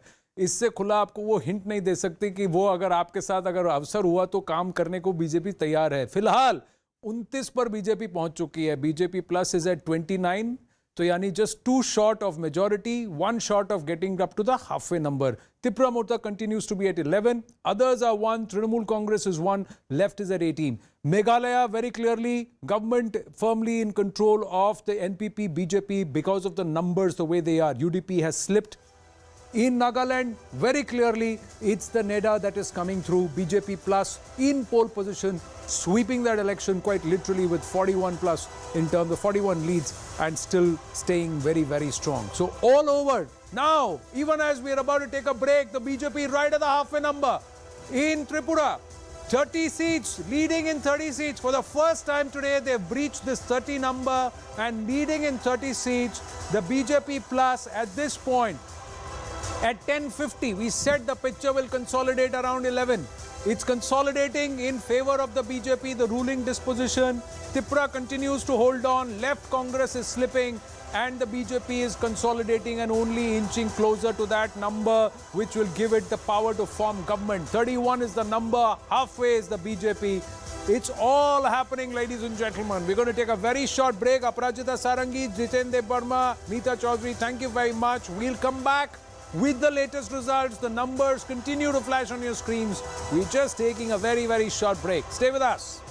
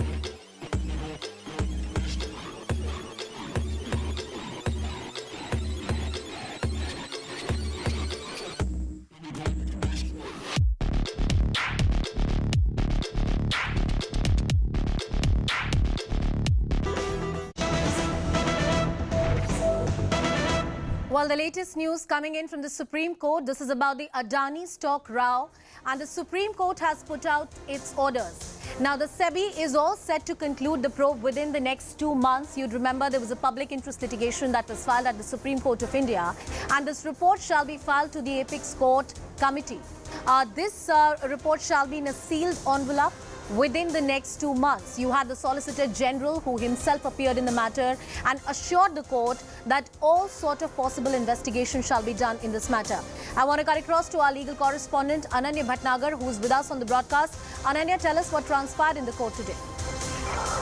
Well, definitely the Supreme Court had to pronounce its judgment whether to constitute a committee or not. And in fact, the Supreme Court has given out its clear judgment wherein it says that a committee has been created by the topmost court of the country, which would be headed by former Judge A.S. Sapre and would also be comprising O.P. Bhatt, Justice J.P. Deodhar, Mr. K.V. Kamath, Soma Sekhar Sundaresan, is what the Supreme Court committee has been formed. In fact, it is also said that, this whole matter, this whole investigation has to be carried out within a period of, within a period of 2 months, and a report is to be filed by the committee in a sealed cover before this court in 2 months. So definitely the Supreme Court has also noted that the SEBI is also seized of this particular matter, and then a 2 months time has been given to this particular committee to actually look into all of the aspects which were discussed into the petition. So now we have to wait and watch as to what the committee report has to say and what would the committee be saying when it concludes its probe into this particular case about... Ananya, you're aware that this entire matter had taken deeply political overtones. You had the opposition parties raising multiple questions. So when this sort of committee has been formulated by the Supreme Court of India, how were the members nominated? And are there any other powers that have been granted to these committee members, like summoning people, recording their statements? Because all of that will be very critical in that sealed envelope report that will be submitted to the court. Well, when this committee was actually being formulated, and when this idea was actually being given out to the topmost of the country on the last date of hearing, when the Supreme Court had actually reserved this order, the court had rejected a submission by the central government that it would be giving out its suggestions with regards to the committee members in a sealed cover, and the Chief Judge has completely said that if at all it considers the sealed cover suggestion of, in fact, the central government, it would cast aspersions on the Supreme Court as to whether it is appointing a committee that would be a government-run committee, and that's the reason why the Supreme Court had said that nothing would be accepted in the sealed cover.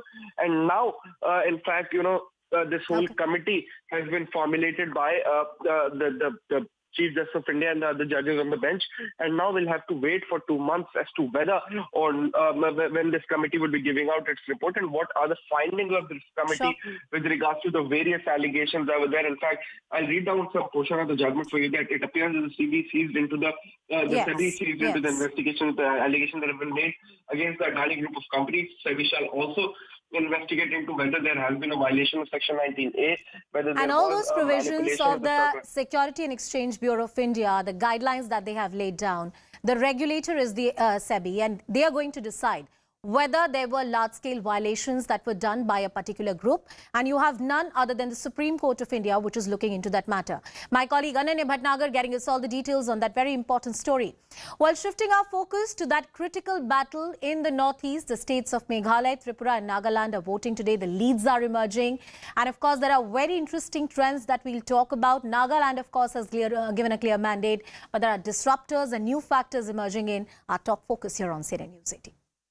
As we count down, 3, 2, 1, and counting gets underway. Counting gets underway in Tripura, in Meghalaya and in Nagaland. We're now slowly starting to get the numbers in Tripura. I think 4 out of 60 seats. In Nagaland, again, racing away. Out of the 11 leads declared, 10 are with the BJP plus. What we are getting from the BJP camp inside, they are just holding on to every second because they know that it's like a 2020 match. It's going to be hung as far as Meghalaya is concerned. Tripura could be a close race, but the scenario could change drastically. Unlikely to change in Nagaland, where the BJP plus seems to be in pole position, running away with the election there. I think it's going to be a question of who is going to take that flight quicker to Shillong. Well, let's get you some latest information coming in, and this is coming in from the state of Tripura, a state that BJP very, very closely is watching. Now, BJP is all set and it's close to the halfway mark in the state of Tripura. Tripura Mota to be the kingmaker, that's abundantly clear. This particular party has made its inroads and has created a record of sorts. In 1998, the maximum it got was about 20 seats, and once again, it has created history. Now, in Tripura, this particular party is going to be the kingmaker. In Meghalaya, what are the leads emerging in? BJP plus NPP, it's close to the halfway mark. They may not require the support of any other party. In Nagaland, it has given a clear mandate. The state has given a clear mandate. And you have the BJP plus the NDPP alliance that's going to hold the edge, that continues to hold the edge, and it's likely to form the next government in the state. So those are the leads emerging in. But the states of Tripura and Meghalaya, very, very interesting developments which are coming in. I also have with me my colleague Ridhima, who will take us through the magic wall. Ridhima, first Tripura, I guess. Yeah, hi, again, an early start for all of us. A very interesting day it's turning out to be. Well, many thought that the picture would be pretty much clear by 10, 11, but there is still a lot of ups and downs that's taking place. Tripura, of course, is turning out to be extremely interesting. Now, Tripura, if you just quickly go back to what happened in 2018, it was actually the first time that the BJP Plus managed to make inroads, what was essentially seen as the bastion of the left. But this time around, you also have the rise of the new entrant, which is Tripura, which is by the erstwhile royal Pradyut Dev Burma, which of course has a lot of resonance on the ground because of the kind of demands that they've made for a separate Tripura land. So just look at where the numbers currently stand. For the BJP, this is going to be an interesting story because they're currently down by 14. They're at the just shy of that halfway mark. They're about at 30, but they were at 44 if you go back to 2018. So they're down by about 14. The left plus Congress, they're just up by 1. They're currently at 17. But the interesting story is with Tripura. That is at 11, and for a new entrant to make that kind of inroads is going to be historic. Which is also going to be interesting now is because the BJP Plus is just short of the halfway mark, so possibly they will not need any other support. Some smaller parties could come together and they will have that halfway mark. But Tripura as a story itself is very, very interesting. What their allies are going to be, what their alliances are going to be, what their ideologies are going to be, that's going to be very, very crucial as far as Tripura is concerned. For the left plus Congress, again, it's a story that has changed very drastically in just the last 30 minutes. At one point, we thought possibly the alliances here could change, but as of now, they're at 17, so nowhere close to the halfway mark. So, Anusha, this becomes interesting. Yeah. But for the BJP, as we said, the bigger story will be they're down by 14. They were at 44. They're just shy of that halfway mark. Smaller parties come together, you cross that halfway mark. Yeah. The rise of Tripura becomes very crucial. We were just speaking to the spokesperson of Tripura a short while ago. They've not denied anything. They've said doors are open. As they say in politics, anything can happen. Absolutely. And Ridhima, as you pointed out, the loss of the BJP is largely in the tribal area. Yeah.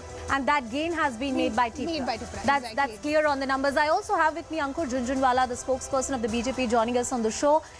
Good morning, Ankur. Thank you for joining us on this special day. The numbers are coming in.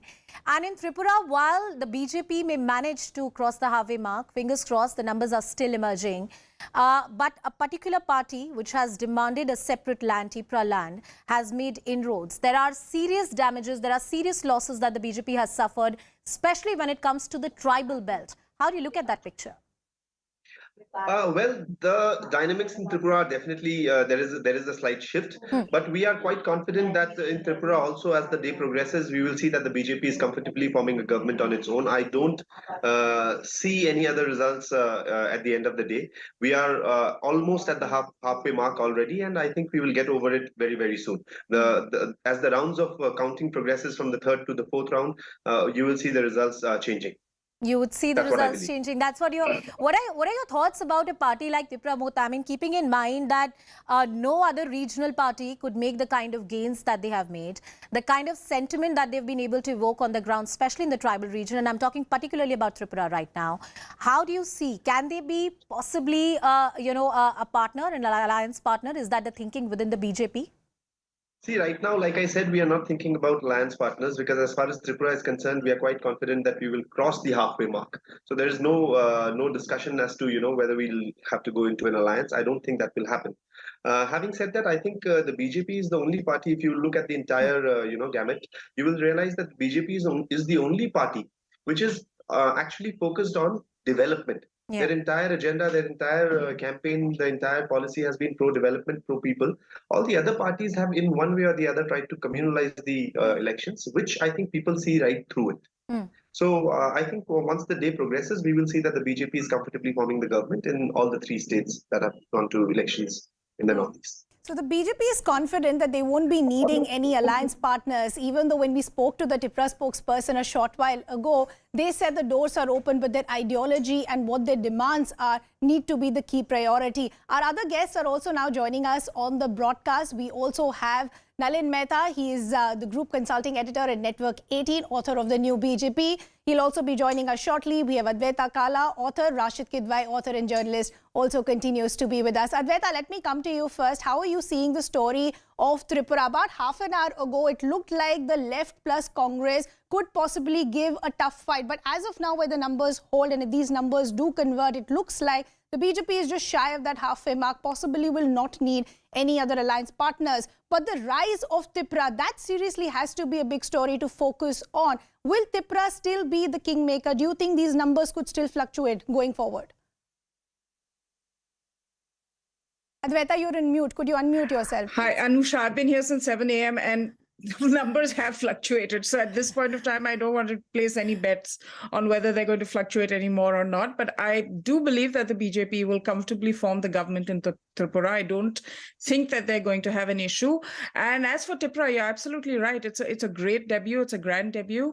And it's definitely to Congress's disadvantage because a little while ago, he was the Pradesh Committee president of Tripura, the erstwhile Maharaja, and went on to launch his own party because he didn't get any face time with the leadership of the Congress, so left very disgruntled with the party itself. And that seems to be a common story with the Congress, even in the Northeast. What we're observing even in Meghalaya, a similar situation wherein Mukul Sangma exited the party, went to the TMC and took some of that thrust with him. But the good news for the Congress, really, as far as I can see this morning, is that TMC's plans of expanding beyond West Bengal are being frustrated. They've not been able to crack Tripura. They've been okay in Meghalaya, very neck to neck with how the Congress has performed. So if you're looking at it from a 2024 poll opposition position view, then I think the Congress has little to worry about from the TMC going by these results. I think the TMC pretty much remains a party from West Bengal, one state party. And as Advaita pointed out, much to worry for the Congress party. And I'll take those questions to Rashid Kidwai as well. But before that, here are the numbers for you. How are they stacked up so far? Who's win and who's lost? Who has gained and who has lost? Those are the numbers for our viewers that we are putting out.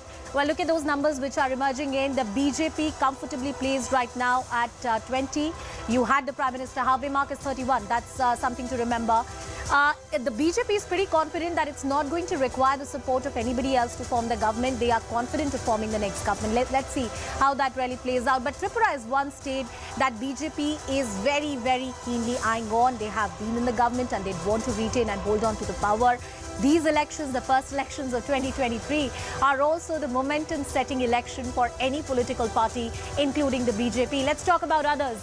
Well, 29 is the number. Here it is, updating there for our viewers. 2029. All right, let's go to the other numbers also which are coming in. We have other parties like the left party, the Congress plus the left, that alliance that has come in. There are other factors as well which has emerged in all of this. You also have the new party, the Tripura Mota party, which of course is going to play a very, very important and a critical role.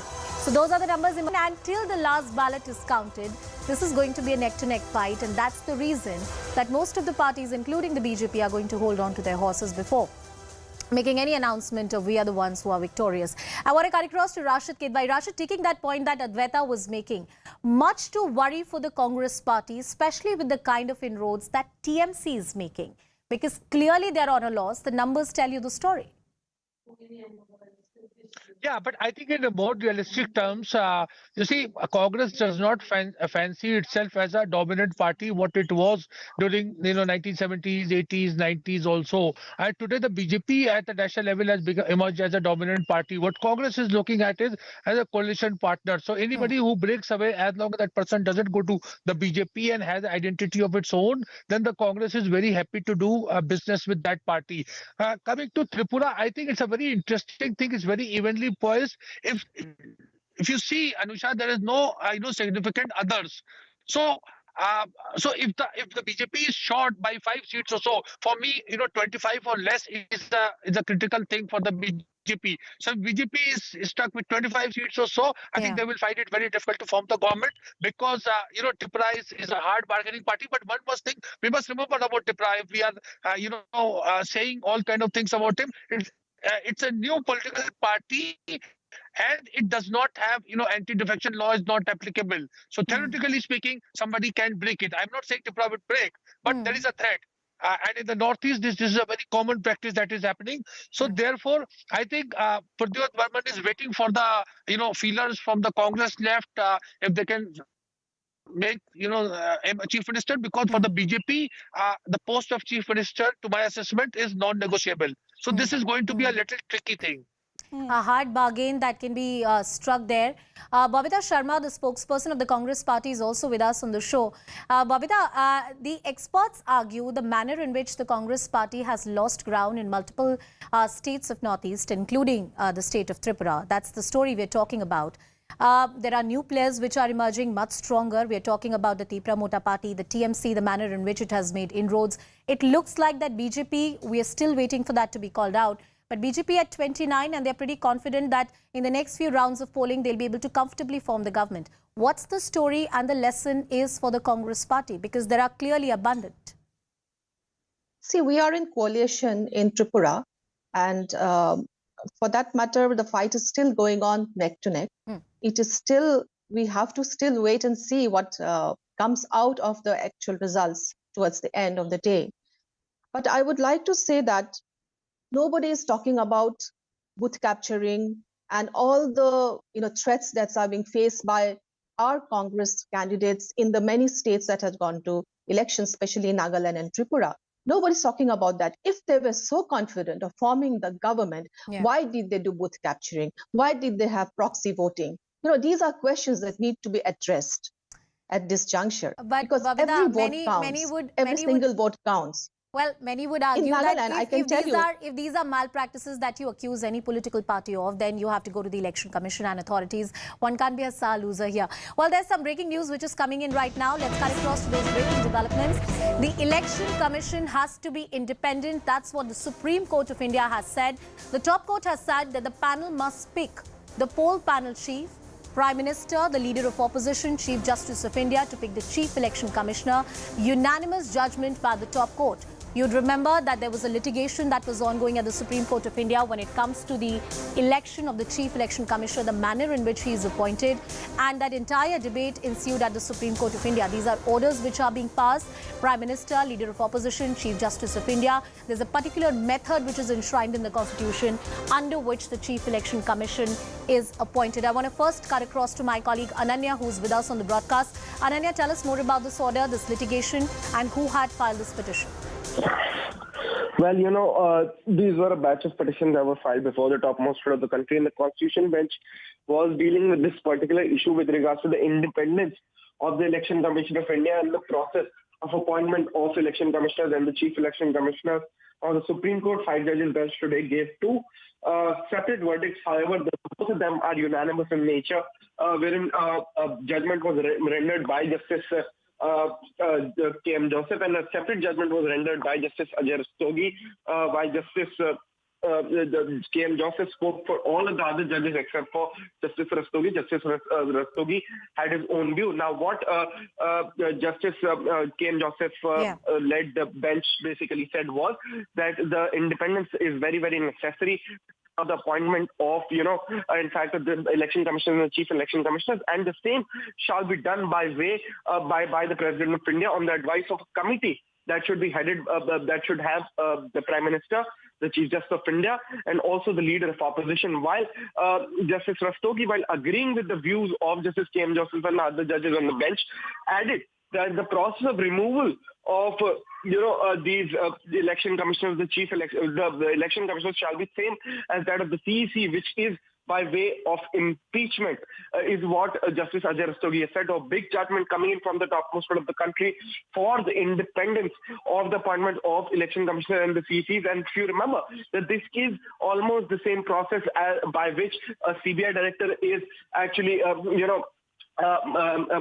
is elected, and that's why this is a panel that would now be considering the appointments of the CEC and the ECs, and now the President of India would be taking the advice of this particular panel to appoint a chief election commissioner or an election commissioner. In fact, the Supreme Court made various observations when it comes to independence of judiciary, and I'll read down some of those which has been given out by Justice K.M. Joseph. Justice Joseph say that the hallmark of a substantial and a liberal democratic democracy must be borne in mind. Democracy is inextricably linked to the power of the people. The power of the ballot is supreme, capable of unseating the most powerful party, says Justice Joseph. He also goes on to say that democracy can achieve only when the governing party attempts to uphold its letter and spirit.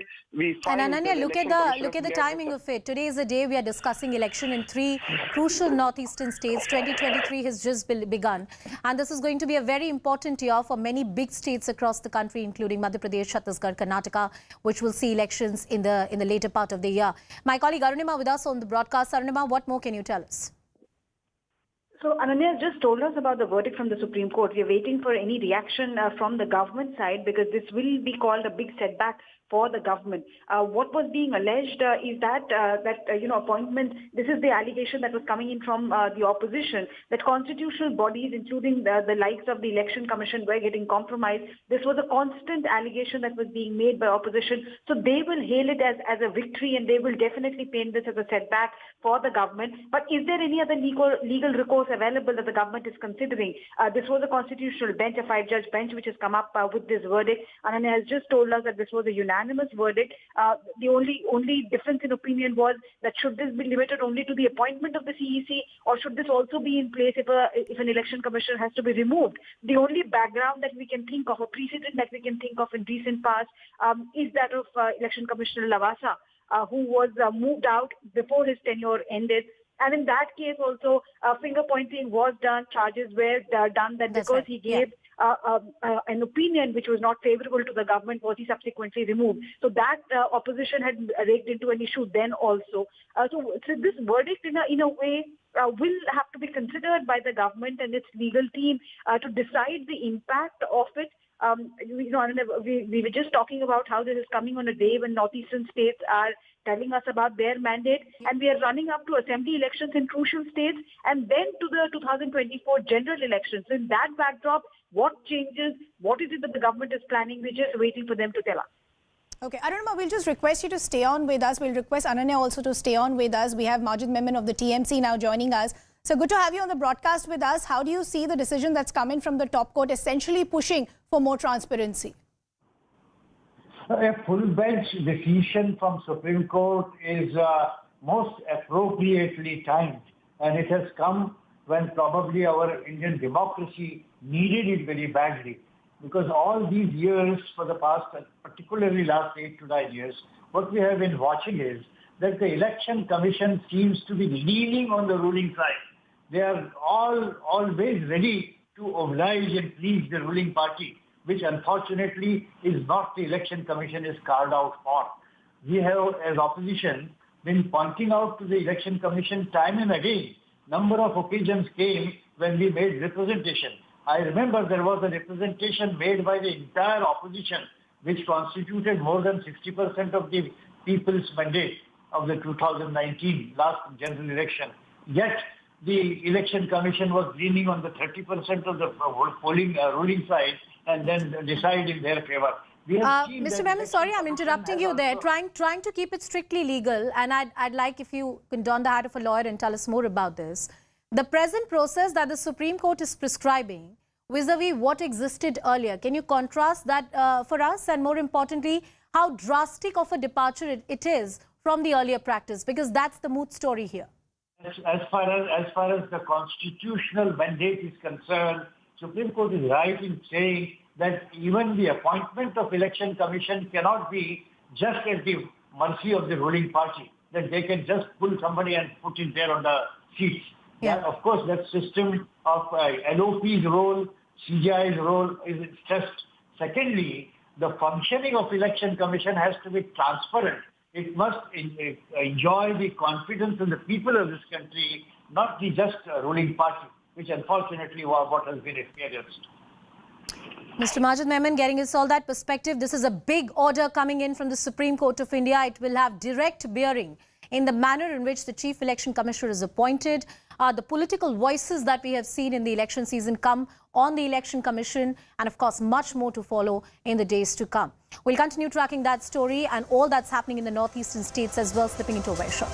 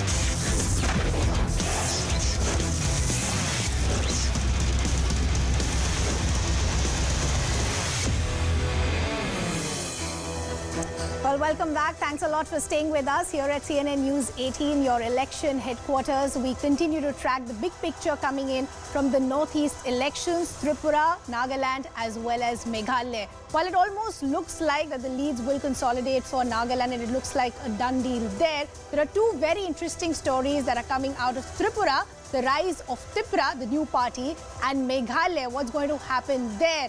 At about 1 hour ago, it looked like in Meghalaya that the UDP could be the kingmaker, but those numbers have also now changed. My colleague Anusha also continues to be with us in the studio. Our guests also continue to be with us. Quickly, let's talk about what's happening in Tripura and why it's turning out to be such an interesting story. If you look at where the numbers hold, the BJP is still shy of that halfway mark.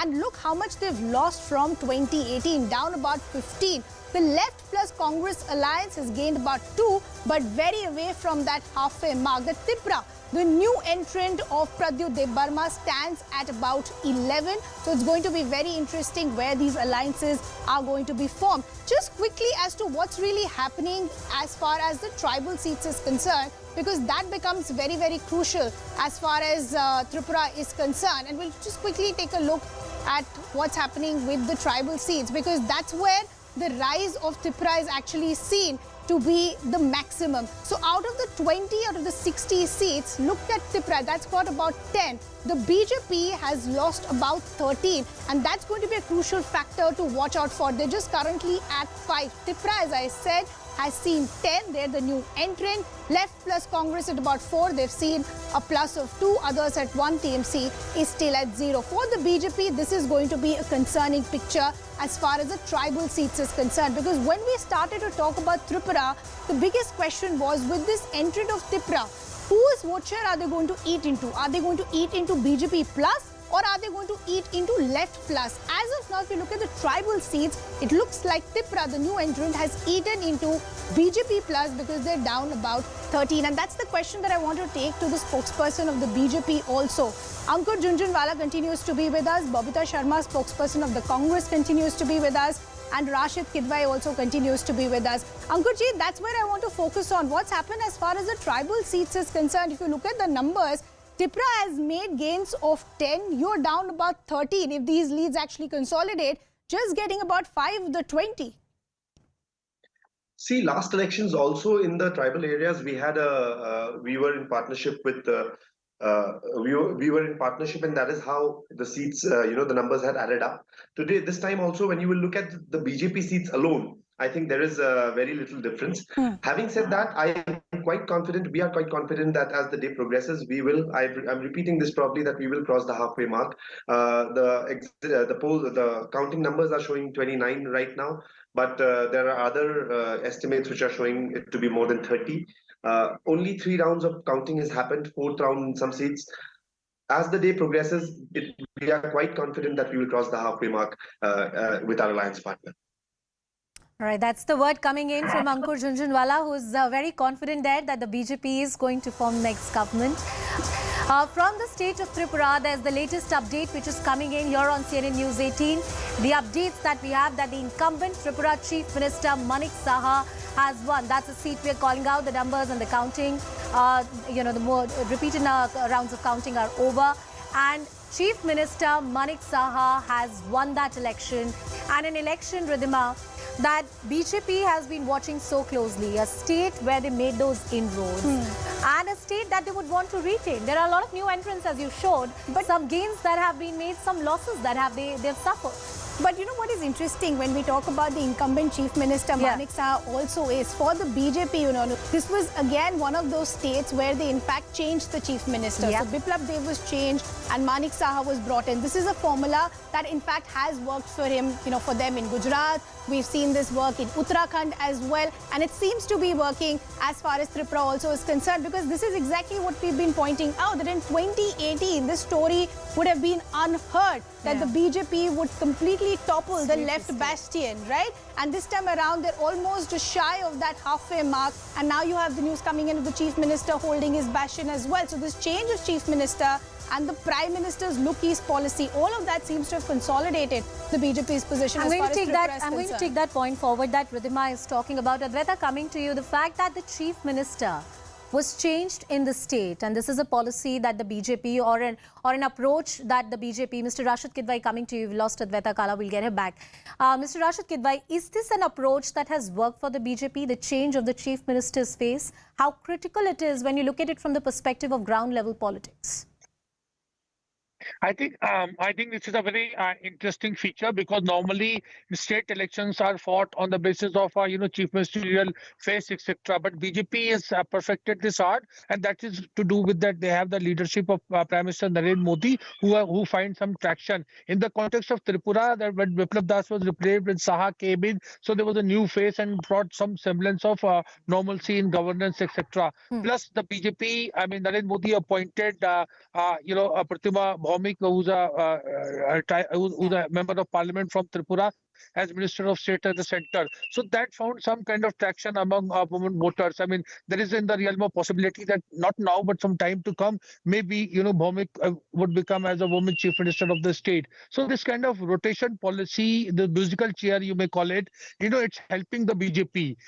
For another government, another party, this could have boomeranged, because if you change chief minister, it leads to instability, as it happened in the times of Rajiv Gandhi era, etc. So you're saying that this is something that could have also boomeranged. Babita Sharma, coming to you and taking your perspective on it, the northeast policy, the look-east policy of the Prime Minister, special thrust is being given in the region when it comes to infrastructure creation, development projects. You have the B-line of the top leaders of the BJP who went there and campaigned, including the Prime Minister himself. Did the Congress not put up a wholehearted fight when it comes to these elections, when it comes to states like Tripura? See, the Congress had always fought wholeheartedly. That's a wrong notion and a wrong narrative that's been pointed out. Because when we go to the ground, I was there myself in Meghalaya, we have given our best. Now I feel that because Tripura has not given a sweep to the BJP, it also proves that people are conscious about common man's needs. It is not only the northeast policy people are worried about.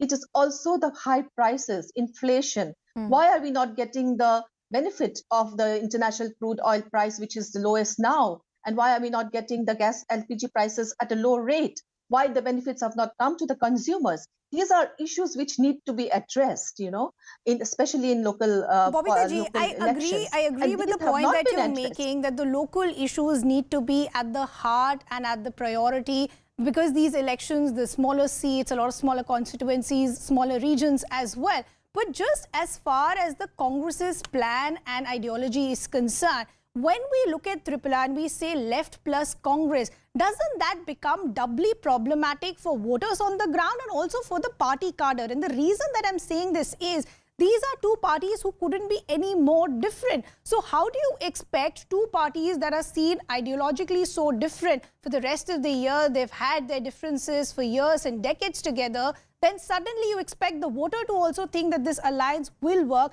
and the cadre to also come together. Do you think that is why we're seeing the numbers slip as far as the left plus Congress alliance in Tripura is concerned?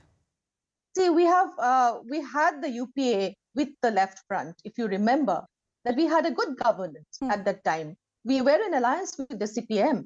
So it cannot be said that we are ideologically different. We had the same concerns. We had the common minimum programs. And we have concerns for the common man. We have concerns for the people in the ground, unlike the BJP who have people concerns only for the corporates, like Adani and Ambani.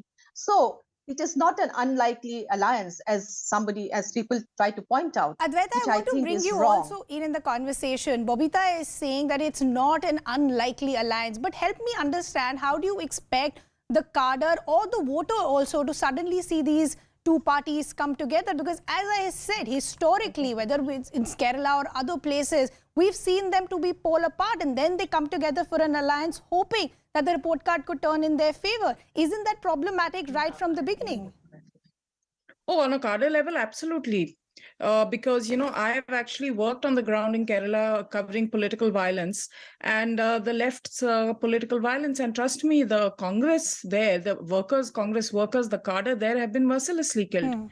So there is genuine angst when it comes to communist violence, and the same would be can be said for West Bengal when they were in power, as well as Tripura. This is the blueprint that the left follows, and the people who are impacted by this violence are the cadre, are the grassroots workers, not the leaders sitting in Delhi and having chai in parliament, or the great equation that Rahul Gandhi has with Sitaram Yechuri that we keep hearing about.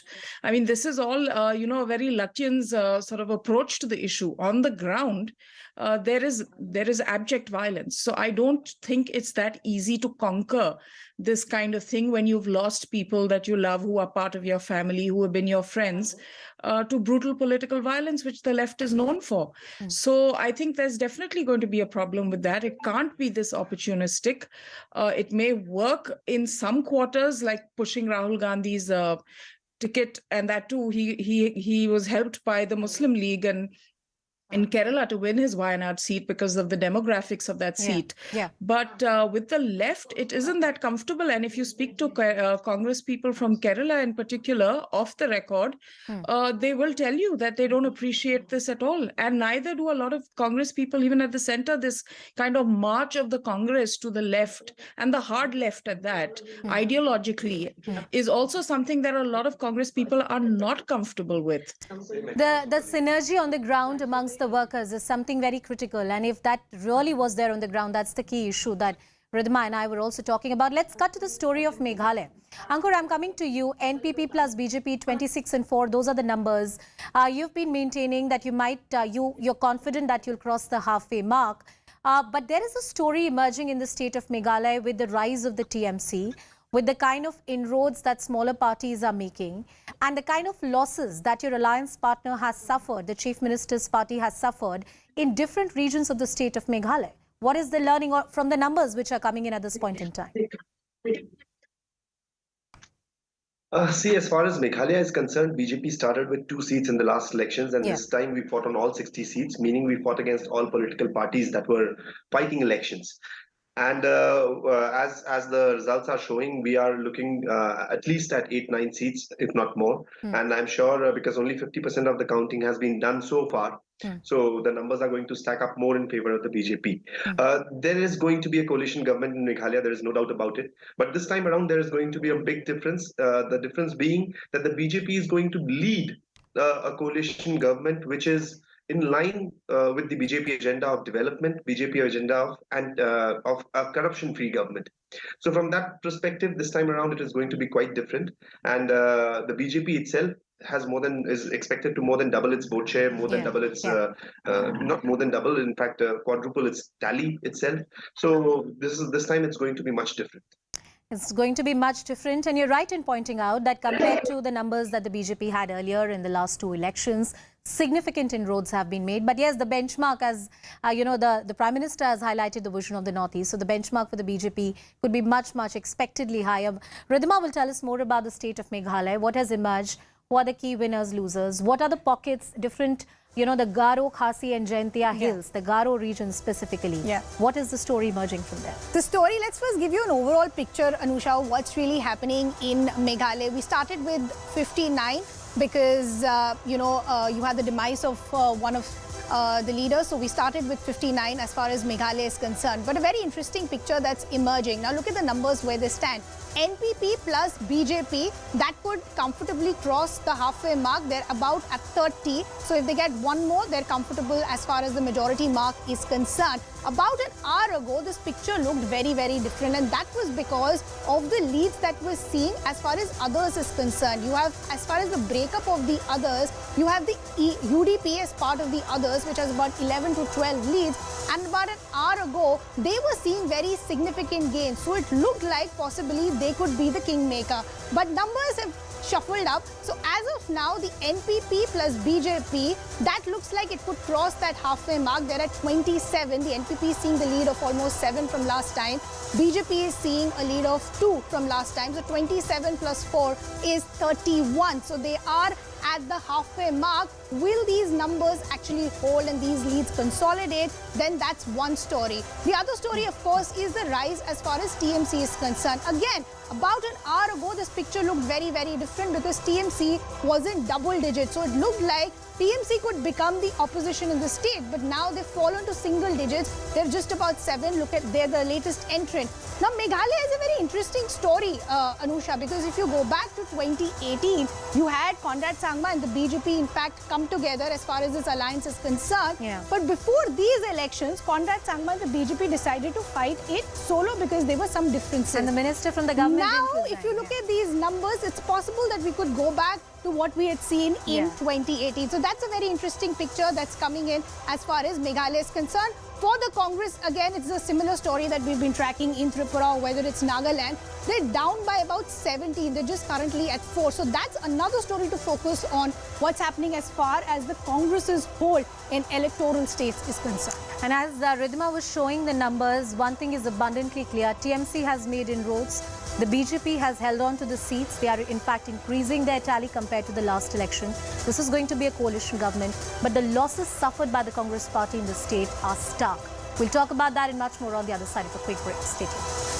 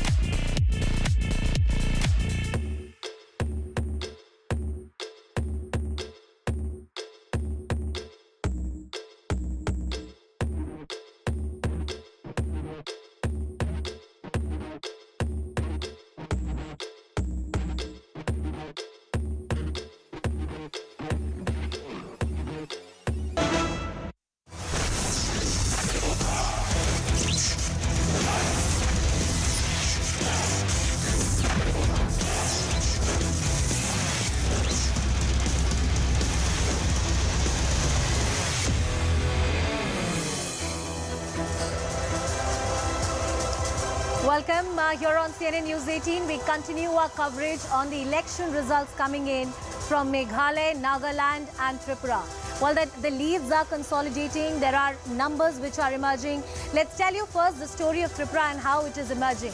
You can see the BJP maintaining a lead, crossing the halfway mark at 33. That's the number emerging for the BJP. You also have a party like the Tripura, which has made and managed to get a lead of about 9. Those are the seats which are very, very critical in the tribal-dominated areas of the state. And then you also have the parties like TMC and the left plus the Congress party. Significant gains that have been made by Tripura. And of course, BJP continues to maintain the kind of gains it had made in the last elections. They've been confident since the morning that they're going to form the next government. They will not require the support of any other political party. BJP plus at 33 right now. The story from the state of Meghalaya and how that is emerging. Let's show you the numbers from the state of Meghalaya. Significant damage that the Congress party has suffered, and the profit has gone to different political parties, including the TMC that has made inroads about 7 seats. You also have other parties which looked predominant, that looked like that they could eat into the vote share of the NDPP. That has not happened.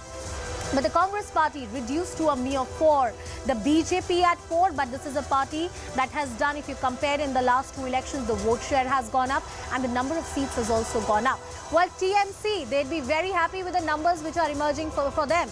7 seats. And if you look at the tally that we just showed you some time ago on the magic wall also, as Ridma was pointing out, all these gains have been made at the cost of the Indian National Congress. The Congress party has lost a lot of ground in the state of Meghalaya. They've not been able to manage that. Let's come to one state which has given us a far more clear picture, and that is the state of Nagaland. BJP in alliance here on a seat-sharing formula before this election with the ruling party. And in the state of Nagaland, it's a clear mandate for the present Chief Minister and his political party. The BJP plus, of course, maintaining their leads much, above the halfway mark at 36. You also have the Indian National Congress at 3, NPP and others at 16. But yes, Nagaland in many ways, and of course till the last ballot is counted, you can never say. But it is abundantly clear that Nagaland has gone to the present ruling government and the Chief Minister has managed to retain his power and his seat. But the key stories emerging from the state of Tripura and Meghalaya, because Nagaland has given a very clear mandate, and the kind of disruptors, new entrants like TMC that we have seen are very, very interesting facets to watch out for. Across to Advaita as well, who's with us on the broadcast. Advaita, we've been talking about Tripura, we've been talking about the state of Meghalaya. Let's talk about Nagaland also a little bit. What do the numbers from the state tell us, and the fact that the ruling government has been able to retain the power, the manner in which the state has given a very clear mandate, so much focus that the Union of India, including the Home Ministry, had put on the security situation within the state and trying to broker a peace deal. Perhaps all of those efforts have yielded results. And of course, the local issues and sentiments take the precedence over any other issues.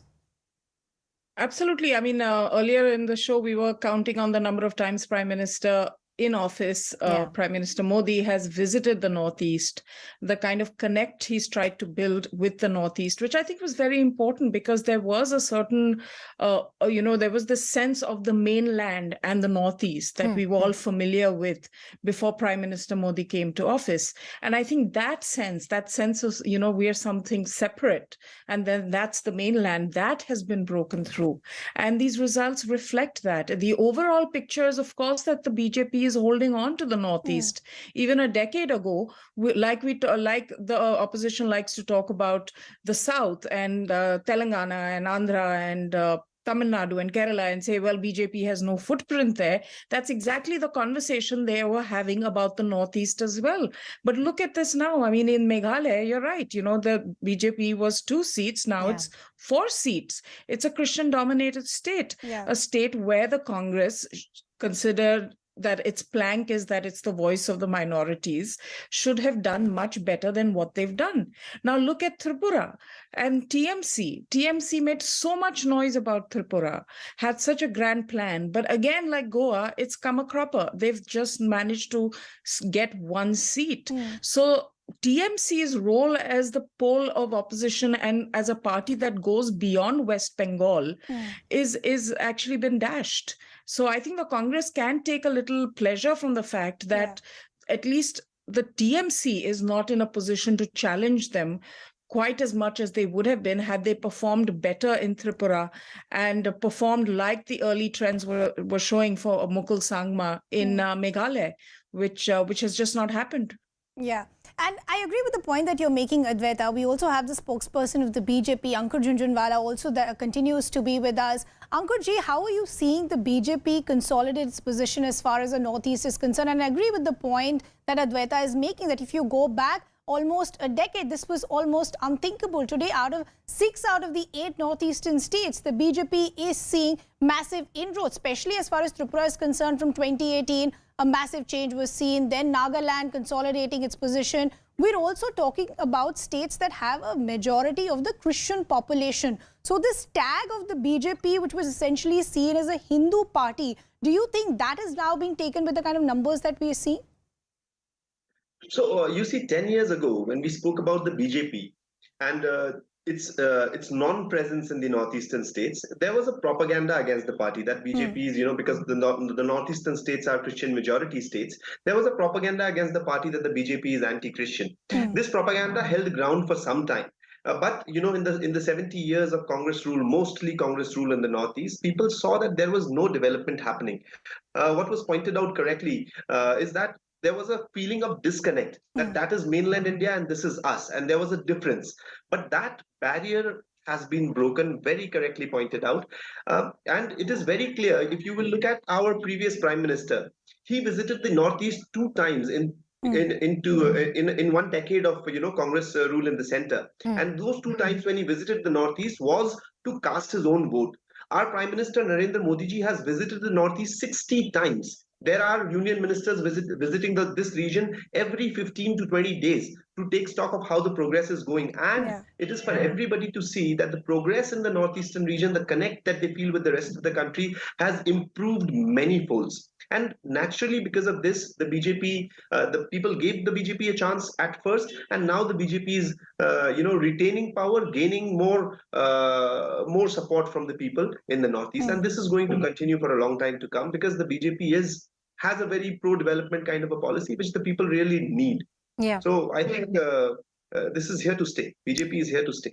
You're here to stay. That's what you're asserting. Advaita, coming to you, and I'm talking broadly about the northeastern region. And as we were talking earlier, greater political, cultural and social integration, the divide that existed between the Northeast versus the mainland, those kind of binaries that had existed earlier.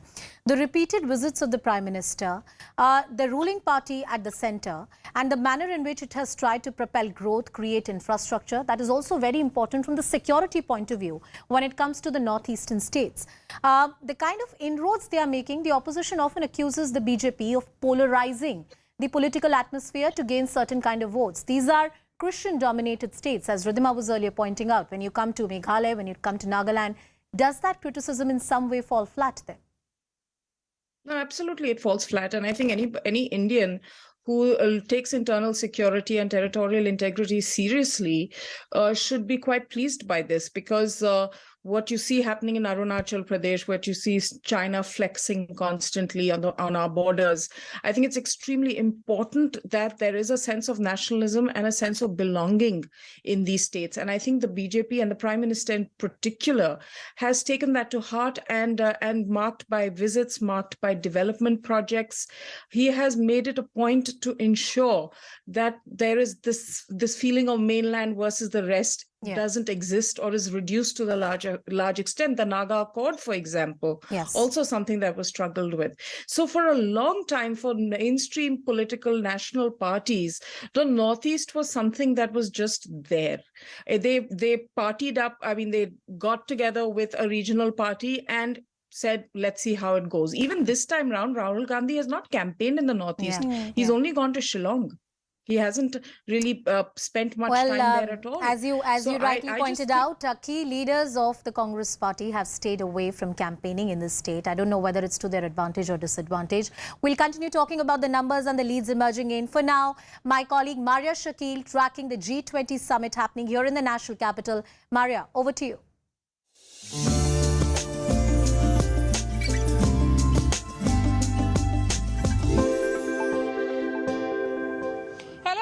Anand, this is a special broadcast where I'm coming to you live from the Rashtrapati Bhavan Convention Center where the G20 foreign ministers meeting is happening. The first conversation is over and the bilaterals will begin any moment now. There are a number of bilaterals that have been lined up between India's Foreign Minister, Dr. S. Jaishankar, and the Secretary of State, also one with his Chinese counterpart. But first, let's listen in to what the Prime Minister said in his opening remarks. I welcome you to India for the G20 Foreign Ministers meeting. India has selected the theme of One Earth, One Family, One Future for its G20 presidency. It signals the need for unity of purpose and unity of action. I hope that your meeting today will reflect the spirit of coming together for achieving common and concrete objectives. This grouping bears an exceptional responsibility. We first came together in the midst of a global crisis and are today, once again, actually confronting multiple ones. These include the impact of the COVID pandemic, concerns of fragile supply chains, the knock-on effects of ongoing conflicts, anxiety of debt crisis, and the disruption of climate events. There are some matters of sharp differences of opinions and views. Yet, we must find common ground and provide direction because that is what the world expects of us. So with that big message, the question is, can India emerge as a consensus builder and will there be a joint statement at all? With me is Diplomatic Affairs Editor of The Hindu, Suhasini Haidar, someone I see at all G20 summits and all international summits. Suhasini, you have been pretty hands-on and on ground covering these summits. You know, all eyes will be on whether India actually manages to do that tightrope walk, and finally, if there are issues that they manage to put on the forefront in the backdrop of the war, will there be a joint statement? Well, at the moment, India is working against many odds. The first odd is that at the Bangalore Finance Ministers meeting just a week ago, we saw there was no consensus. They were only able to bring out what is called an outcome document with a chairman's summary of the differences. Very clear that the Russia-China combine is coming out, making it very clear they're not even okay with the old language in the Bali G20 document. The Europeans and the Americans, the G7-led countries, making it equally clear that they will not take anything less. So you've already got that as a backdrop. In all of this, what we understand is negotiators have been meeting both on Tuesday night, then on Wednesday night, working till 4 a.m., trying to see if there's any common ground. We understand a lot of the paragraphs are already ready, but eventually the operative paragraph will be about Ukraine. I think there are some other differences on Indo-Pacific matters, on like India's push for the UN Security Council reform, but those are minor issues. It's eventually about Ukraine and what language Russia will sign on to and how much the Western countries will be okay with that. But firstly, we have seen that India has managed to convince the West and also the Quad nations about why India has taken a very nuanced position on the Russia-Ukraine war. And of course, you know, Russia and India go a long way as far as the long-standing ties are concerned. Looking at the bilateral, Suhasini, how significant is it that India has managed to ensure that the Chinese foreign minister agrees for a bilateral of this nature? Well, I think this is his first visit. Chin Gang has not been to India before as foreign minister. We're in the midst of the standoff at the line of actual control. We don't really have political relations otherwise. So it is important that while Chin Gang is here, that India gets its point across. I think that will be a very important bilateral. I'm not so sure that that bilateral will have enough for the G20, in fact. because India and China have so many bilateral issues to discuss, whether it's on the border, whether it's on trade. However, the Chinese delegation is key to trying to find consensus because it was a surprise to most people when China joined Russia in blocking the consensus at the finance ministers' meeting. At the end, obviously, it is at the political level. When these leaders get into a room and agree to a certain document, that's when it will happen. It may not even happen today. The fact is that the foreign ministers' meeting is the last senior level meeting of this kind before the summit itself. And while it's not necessary for the foreign ministers to bring out a communique, it's happened in the past, but it's not mandatory for the G20 process. The G20 summit always sees a communique. And it would be extremely difficult for India as a host if it was not able to bring that consensus by September. So we can wait for consensus to emerge before the leaders meet in September. Well, certainly, but if you don't get the consensus today, this is your last chance in a sense because you've got all the foreign ministers in one place. Eventually, India is going to have to do the diplomatic heavy lifting. You said that India was successful. It has been successful in convincing their bilateral partners that their stand on Russia is not connected to their problem with the war. They have been able to convince at the UN, for example, more than 20 times India has abstained from any vote that criticizes Russia. India has not criticized Russia yet. So they've been able to do that. They were even able to be instrumental in the Indonesia G20 in bringing together and bringing Prime Minister Modi's statement on war, not the era of war, to the forefront. However, the moment you are in the hot seat, when you are the host and you have to forge the consensus, it is for you to now take give the favors, take the IOUs, and ensure that you can find some language that everyone can agree on. If you succeed, you're seen as a success. Thank you so much, Suhasini Haider. They're giving us a full picture of what to expect. But yes, in another 15 minutes, we can expect those visuals to come in.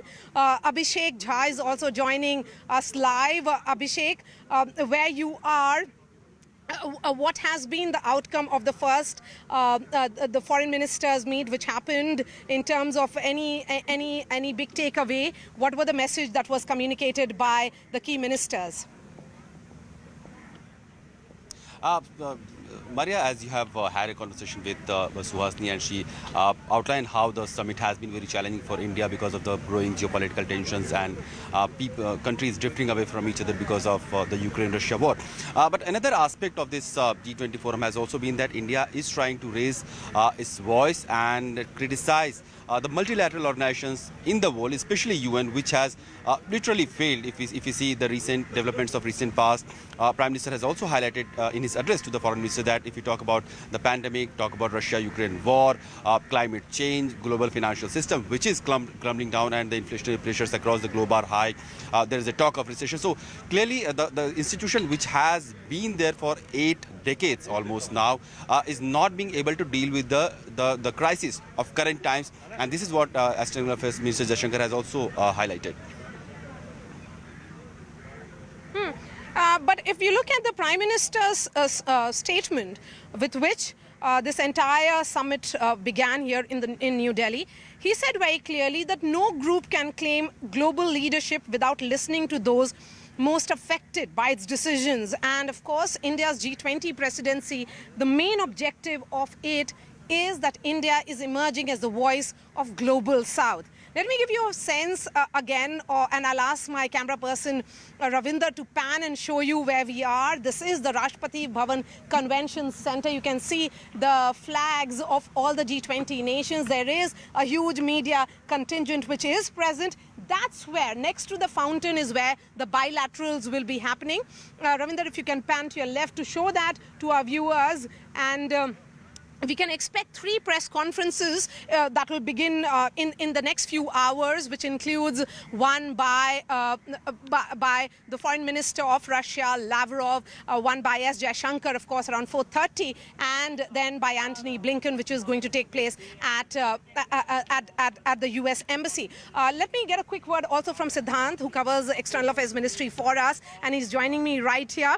In terms of optics, the message certainly which has come from Dr. S. Jaishankar is that they are looking at points where India and all these nations can converge collective decisions which can be taken rather than issues which are there. These are vexing issues, like in the backdrop of the Russia-Ukraine war.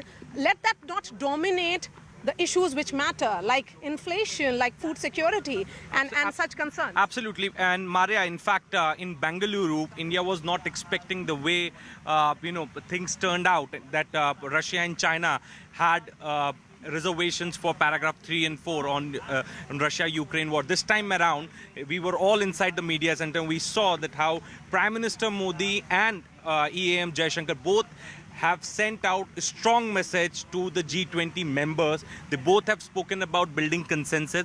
They both have also spoken about how India is a land of Gandhi and Buddha. Yes. We believe in uniting. We don't believe in dividing. So this was a message from Prime Minister Modi today. So this time around, India had this in mind, that before the start of the meeting, let's give a clear message to G20 countries. So that tomorrow nobody questions us, because we are here to build the consensus. Yes. And that is what India is the host nation, and hence the tightrope walk that we keep talking about, that is the big challenge before India. Patikrit Pain and Dr.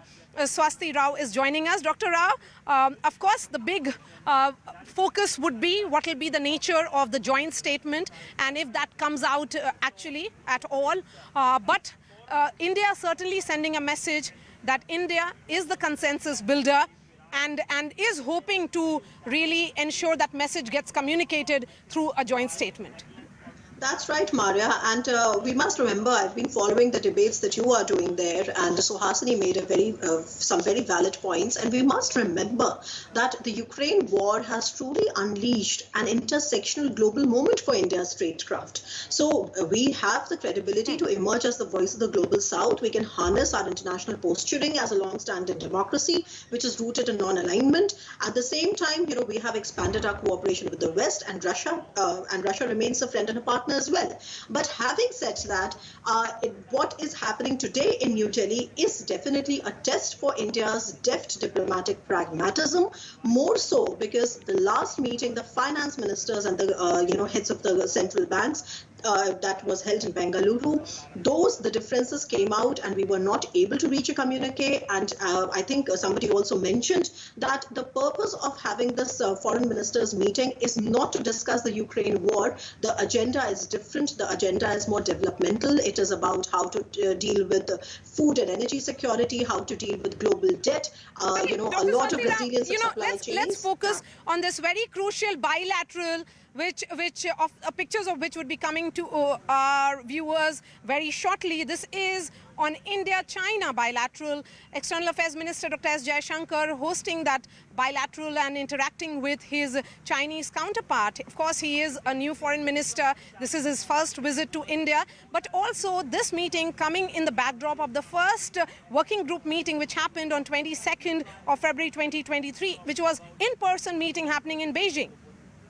Right, Maria. See, that is the beauty of all these grand multilateral forums, because they also give you the opportunity to engage bilaterally with so many of your friends and allies and also adversaries. So I think what is important is that we must remember it's not just the G20, but India is also holding the presidency of the Shanghai Cooperation Organization simultaneously, where China is a member. Yes. I do not expect any breakthrough or sort of a breakthrough to come on the LAC issue per se, but as far as driving the agenda and about this entire responsibility that I think both India and China understand very well with respect to what their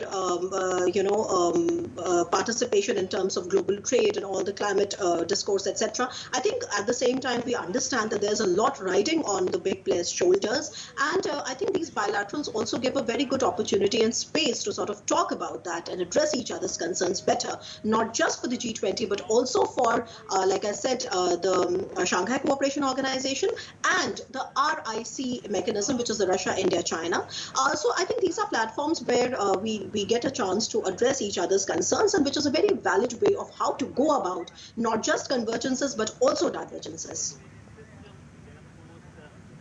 Yes, and issues that cannot be resolved should be on the back burner. Issues that can be converged upon, where consensus can be arrived at, should be in the foreground, is a message that is coming in. Patikrit, even as the disengagement process continues at the LAC, the big visual opportunity or the big political message in terms of optics certainly would be that India and China are meeting, that this is an in-person meeting which is happening right at the top.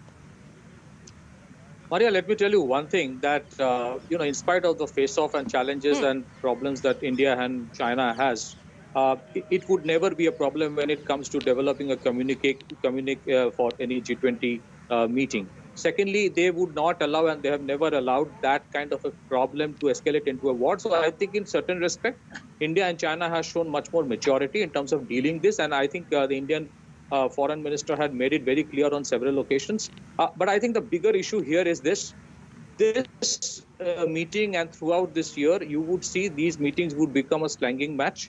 And that is the reason South Korea and Japan did not send their foreign ministers, because they knew that European Union and United States would expect them to actually, fight and support their views, which these countries are finding it very difficult to actually do beyond the point, because the sanctions culture is creating major problem in most of the countries and not just Europe only. And that is what Prime Minister Modi has been pressing upon. I think for India, let me tell you, whether we come out with a communique or not, it would have no impact so far as the war is concerned. It would have no relevance. The war would only end if and only if United States and Europe understand. Prime Minister said, this is not the era of war at Samarkand, which was reiterated in Bali, which formed part of the joint statement. What changed from then to now, where most countries have hardened their stand? Well, first of all, we have to understand that message was only not for Russia or Ukraine. It was also for the West, which has been responsible for many wars. The problem is this, and that is where United Nations reform is important. That's what Prime Minister is mentioning, that the conflict resolution mechanism, United Nations, is a complete flop. From 1945 onwards, when United Nations was created till today, has UN been able to solve any or prevent any conflict? The answer is no. There have been innumerable wars where United Nations has remained a mute spectator. Secondly, when these sanctions come up, and these arbitrary unilateral sanctions by the West, it impacts the developing countries more than it impacts anybody else. There are many countries which have a debt problem today because of this culture of sanctions, which increase commodity prices like anything. And of course, the culture of war, which has huge impact on the supply chain aspect. So multilateral institutions must change, and this is what he's mentioning, that the conflict resolution mechanism of United Nations must change to make sure that wars don't happen. Today, war has become an end objective, and unfortunately, there are these deep-pocketed military-industrial complexes which manipulate geopolitical situations to make sure wars happen, because it helps them. And the point that you made about democratization of these institutions is what the Prime Minister has been insisting on, and he has been talking about it in the context of India emerging as the voice of the global South. Dr. Swasti Rao, when Dr. S. Jaishankar and his Chinese counterpart meet, what is it on the table? Well, I think, like I earlier mentioned, that it is not just about, I think Madhikrit has also said it very correctly, it is not just about the divisions, but also convergences. And the fact that we are both somewhere representing not just, together at the G20, but also SCO and the RIC, as well as BRICS. I think there would be a lot of, talk on how to sort of develop, for example, independent payment channels. I mean, that's one thing that we've been talking in the BRICS as well. And of course, like I said, how to tackle the climate change better, how to tackle the agenda of the global South, because let's remember that China has also been able to very successfully project itself as a development partner for the global South. So I think that is one thing that we need to also watch out for, because I think that's a very deft maneuvering that China has done. And also let's remember, Maria, that China has just been lifted its COVID restrictions, and very long COVID restrictions. I think we all know that they ran for years. So they've just lifted the COVID restrictions, the economy is bouncing back. And if you remember the Chinese representatives, whether it was at Davos before the Munich Security Conference, I think they've been calling for more investment and all of that. So I think China is also looking very eagerly at bouncing back its economic traction that had got dampened because of the COVID restrictions. So I think this is a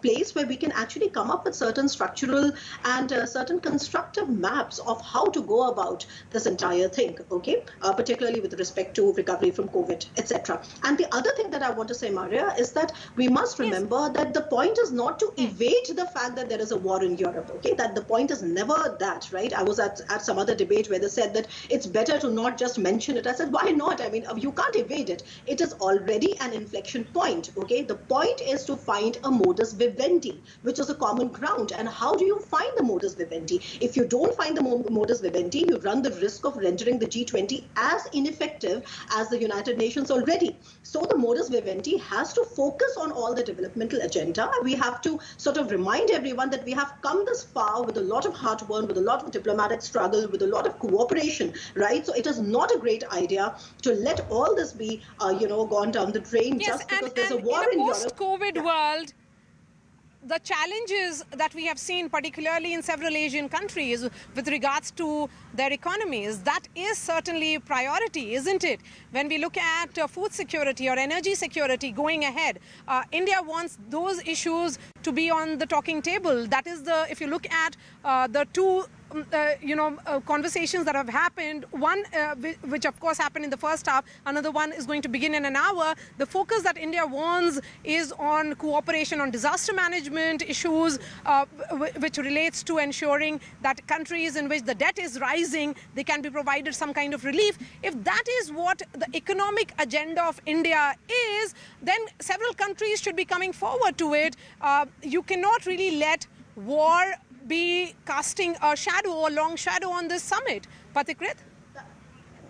Well, that's absolutely true, and that is exactly what the Prime Minister is mentioning, that whether you talk about issues of food insecurity or energy insecurity, everything boils down to the culture of sanctions and wars. Eventually, if the war has to end, even then, I think as India as an arbiter can ask and should ask the Europeans and the Americans to sit and talk with Russia. That mutual respect and communication has completely stopped. Yes. Secondly, look at why do we have a problem of debt today? The problem of debt is because of the unprecedented rise in the price of commodities, because of which these smaller countries with very small foreign exchange reserve are finding it difficult to actually buy, and because of which they are into debt. And once they are into debt, again, the multilateral developmental institutions are not willing to actually accommodate their issues and bail them out in certain way. You know, when Sri Lankan crisis happened, none of the countries came. None of the multilateral organizations came to help Sri Lanka. India actually provided the help and actually demonstrated India as a solution provider. India has been a first respondent, whether it's a Turkey or a Sri Lanka, yes, where ideally United Nations organization should go. UN becomes the last organization to go when a crisis happens, whether it is the Russia-Ukraine war, whether it is a Sri Lankan crisis, whether it's a Turkey crisis. Where is United Nations? And because United Nations has become a failure, there is a lot of anticipation from G20, because G20, especially under India's presidency, it is saying that we would become the voice of the global south of 120 countries who have no voice. Remember, it was India who told the Europeans that you must stop thinking that Europe's problems are the world's problems, but the world's problems are not Europe's problems. This is the fundamental change that must come. And this war itself, Maria, is a Europe-centric war that should have been avoided, that could have been avoided. The Europeans and the Americans must sit and absolutely. One Earth, one family, one future is the motto of this G20. As the foreign affairs ministers meet in the national capital, Dr. Swasti Rao and Patikrit, really appreciate your time. That's a wrap from me. News and updates on the other side.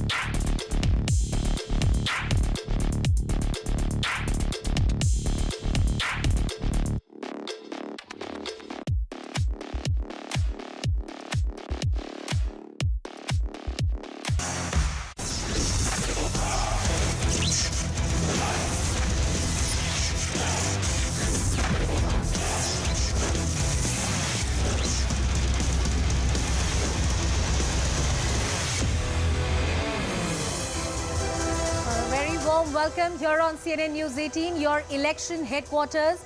We continue to track the pulse of the elections and the numbers which are emerging. With me is my colleague Ridhima Bhatnagar, who takes you through the numbers on the magic wall. Let's begin by some latest developments which are coming in at this point in time.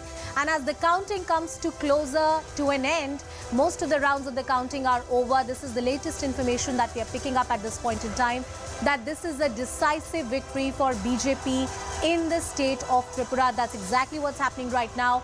And in the state of Meghalaya as well, that's the similar story. But in the state of Tripura, that's the story which is emerging, that it's a decisive victory for the BJP. And more importantly, they would not require the support of any new allies, new faces that had emerged from the tribal belts. So those kind of parties BJP is not going to require.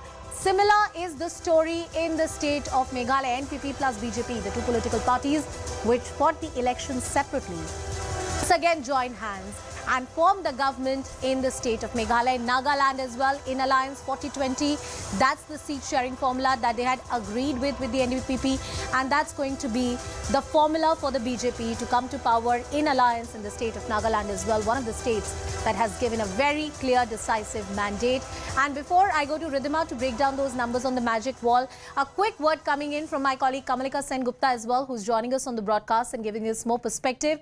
Kamalika, a victory for the BJP in the state of Tripura. It was a cliffhanger. It emerged as a cliffhanger, but now numbers showing a very clear lead. Yeah, absolutely. You know, one thing is for sure that right now the numbers show that they don't require any more help from any other party, specifically Tripura Motha, which was in talk. So the number is 34. They have crossed the magic number, and that's why we have seen that from morning there was not, you know, some big celebrations were not there, but absolutely it was you know, at a certain point of time they waited. Now they're in various places. There are celebrations from the BJP party workers, but from morning, you know, as we were telling in the morning, the BJP top leaders were saying that nothing because 12. Right now we are standing in front of the just inside the CM house, and the door is closed. Any moment the door will open, and we are expecting him to come out. The entire media jamawra, that's what we say in quote-unquote Hindi, they are there waiting for the chief minister in various places in Agartala. Celebrations have started, but let me tell you, as what we were saying in our coverage, it was not very easy for BJP, and they really worked hard, though they had that development. On the other hand, Maria, I would definitely like to emphasize on this point that, you know, the Bengal model was again seen here. The Congress vote did not transfer into left. And there where the arch rivals, they shaked hands to oust BJP, that's not there. So, you know, really, and we have to see in 3 states, where is Congress? Congress is absolutely wiped out. That's a very big thing, you know, in the 3 of these states where Congress is very predominant at one point of time, they are not here. So specifically, lot of political takes that we can take from this, and it will definitely have some ramifications in 2024. And obviously, the new debut of Trinamool Congress is Meghalaya. That also should be emphasized. Absolutely. And the laddus will be out very soon. It took some time for the BJP. Was on the magic wall. Who's gained, who's lost, and more importantly, the key players who have emerged. Say, for example, the Trinamool Congress. Oh, absolutely. And as you said, the laddus will be out. Manik Saha today will, in fact, be a happy man. The BJP, though they've crossed the majority mark, that was 31, they are comfortable at 33. But the story also is of BJP's own performance if you compare it to 2018. If you compare these BJP numbers, out of a total of 60 in 2018, the BJP had 44. So they're seeing a reduction of about 11. That left plus Congress alliance just didn't hold up because the numbers as of now are about 16. The Tripura Morta, which about an hour and a half ago was seen as the kingmaker, and possibly questions were being asked of which way it will go. All of that is completely out of the picture now, because the BJP on their own is going to be very comfortable as far as holding their position in Tripura is concerned. As far as others, it's 1. TMC is completely 0. So the first big story of Tripura is the BJP not needing any support as far as Tripura and others are concerned. The second big story is Tripura, which was seen as possibly a kingmaker, has not managed to create any difference as far as BJP consolidating its position in Tripura is concerned. But let's quickly talk to you about what's happening in Meghalaya also. That also was seen as a cliffhanger, but there also it looks like very similar to what we had seen in 2018. It is going to be the NPP plus BJP, which means 27 plus 5. Halfway mark is 31. TMC there has managed to make a little more inroads, but at 6. The others, which again at about 2 hours ago was seen possibly of changing the game, the UDP and others, they're just at 17. So as of now, you will see a very similar picture, Danusha, what we had seen in 2018, which was the NPP plus BJP, even though they decided to fight this separately. Now as the numbers are settling more or less, 27 plus 5, so that is what the new government will look like. In Tripura, as we said, for the BJP, it looks like they won't need the support of Tripura. Nagaland, as we've been pointing out, almost looks like a done deal now. So it's going to be a big day as far as the BJP and their policies are concerned, because we go back to what we've been saying. Compare these pictures to 10 years ago. 6 out of the 8 northeastern states as far as the BJP now is concerned. And the smaller regional players, as you pointed out, whether in Tripura or in Meghalaya, will not have that great of a role as we were thinking earlier. The kingmakers that were expected to emerge, that's not going to happen. But there's a story for the Congress party as well. As my colleague Kamalika was pointing out, Congress does not seem to be anywhere. Trinamool Congress, TMC, has made huge inroads and it's trying to expand its footprint in the northeastern region in different states. It's abundantly clear with the numbers coming in from Meghalaya, and they're also opening their account in other states as well. Mayur Jha, the spokesperson of the Congress party, is joining us on the broadcast. Mayur, good afternoon. Thank you so much for speaking with us. It's not a great performance by the Congress party by any standards, especially in the state of Meghalaya. Most of your political competitors, including the TMC, have eaten into your vote share.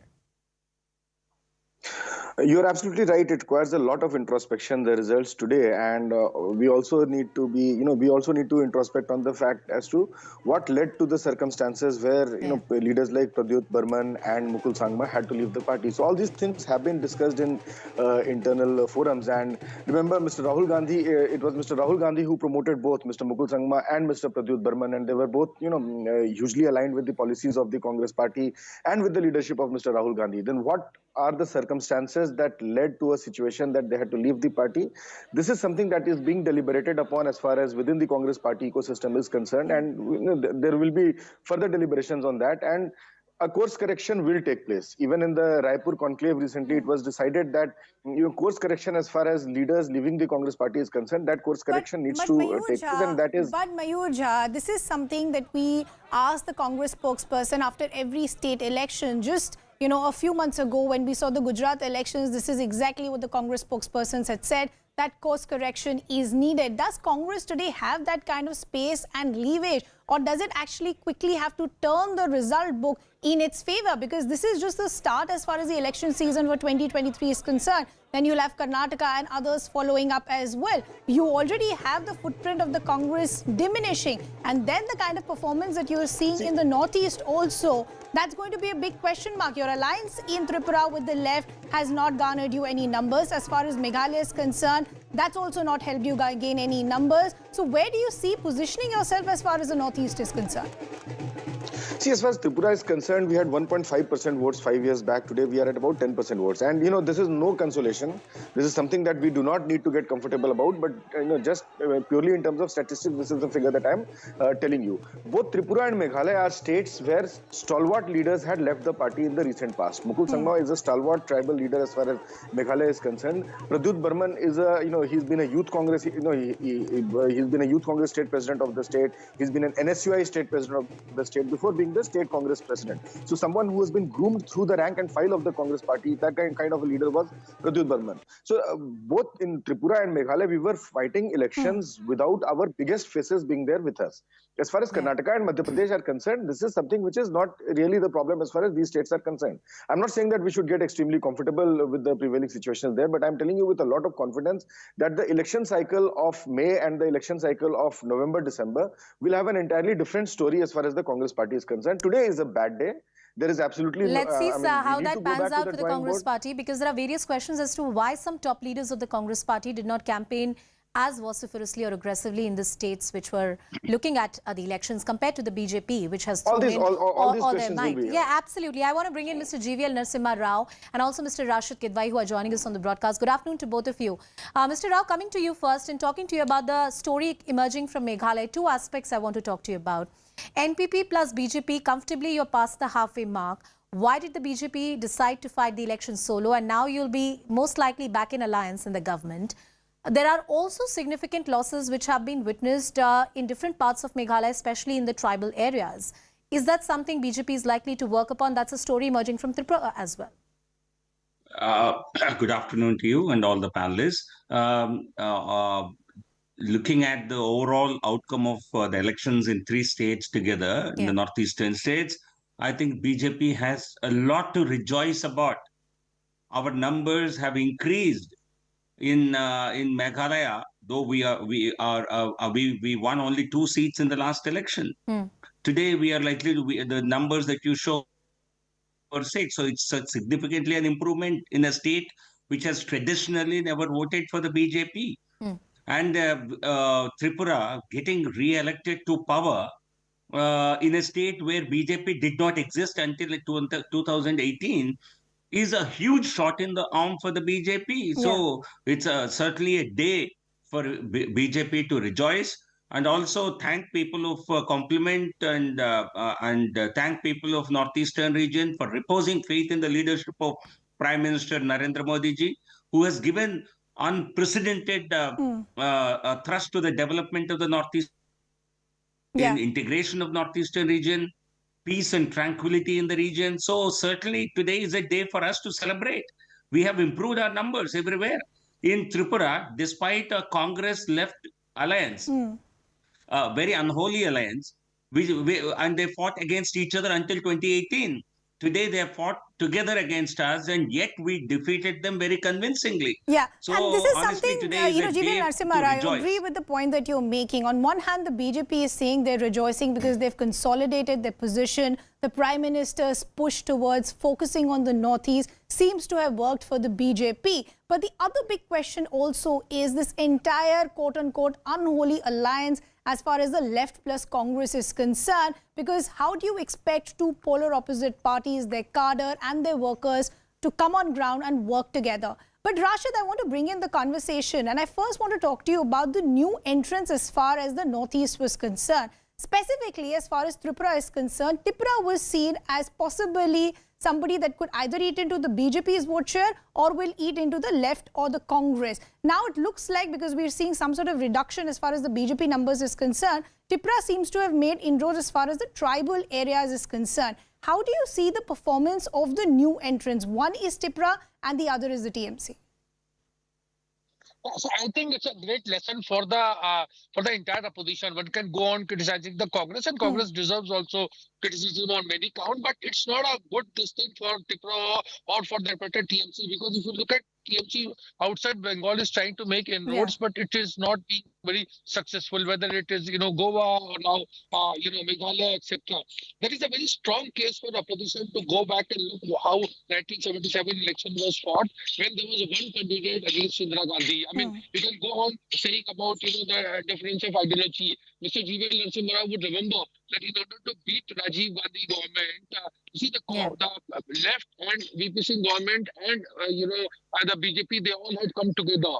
And even in 77, there was a similar kind of alignment was there. So when there is a dominant party or a dominant leader, the only way to beat is to come together and do it. Now the BJP can give a lecture, but the BJP's past has also been the same. So there is a very big thing. What I'm saying is that one-on-one election, one candidate against the BJP or NDA nominee. It's very impractical. The problem with Mamata Banerjee or Pradyot Balwan or Congress and all, they all have huge ego. There is no communication. They wake up only to the election time. There was not even a tacit understanding. Jairam Ramesh came and said,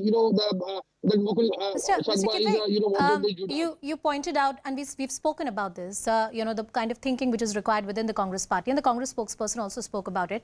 Mr. GVL Narasimha Rao made a point here that the BJP has much to rejoice when it comes to these particular northeastern states. Meghalaya and Nagaland, let's take these 2 states, Christian-dominated states. Often is the narrative that BJP is, of course, is one party, which is the majority party, and, a majority vote bank is what they look out. Yes, they are in alliance. They are much junior alliance partners in both these states, especially in Meghalaya and Nagaland. But the fact that the BJP is making inroads and aggressively trying to expand, compare that to the Congress party, is there much for the BJP, in your assessment, to rejoice? Would you agree with Mr. GVL Narasimha Rao? Yeah, I think BJP's pragmatism is to be, rejoiced and respected. You see, the BJP is fighting against dynasty culture. Yes, but it is again going back to that, that Konrad Sangma, who's P.A. Sangma's son. So there is a dynasty culture. The BJP was saying about corruption, etc. The BJP, when the BJP gets, 4, 6 seats and all, it is considered as a success. If a Congress gets, 4 seats, it's considered as utter failure. No, sir. So I don't think that's a fair assessment to make for any political party. I'll come back to you, Mr. Kidwai. I request all of you to stay with us in the broadcast. There's a breaking bit of development coming in from the G20 summit. There's a bilateral between India and Italy. The counterparts are meeting right now. Italian Prime Minister Giorgia Meloni is in India to attend the 8th edition of the Raisina dialogue. This is yet another very crucial dialogue which is being held on the sidelines of the G20. Multiple dignitaries from across the world are going to be here. Let's try and listen in as to what's happening. Those are the developments coming in. It's a key meeting which is happening between Prime Minister Narendra Modi and you have the Italian counterpart, Giorgia Meloni, who's present in India right now. Raisina dialogue, a prestigious conversation which India is all scheduled to hold between the 2nd to the 4th of March. My colleague Abhishek Jha with us on the broadcast. Abhishek, tell us the importance of this meeting and what lies ahead. Clearly, we have known that Italy has been a long-term strategic partner with India. There's a lot of trade and commerce also with Italy. So, in the present global context, we have known that Italy, as a member of NATO and member of the European Union, has been standing with Ukrainian side. And when we know that Prime Minister Modi will be having a discussion with any European leader, of course, the war in Ukraine would come for discussion. And in this context, this meeting holds importance because the West has increasingly understood the fact that the Indian side has some capability to drill some sense in Russians, for that matter, to understand that the fact that this is not an era of war and that this is a timely thing that the war should end by. And India has always maintained also that dialogue and diplomacy could be the only way forward for the cessation of this hostility. So in that context, it is important. Also, at least a major defense partner with India. So there could have been some discussion how to increase the bilateral, trade and bilateral relationship in that context. So clearly, and we know that today evening, Prime Minister Modi and Italian Prime Minister will be present at the opening of Raisina Dialogue, which is one of the most celebrated think tank, event of India, where the world leaders, almost 40 foreign ministers and major senior ministers from across the world are participating. Okay, Abhishek, we leave the conversation there. Thanks a lot for getting us all those details. We're quickly shifting our focus to some other breaking developments coming in as well. The NIA, or the National Investigative Agency, has now attached properties of Pak-based J&K terrorist Mushtaq Sarkar in a major offensive against terrorists operating from the Pakistani soil. The NIA has now attached the Srinagar-based property of Mushtaq Sarkar, the founder and chief commander of Al-Umar Mujahideen. Before we bring in our colleagues, we have a ground report as well. Property of Mushtaq Ahmed Zargar, who was released during the hijacking of aeroplane which was hijacked from Kathmandu, and later on there were 3 people who were released on that particular hijacking. His house located in the heart of downtown has been attached. We are told that this is by the order of MHA. He was designated as a militant by the order of MHA.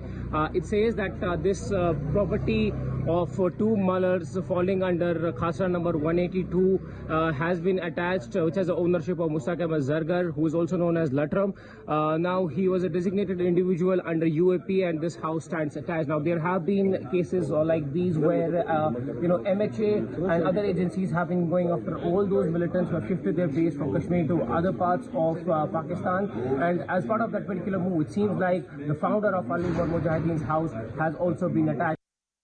And our colleague Ishan, in fact, is now joining us on the broadcast to help us understand which are these properties which, in fact, have been attached. So, Ishan, break these details down for our viewers. We are seeing a crackdown by the NIA. Various properties have been attached. How many such properties are being attached and who do they belong to?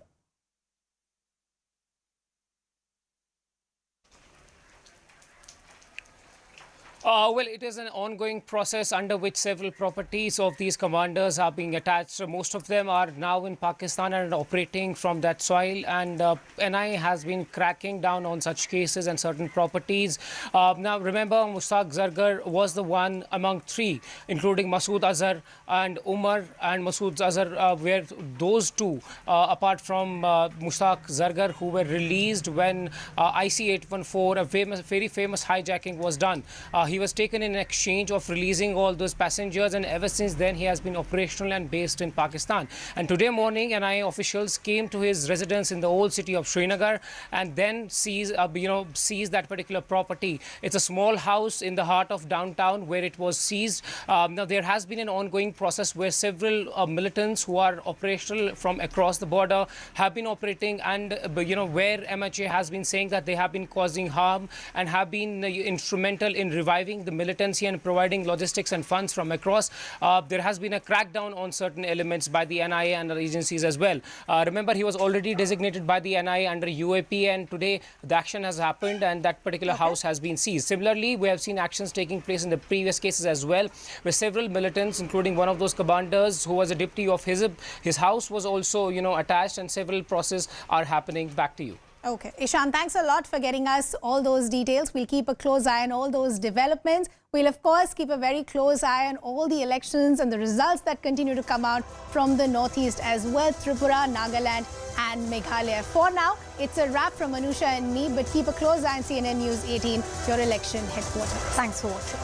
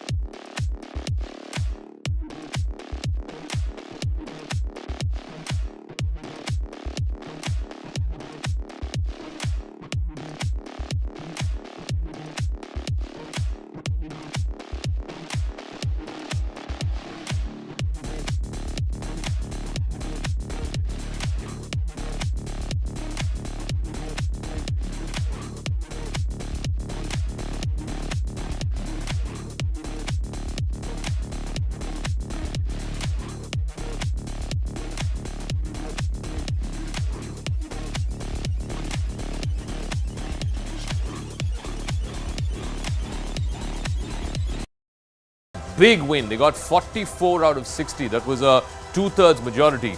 So to be able to retain a state like that with a similar kind of a majority, if you were to go by the Access My India poll, they will be in that same ballpark. The only poll which is saying it will be a hung house and the Tripura Mota will come into play is the ETG poll. But all the other polls...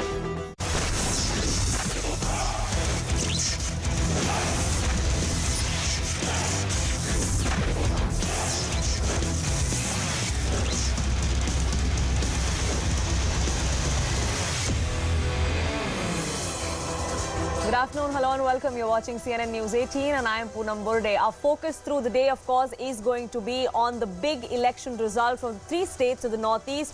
But it's not just that. Diplomatically as well, for India, it is a big day. And that's because it's the G20 year's first big event that's happening here in the national capital. And that's the foreign ministers meeting. The session 1 has just ended. Session 2 is just going to begin in a short while from now.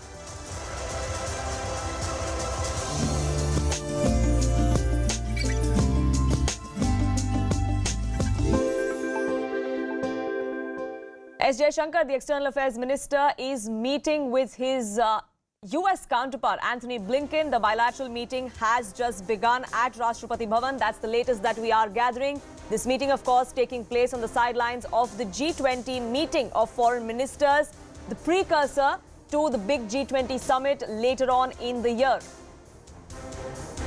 Abhishek, my colleague, reporting live from the Rashtrapati Bhavan Convention Centre, getting us the very latest. Now, Antony Blinken this morning, Abhishek, spoke about how he came with 2 imperatives for G20. One was to ensure that our shared goals were advanced, and the second was to ensure that US and India together were working for the needs of the world. Antony Blinken came out and said that we've succeeded at both. That really sets the tone for the bilateral meeting between him and S. Jaishankar. So clearly, this meeting was one of the most awaited meeting between the two sides of India and USA.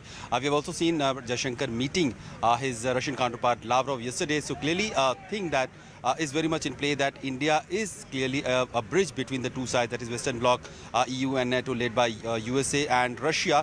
On the other side, in the context of Ukraine and Russia war. In fact, also Chinese Foreign Minister King Yang is very much in Delhi, and we are expecting a bilateral with him also of External Affairs Minister Jaishankar. So India is having a very challenging time at the same time, and a very influential position is India is currently at, where it can try to bridge the divide between the two sides, so that the other issues of the global importance, which Prime Minister Modi has also underlined during his morning address to the foreign ministers meeting, that the issues like climate change, issues like pandemic, issues like financial architecture of the world, these are also important issues where the multilateral platforms have failed, and institutions like G20, which actually has about more than 60% of global population and 85% of trade happening among the members, has a huge responsibility to be united, to fight and to address and to look into other challenges also. Absolutely. Do stay on with me. Political editor Maria Shakil also reporting live from the Rashtrapati Bhavan Convention Centre, where all of these G20 events are taking place. And Maria, we're given to understand that the first bilateral between India and another country of today has just begun. Antony Blinken meeting with S. Jaishankar. Yes, that's right. It is with Secretary of State Antony Blinken. That first bilateral is happening. And in fact, that news is being brought to us by Siddhant. So the entire event, Siddhant, is almost running an hour and a half late. That's right. That's right, Maria. Entire event is running almost an hour late. And in fact, just a few minutes back, we've got this confirmation that both Antony Blinken, Secretary of State, and External Affairs Minister Jaishankar are right now taking bilateral meetings, and in fact there are multiple issues to be discussed, Maria, in terms of geopolitics, especially I'm sure Russia-Ukraine war will be discussed, and in fact India's position on the same. At the same time, Mr. Blinken has been friends with India, and in fact friends with Mr. Jaishankar. Yes, so there are that personal equation is also between the two leaders. So Mr. Blinken is in fact one foreign minister who has arrived last in the national capital. He arrived late night, and in fact, he also couldn't attend the dinner. So perhaps this is the first meeting that he's having with Mr. Jaishankar. And he is expected to hold a press conference, which is again being delayed by an hour. So that's roughly right, around 7:30 is when we can. That's right. And also, Maria, what is a major concern for we as a journalist is that there are a lot of press conferences, engagements, dialogue going to get clash late in the evening, maybe 5 or 6, because this session is already running late. Then there is a Raisina dialogue. Then there is a press conference of Russian foreign minister. Then there is Antony Blinken's press conference. So lot more is lined up on the cards, and I don't know how and it's all about in the evening. And with the results coming in of the 3 states, Prime Minister Narendra Modi is also expected to go to the BJP headquarters at the ITO. But you know, the big takeaway certainly is that will there be a joint statement, or will it go the Bengaluru way, where the finance ministers meeting could not really arrive at a consensus because there were disagreements, particularly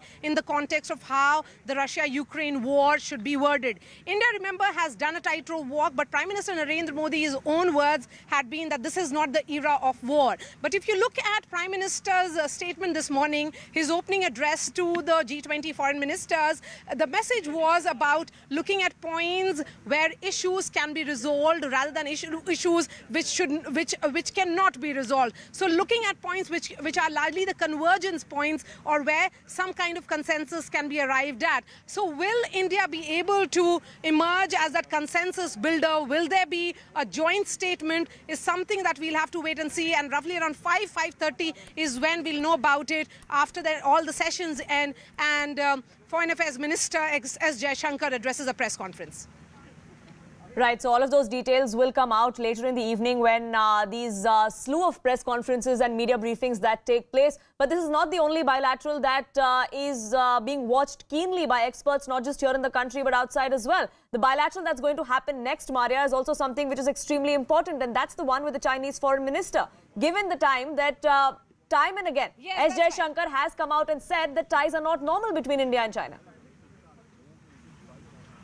Yes, but it also shows India's deft diplomacy and Dr. S. Jaishankar's own maneuvering abilities when they actually managed to get the Chinese foreign minister on the talking table, and hence it will be a bilateral which will be watched out not just by India and China but by the world at large. But you know, Poonam, that is also coming in the backdrop of that crucial working groups meeting which happened on 22nd of February 2023, which was the first in-person meeting in Beijing, in which the issues of disengagement along the line of actual control was taken up. So I think, again, India and China coming on the talking table, realizing fully well that in the post-COVID scenario, you know, the situation has changed. The economic challenges are far graver. And as far as, you know, energy challenge or other concerns are far big than perhaps, you know, issues of sovereignty. India, though, has reiterated its position, and Prime Minister has done it himself, that when it is about protecting India's sovereignty and territorial integrity, that remains priority. But for these G20 nations, as Abhishek was pointing out, this is the biggest grouping. Economics is the big concern, and particularly trying to ensure that India emerges as the voice of the global South, as Prime Minister has put it as. But yes, whether the stage will be set for the big summit that takes place in September of the leaders, which is the head of states, for which perhaps the stage will be laid and the ground will be set through a joint statement, if that is issued towards the end of the day. Right, so there are several key issues that are going to come up, and this is extremely important, Abhishek. Like Maria was also pointing out, India is going to be the link, the crucial one that links the global South to the West. There has been some sort of division all through these decades, but now these developing economies, the emerging economies, connecting them to the rest of the world, to the West especially, is something that India is going to take the lead in. Of course, and we have seen in that India is raising voice at United Nations Security Council, United Nations other lateral organizations, where it has clearly said that in the last 8 decades of world, there has been multiple changes in terms of economic dynamics, strategic dynamics, defense architecture. So with the changing realities of the world, that should also reflect at one of the institutions which is, look forwarded in a way that it will have a panacea, a solution for every problem that the world is facing, be it human, man-made problem like wars, or the natural calamities like earthquakes, disasters, or a pandemic like COVID-19, which we have just witnessed. And also whether this will be an equitable way to distribute its resources to other part of the world, because recently India had conducted this global Summit of South, where Prime Minister had invited almost 100 countries to participate, and which the information and the discussion that happened, that what are the priorities, challenges, concerns of Global South, will also feed into the discussion that is happening today. Yes. And this will feed into the discussion that will happen late in September, where the world leaders will be in Delhi to have this summit-level talks of G20. Absolutely. Do stay on with me. Sushant Sareen, Senior Fellow at the ORF, also joining me on this broadcast. And Sushant Sareen, it's going to be a balancing act really for India with all of these countries at the same venue, bilaterals happening on the sidelines, because it's Russia, China and the United States. Apart from everyone else, especially these three countries, they don't see eye to eye, and it's really going to be on India to strike that balance. Yeah, I think it's going to be a diplomatic tightrope walk for India. We will have to, indulge in very high-wire diplomacy to try and come out with some kind of a consensus. But I think it is important for India to not get caught up in the trap between squabbling guests or squabbling delegates, because why let them spoil your own party? So I think India should not lose sight or should not lose the focus on this very substantive issues which are going to be deliberated and some kind of understanding reached on them, even if a joint community is not possible because of the Ukraine crisis. So I think that is where the focus should be. We shouldn't trap ourselves into measuring success by whether or not we can come up with some kind of a consensus document. Because if that's not possible, then perhaps it is better to focus on the more substantive issues. But other than that, yes, once you get onto the high table, then these are problems that will come your way. And I think Indian diplomats are skillful enough to tread these treacherous waters and try and maximize the meeting today. But let us see how it works out. I'd be extremely skeptical if there was some kind of a consensus document which can come out. If it comes out, it will be great. But I think the chances of that are pretty slim right now. Right, and it's really something that all of those countries should work towards. It's also something that the Prime Minister spoke of this morning, that differences aside, we need to work as one, because it is the world that needs to take center stage, and we, and as India and as the president country of the G20 year, need to keep that in mind. Sushant Sareen, thank you so much for getting us your perspective on that. We are shifting focus now to the other big story and the big news that's coming in from the northeast, and that of course is the counting of votes that is underway in 3 states, which is Tripura, Meghalaya and Nagaland. Now, as far as Nagaland goes, it's a clean sweep for the NDPP and the BJP-led coalition. BJP has crossed the halfway mark in Tripura as well. The trend currently states that BJP has won over 30 seats in Tripura. The left Congress alliance has 16. The Tripura Mota party has around 10 seats, and that really is the big talking point really as far as Tripura goes. It's a nascent party, and yet they have managed to make that kind of dent both in seats and in vote share. The state which will have to be watched closely, of course, is Meghalaya. Now, the ruling NPP has the numbers, but it will need support from another party to form the government, whether it's the BJP, whether it's the UDP or independents. That, of course, remains to be seen, because those numbers are still about fluctuating a little.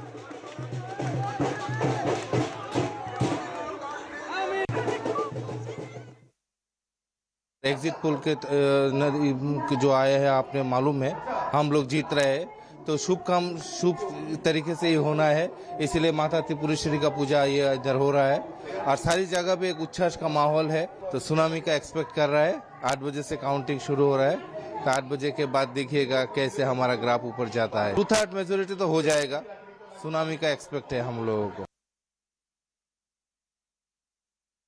Building शुरू हो गया है कैसा आप लोगों का गठबंधन NDPP और बीजेपी का आगे बहुत आगे बढ़ रहा है? ये तो होना ही था। मैं वो फिल्म का बात नहीं बोल रहा हूँ। एनडीपीपी और बीजेपी का गठबंधन पहले से तय था और इसके जो गठबंधन हुआ है ये राज्य का हित के लिए हुआ है और लोग जो बहुमूल्य गांवों में रहते हैं और अलग अलग जिलों में रहते हैं सब समझते हैं ये बात को। और जो इंक्लूसिव डेवलपमेंट मोदी सरकार ने डबल इंजन सरकार नागालैंड और दिल्ली मिला के दिया है उससे हम लोग प्रचंड आवाज से हम लोग जीत के आएंगे। और credit goes to Modi ji, brand Modi, कुछ और बात नहीं है। नागालैंड की लोग एनडीपीपी बीजेपी को वोट दे रहे हैं, एनडीपी बीजेपी को जिता रहा है, वो मोदी जी के कारण है। That is the Nagaland BJP chief there, of course, saying that this is not unexpected lines. Now, if you see the numbers on the bottom of your screens, you see the kind of leads that are trickling in. In Tripura, the BJP has a definite edge along with its allies. In Meghalaya as well, NPP is the leading party. We do know that Hemanta Biswa Sarma and Mr. Sangma had a meeting just a few days ago. Whether a deal has been struck, whether it is going to be the NPP plus BJP that forms government in Meghalaya, there is still no official confirmation, but many within political circles and of course experts believe that it is a done deal. Meghalaya is going back to the BJP. Nagaland, of course, is a complete sweep for the BJP. 38 for BJP and its allies. That's what we are seeing. It's a decisive victory for the BJP in Tripura, like I was pointing out. 33 for BJP and allies. The halfway mark, of course, is 30 there. Everyone else is left far behind. The NPP plus BJP is set to form government in Meghalaya as well. 28. 28 for the NPP, 4 for the BJP in Meghalaya. And Nagaland is a complete saffron sweep. 38 in a 60-member strong assembly for the BJP and its allies. So it's a decisive victory as far as Nagaland goes for the BJP. What exactly have been the reasons for that? It is the big push that the central government has made, that the BJP has made as far as Vikas and developmental projects go, as far as connectivity in terms of rail, road and air for the Northeast, which has often complained of being neglected by New Delhi. Arun Dhanda, my colleague, getting us the latest, joining me on the broadcast now. Arun, are we going to be seeing a victory lap and address of the Prime Minister perhaps later in the evening? As the results are going, it seems that he is getting into a comfortable position, and we are expecting that Prime Minister may be reaching the BJP headquarters, because that has been the tradition of the Prime Minister, that whenever there are polls and whenever there's a good performance by the BJP in polls, he comes here. He thanks the workers of the Bharatiya Janata Party. But as of now, there is no confirmation in that regard, because whether Prime Minister Modi will be reaching here or not. But it has been a tradition that Prime Minister Modi, along with the BJP chief, reach here at the BJP headquarters and thank the workers. As the results are indicating, it shows that the kind of talks which BJP has been saying, that in last 8 years, Prime Minister Modi's focus has completely been in Northeast. More than 50 visits Prime Minister Modi conducted to the northeastern states, and also importantly, he ensured that in every 15 days there is a cabinet minister who visits northeastern states, so that the goal of the BJP government is to bring people of Northeast to the mainstream is something which achieved. And importantly, especially these three states, Tripura, Meghalaya and Nagaland, have a huge population of tribal, especially Nagaland and Meghalaya, where more than 80% are tribal population, and therefore, BJP has focused a lot on tribal. We have president of the country from the tribal community. We have also seen various schemes of the central government for the welfare of tribals. So it is going to be a very interesting end result. As we are seeing at this moment, it is going to be a redux of. So it's tradition, as my colleague Arun was also pointing out, for the Prime Minister. But let's get you a quick look at what the results look like as we speak. And the numbers are on your screens. This is what we are getting to you. These, of course, are still leads. But the halfway mark of 31 has been crossed in Tripura. It's 33 for BJP and its allies. For the left, it is 15. Now, remember, in Tripura, the Congress and the left were an alliance, an uneasy alliance, so to say. Tripura Mota, which is a nascent party, still has 11 seats. That's the big news as well coming in from Tripura. Going across to another state where the BJP seems to have a decisive lead. But these are the numbers that are coming to you, and the numbers that you see on your screens are of Nagaland, where the BJP has a complete sweep. There's absolutely no reason why the BJP has to worry. This was on expected lines, says the BJP chief as well. 38 for BJP and its allies, way past the halfway mark of 31. The rest left far, far behind. Preeti, my colleague, joining us live, getting us the latest from on ground. What's the mood like, Preeti, from where you're reporting? The BJP seems to be able to retain all three states. Yes, currently we are in Tura in Garo Hills, which is a very important part of the state, which decides the fate of Meghalaya. And we have seen that today here, as it is the counting day, you can see the NDP supporters are. NDPP is actually leading here in Meghalaya, although the start was a little bit slow on part of NPP, but the numbers are increasing, and Comrade Sangma, the incumbent chief minister, who was actually leading in a very small difference from his BJP opponent, BJP, you can say in the opposition, Bernard Marak, is now in a 3,000 votes of difference, which also states that he might be actually inching towards victory. So this is the state of Meghalaya, where in the Garo Hills, all the three chief minister candidates this is the place from where they belong. The main opposition, the leader of the opposition, we can say Mukul Sangma, then the incumbent chief minister Conrad Sangma, and also Bernard Marak, who is from BJP. If we go through the numbers of the around the state, we can see that NPP is leading. However, the regional parties like UDP plays a very major role in these elections, because it is the UDP which will be actually the kingmaker. With whom will they lean towards in an alliance is also another question. However, it's just a few days ago we could see that after the poll day, the incumbent chief minister Conrad Sangma went to Guwahati, met the chief minister of Assam, Himanta Biswa Sharma. And when we say about Himanta Biswa Sharma, he has played a very important role when it comes to the elections of northeastern states. Although BJP comes out with lesser numbers than the other parties having a or leading, but he makes sure that BJP becomes the part of the ruling government. So we are also hoping that there might be some chances of NPP, UDP and BJP alliance, as it happened in the last elections in Meghalaya.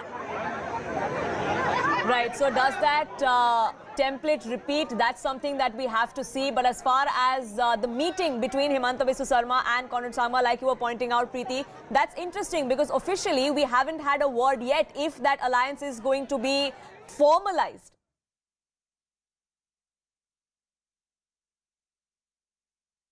There is a saffron surge this time in Tripura after a very strong fight in Tripura, and we have with us the Chief Minister, and we hope that he is going to be the Chief Minister for the second time also. Congratulations. What led to this win? What's the feeling now? Thank you very much for your this congratulation. And normal, of course, I am very happy. Our party peoples are very happy. And first of all, I want to thank our Honorable Prime Minister, our Honorable Home Minister, our National President, JP Nadda ji, Rajnath ji, or above all our Karyakartas. I want to give them thanks. Then because of them only, this what we have achieved, only because of them only. The numbers, you said, it's like a tsunami. Do you think it's like not as what you were expecting? Yeah, what I said earlier, that there may be chances of tsunami. Initially we have seen, but later on we have seen that it has to some extent have been down. So we'll discuss about it, why it had happened. So anyway, we have already, we have the majority and we are going to form the government. What do you want to say on Tripura Motha? And will, there are tribal developments, but that's an issue. So will you take them or, will you talk with them? First of all, I want to congratulate their Supremo, and he has worked a lot. And for the development of the Janjati people, and as desired by our Honorable Prime Minister, we will work together, although they will be in opposition. And if they want to work with us, always welcome, and we want it. And you said that it's an Congress will vote for you. You remember in the last interview we had, and it's an unholy alliance. So what the Congress vote did not transfer to left, that came to you. Why you think? No, that because it is an unholy alliance, but the CPM's Communist Party's votes all have gone to these Congress people. But Congress people have not casted their votes in favor of them. Development worked, the changed airport and the changed roadways and all. Do you think that worked? That would be more. There would be more development. There would be more development, and I will invite you to come. That what kind of development would be happened in Tripura, you will find by the grace of our Honorable Prime Minister. One last question. Will Manik Shah be the Chief Minister? In last 1 year, the perception of Tripura has changed. So do you expect that you have worked well, so you'll get the numbers from the party? See, I am a worker only, no? Just karya karta. It depends upon our leadership. So if it happens, you will come to know. Here was Manik Shah, who is very confident that he will, the number has come because of the development and the hard work of BJP. This is Kumalika Sengupta with Anshuman reporting from Agartala for CNN News 18.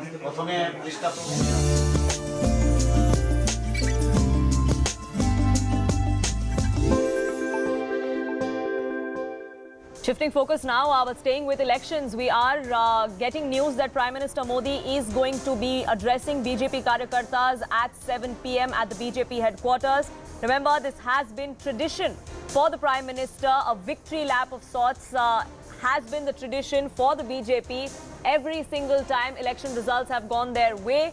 This time, it's cause to celebrate 3 states that they were in power in with their allies, all 3 retained in the northeast. That is something that the Prime Minister will come out and speak about. The Vikas push, the push for connectivity, for connecting the northeast to the rest of the country, that is something that the BJP has often taken credit for, and rightly so. That is something that the Prime Minister is also expected to highlight when he addresses Karyakartas and BJP leaders at the BJP headquarters here in the national capital. It's also to boost morale. This is not the only election of the year. There are several other key states that go to polls as well. Of course, the run-up to 2024 has also begun. And that is something that the Prime Minister will also speak of when he addresses BJP Karyakartas and leaders at the headquarters later this evening. Maria Shakil, political editor, joining me on this broadcast. And Maria, this is in line with the tradition that the Prime Minister and the BJP have lived for the last several months and years.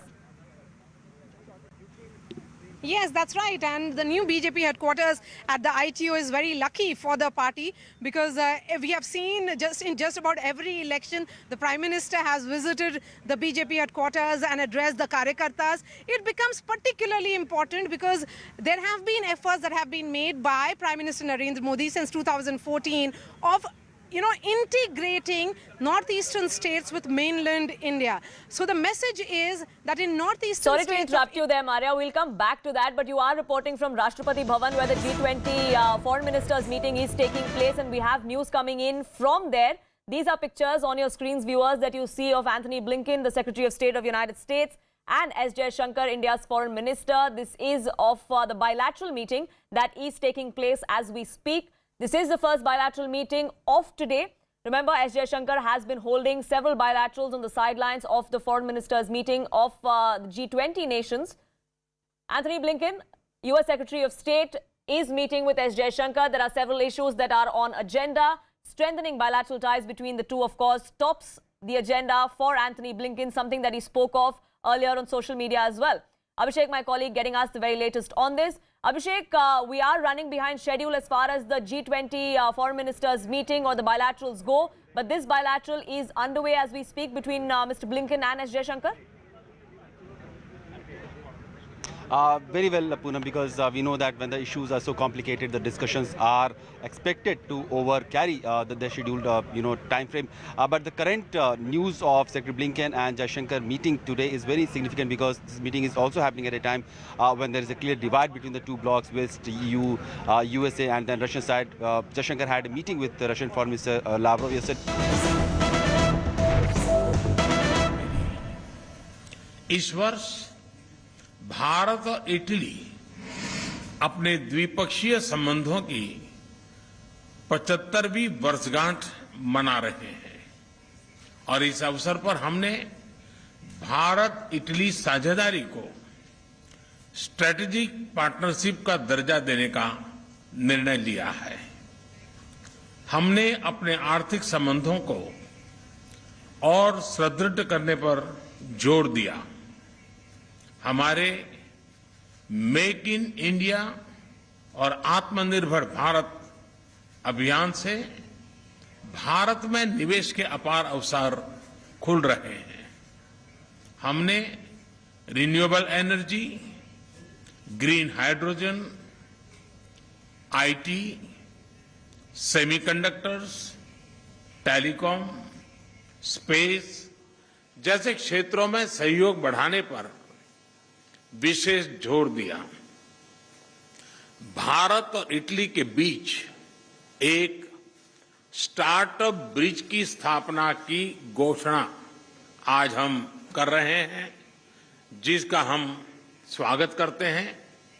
Friends, एक और क्षेत्र है जो दोनों देश एक नया अध्याय शुरू कर रहे हैं और वो है रक्षा सहयोग का। भारत में डिफेंस मैन्युफैक्चरिंग सेक्टर में को प्रोडक्शन एंड को डेवलपमेंट के अवसर बन रहे हैं जो दोनों देशों के लिए लाभदायक हो सकते हैं। हमने दोनों देशों की सेनाओं के बीच नियमित रूप से ज्वाइंट एक्सरसाइज और ट्रेनिंग कोर्सेज आयोजित करने का भी निर्णय लिया। आतंकवाद और अलगाववाद के खिलाफ लड़ाई में भारत और इटली कंधे से कंधा मिलाकर चल रहे हैं। हमने इस सहयोग को और मजबूत करने पर विस्तार पूर्वक चर्चा की। फ्रेंड्स, भारत और इटली के बीच सदियों पुराने सांस्कृतिक और पीपल टू पीपल संबंध है। हमने वर्तमान समय की अवस्था का अनुसार इन संबंधों को एक नया स्वरूप और नई ऊर्जा देने पर विचार विमर्श किया। दोनों देशों के बीच migration and mobility partnership agreement पर चर्चा चल रही, उस पर जो चल रही वार्ता का विशेष महत्व है। इस समझौते के शीघ्र समापन से हमारे पीपल टू पीपल रिश्ते और सुदृढ़ होंगे। हमने दोनों देशों के उच्च शिक्षा संस्थानों के बीच सहयोग को बढ़ावा देने पर भी बल दिया। भारत और इटली के संबंधों की 75वीं वर्षगांठ मनाने के लिए हमने एक एक्शन प्लान बनाने का निर्णय लिया। इससे हम दोनों देशों की विविधता, इतिहास, science and technology, innovation, sports और अन्य क्षेत्रों में उपलब्धियों को वैश्विक पटल पर शोकेस कर सकेंगे। फ्रेंड, कोविड महामारी और यूक्रेन संघर्ष से उत्पन्न फूड, फ्यूल और फर्टिलाइजर के क्राइसिस से सभी देश प्रभावित हुए हैं। विकासशील देशों पर इनका विशेष रूप से नकारात्मक प्रभाव पड़ा है। हमने इस बारे में अपनी साझा चिंता व्यक्त की। इन समस्याओं के समाधान के लिए हमने संयुक्त प्रयासों पर बल दिया। भारत की G20 अध्यक्षता में भी हम इस विषय को प्राथमिकता दे रहे हैं। यूक्रेन संघर्ष के शुरुआत से ही भारत ने यह स्पष्ट किया है कि इस विवाद को केवल डायलॉग और डिप्लोमेसी के जरिए ही सुलझाया जा सकता है और भारत किसी भी शांति प्रक्रिया में योगदान देने के लिए पूर्ण रूप से तैयार है। हम इंडो पैसिफिक में इटली की सक्रिय भागीदारी का भी स्वागत करते हैं। यह बहुत खुशी की बात है कि इटली ने इंडो पैसिफिक ओशन इनिशिएटिव में शामिल होने का निर्णय लिया है। इससे हम इंडो पैसिफिक में अपना सहयोग बढ़ाने के लिए ठोस विषयों की पहचान कर सकेंगे। वैश्विक वास्तविकताओं को बेहतर तरीके से दर्शाने के लिए मल्टीलेटरल इंस्टीट्यूशंस में सुधार आवश्यक है। हमने इस विषय पर भी विचार विमर्श किया। एक्सेलेंसी, आज शाम आप रायसीना डायलॉग में चीफ गेस्ट के तौर पर शामिल होंगी। वहां आपका संबोधन सुनने के लिए हम सभी बहुत उत्सुक हैं। आपकी इस भारत यात्रा और हमारी उपयोगी चर्चा के लिए आपका, आपके डेलीगेशन का बहुत बहुत धन्यवाद। And your delegation. Thank you, sir. Now I call upon Her Excellency, Ms. Yogdina Meloni, President of the Council of Ministers of the Italian Republic, to deliver her remarks. Ma'am, the floor is yours. Dunque, buon pomeriggio a tutti. Ovviamente non posso Good evening to you all. partire dal ringraziare. Let me first of all thank Prime Minister Modi and India as a whole for the wonderful welcome that has been given to us. And this is further evidence of our hospitality, which is known the world over. But this is a further evidence of the deep friendship that is uniting our respective countries, and we are celebrating 75th year of such relations. And this has also been proven by the fact that this is my first bilateral visit in this region ever since I took office. And we want to further boost this relation, and this is the reason why we have decided to turn our partnership in a strategic partnership, because we have a very solid relationship.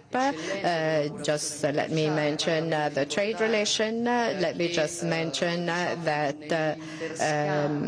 in terms of trade between Italy and India, we have reached the record figure of almost 15 billion euros, which we have almost, and in 2 years we have more than doubled this trade. But we firmly believe that we can do even more than that. We firmly believe that for instance, reinserting direct flights between India and Italy can facilitate trade and investments. And this is a strategic choice that we are making here, because, as you know, the Italian government has decided to project intense activism in the Mediterranean Sea. And when we talk about the enlarged Mediterranean, this means that it also includes this area, because the Mediterranean Sea is interconnected with the Indo-Pacific, and we want to further increase this interconnection. We have many similarities. We are two peninsulas. We are 2,000-old tradition, relatively younger states, regions which have hard fought for their independence, for their freedom. So I think that there are many elements which bring us close to each other for the preservation of identity, which is one of the basic conditions to preserve the rights of one's own people. So there's a lot to be working on together, starting from some sectors where we want to enhance our cooperation. Let me mention defense, which was mentioned by the Prime Minister, and energy security. India has set up major objectives in this connection. India wants to work in terms of energy coming from renewables, and I think this is a very smart decision, and this is a sector wherein we can cooperate, and we have full convergence on this. And then we have to mention digital transition. We are working on very important projects which are connecting our two respective countries on this. And then emerging technologies, cybersecurity, space. These are all strategic issues, sectors in which we want to work together, and I think that much more can be done.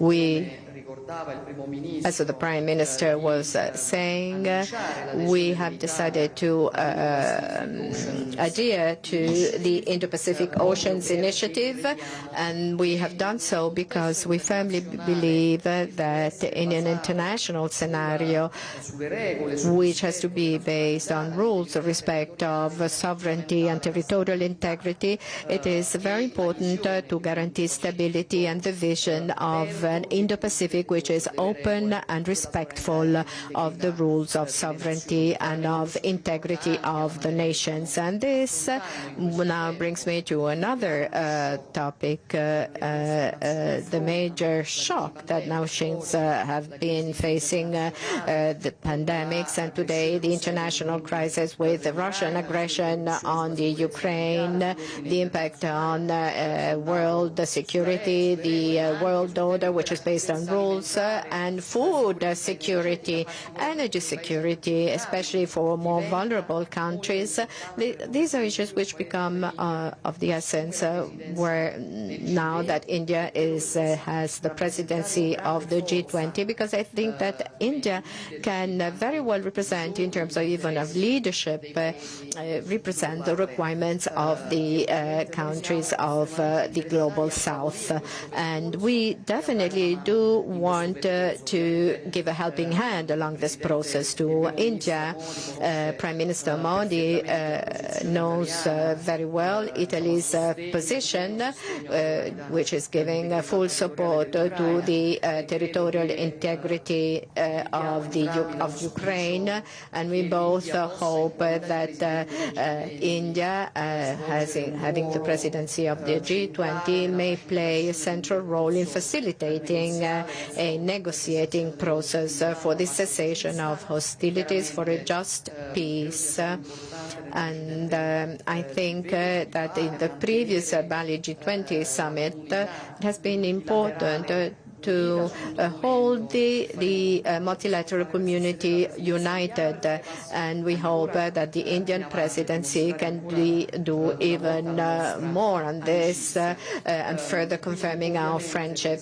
So Prime Minister Modi knows that he can rely on us, on our cooperation, full round support for the upcoming G20 Indian summit, G20 summit. They can rely on Italy, on our government, to further enhance our relations. I firmly believe that there's a lot that we can do together, and I'm not sure if this will lead me to the approval rate that the Prime Minister Modi has reached. I think he's the most loved one of all around the world. But I mean, this has really proven that he has been a major leader, and congratulations for that, Prime Minister. This concludes the press statements. Ladies and gentlemen, thank you for joining us. Good afternoon.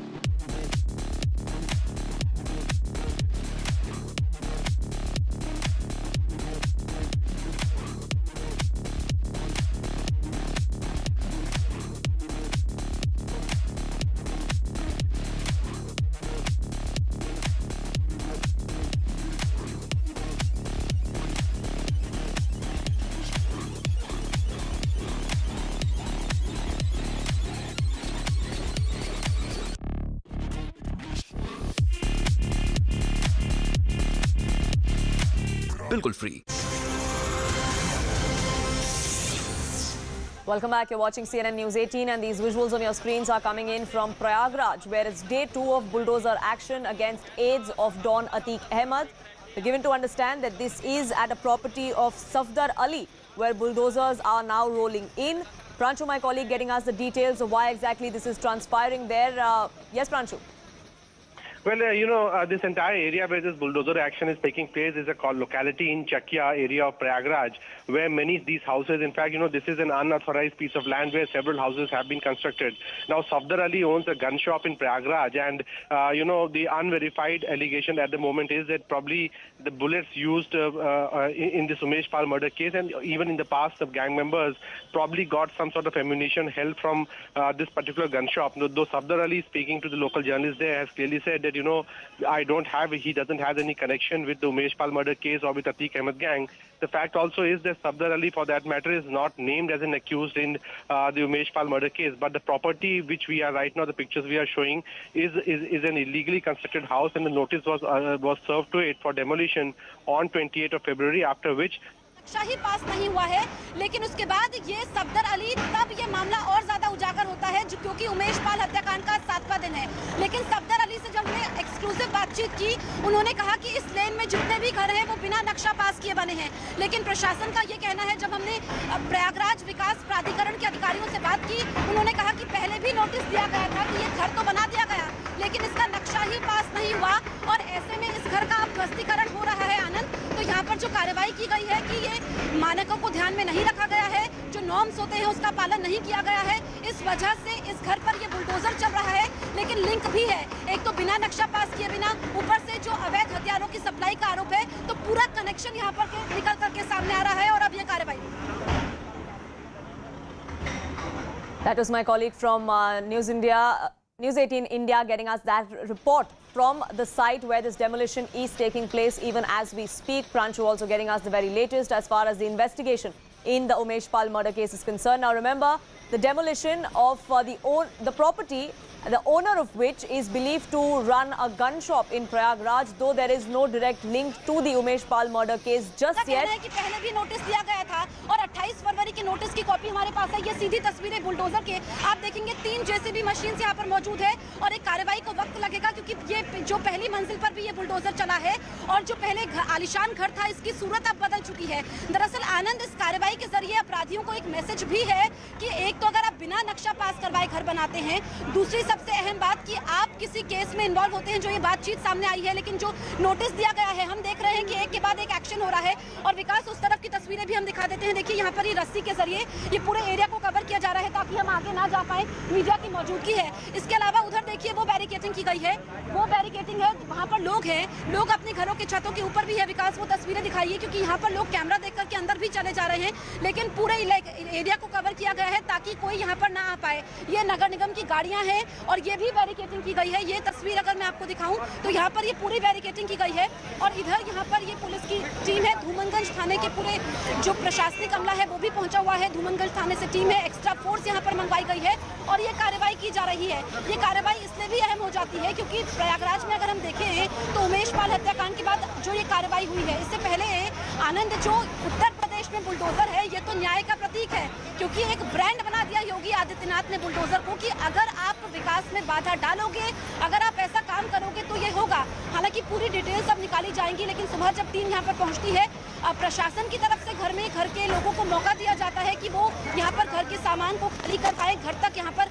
पूरा सामान इनका निकाला गया, क्योंकि जब हमने बातचीत की सफदर अली से, उसके बाद उन्होंने सफदर अली से बातचीत की, उन्होंने कहा कि उनको नोटिस नहीं मिला है। उन्होंने इस बात से इनकार किया कि उनको कोई नोटिस मिला है। उन्होंने कहा कि जब मीडिया की टीम यहाँ पर पहुंची तो उनको बताया गया, और ऐसे में उनको थोड़ा एक्स्ट्रा टाइम दिया गया ताकि घर के सामान को नुकसान ना पहुंचे। घर की महिलाएं यहाँ से चले गई, जो जरूरी सामान था। उसके बाद बिजली का कनेक्शन काटा गया। एक बार फिर से मैं आपको तस्वीरें दिखा देती हूँ। ये देखिए 3 जेसीबी मशीन है। कल सफदर अली के घर पर बुलडोजर चलता है। आज ये जो बुलडोजर चला है ये सफदर अली के घर पर चला है। सफदर अली का एक बार बैकग्राउंड मैं आपको बता दूं। सफदर अली जिन पर आरोप ये है कि जब ये घर उन्होंने बनवाया तो नक्शा पास नहीं करवाया। उन्होंने इस बात को खुद माना कि बिना नक्शा पास करवाए उन्होंने घर बनाया। दूसरी सबसे अहम बात कि उनकी हथियारों की दुकान है जो कि प्रयागराज में 1981 से है और ऐसे में उस दुकान के जरिए वो अतीक अहमद के गैंग के लोगों को हथियार पहुंचाते थे, लाभ पहुंचाते थे। हालांकि जब हमने सफदर अली से बात की, उनके दोनों बेटों से बात की, उन्होंने इस बात से इनकार किया कि Bulldozers rolling on there in Prayagraj for day 2, and CNN News 18 will be getting you the latest from on ground. But for now, a quick break.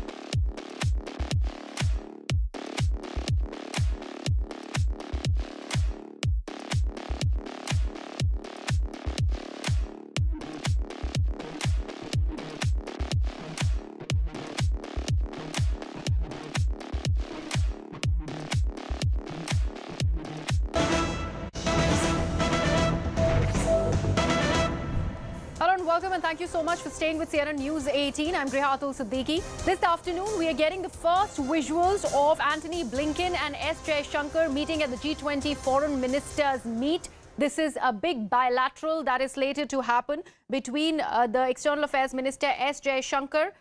Remember, key back-to-back bilateral meetings that are going to be held. Both of them will be having External Affairs Minister S. Jaishankar in them. One is with the United States of America, the other one with China. This one with Antony Blinken and Jaishankar there on your screens. My colleague Abhishek Jha is also with us. Abhishek, this is a very important bilateral, something that we were looking forward to, and especially with China also in attendance at G20, considering India has assumed the presidency. This particular talk with Antony Blinken, along with the External Affairs Minister, will be of huge significance. Of course, Griha, look at the G20 meeting in itself is a very significant meeting because of the timing that it is happening and the place that it is happening, that is in India, because India has been a country which has been regularly and frequently having a conversation on the geopolitical issues, tension, especially Russia-Ukraine conflict, with the Western side led by USA and European Union, and from the Russian side as well. China has been one country which has not been, where India has not been very much in talking terms for a very long time, ever since Galwan clash, and we know the reason why it has been so. But having said that, Secretary Blinken's meeting with Jaishankar is of significance because it is also happening after Jaishankar has already had a meeting with Lavrov yesterday. So clearly, when both the sides would be talking, they would be talking about Russia-Ukraine conflict.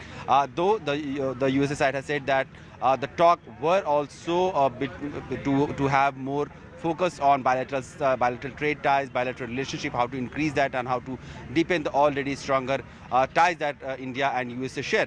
But we know that also Chinese Foreign Minister King Gang is expected to have a bilateral meeting with Jaishankar. So at a time when all the sides are having a deep divide, which is actually drifting with each passing day, India is having a conversation with Russia, USA and China within a span of 72 hours is no less achievement, and we'll have to see will India be able to make a bridge between the the parties who have been at differences with each other. Absolutely, and Abhishek, that's an important point that you're making, considering S. Jaishankar is going to straight go into another bilateral with King Gang, and considering US-China relationships are not hunky-dory at the moment. How does one read this, considering there is this meeting that is happening with the US Secretary of State at present, and after this finishes is that bilateral with China? Clearly, Russia, in the context of the current geopolitical crisis, USA and China are also not at very good timings, because we know that in the early week of this month of February, first week, Secretary Blinken was expected to arrive in China with Secretary of Treasury Janet Yellen, but then just few days ahead of their visit, this whole balloon saga started happening, and then the visit was postponed, and since then there has been a very acrimonious phase between the two sides, which was already at a very low point in terms of diplomatic ties, USA and China, and also like only yesterday when Secretary Blinken was asked when he was in Kazakhstan whether he will have a bilateral meeting with Lavrov or Chinese Foreign Minister, he totally denied it having any possibility of that. So clearly USA is not talking to Russia, USA is not talking to China, while India is talking to Russia, China and USA. So a clear sense that India is at a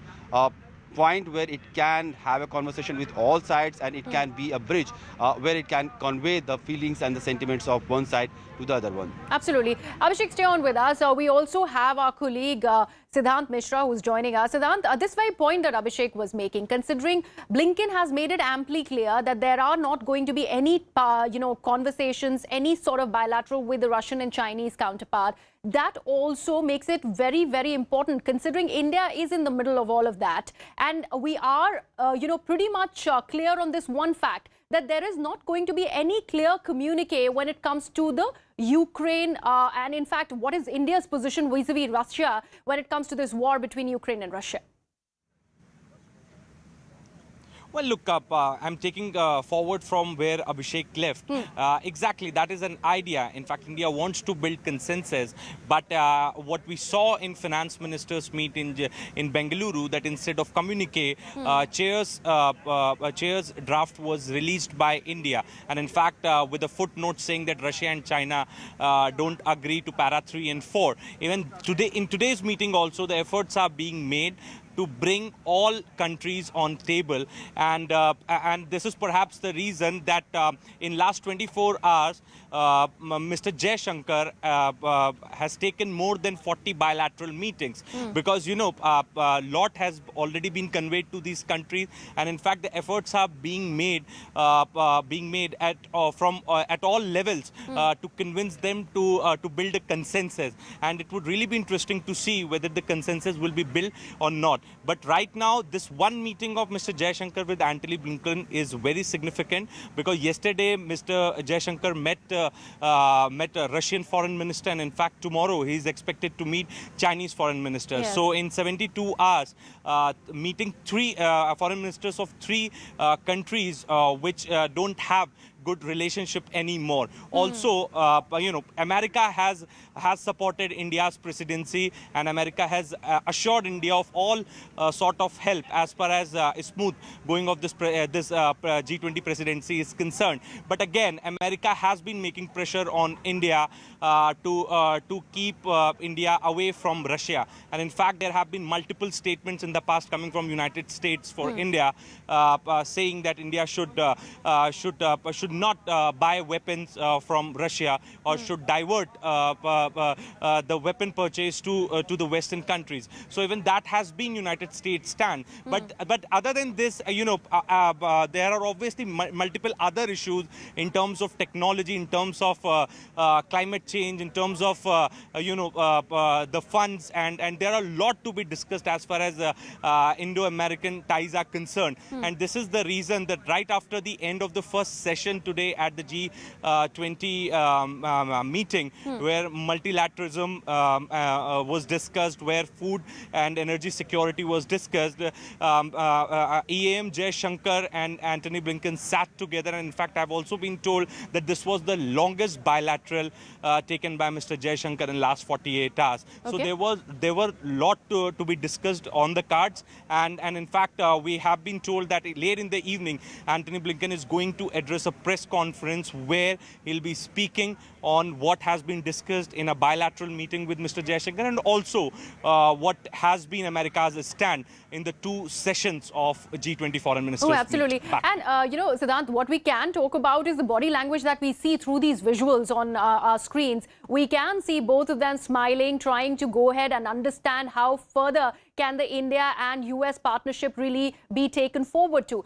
How much of the coaxing bit can be part of this conversation? I mean, you have been following this story, and considering India has just had not a very good rapport with China, considering the Chinese spy balloon incident also, and he has just sworn off any sort of a conversation. How much of coaxing do you think from India's side will really happen vis-a-vis China when it comes to the United States of America?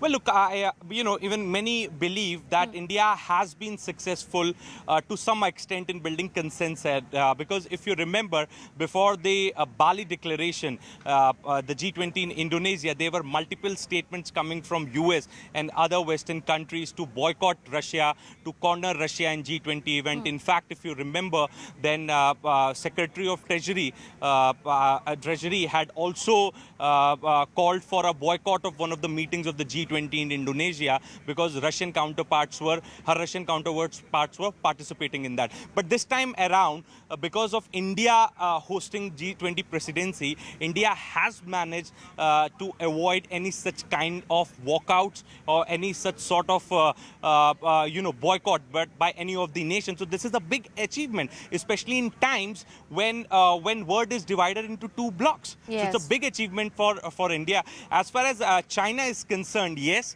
we are not in great terms with China. But again, 10 days back, one high-level delegation from Ministry of External Affairs was in Beijing to discuss disengagement to review the disengagement that has taken place and also to discuss the process of disengagement on the eastern borders with the Chinese counterpart. So on diplomatic level also, the meetings are taking place between India and China.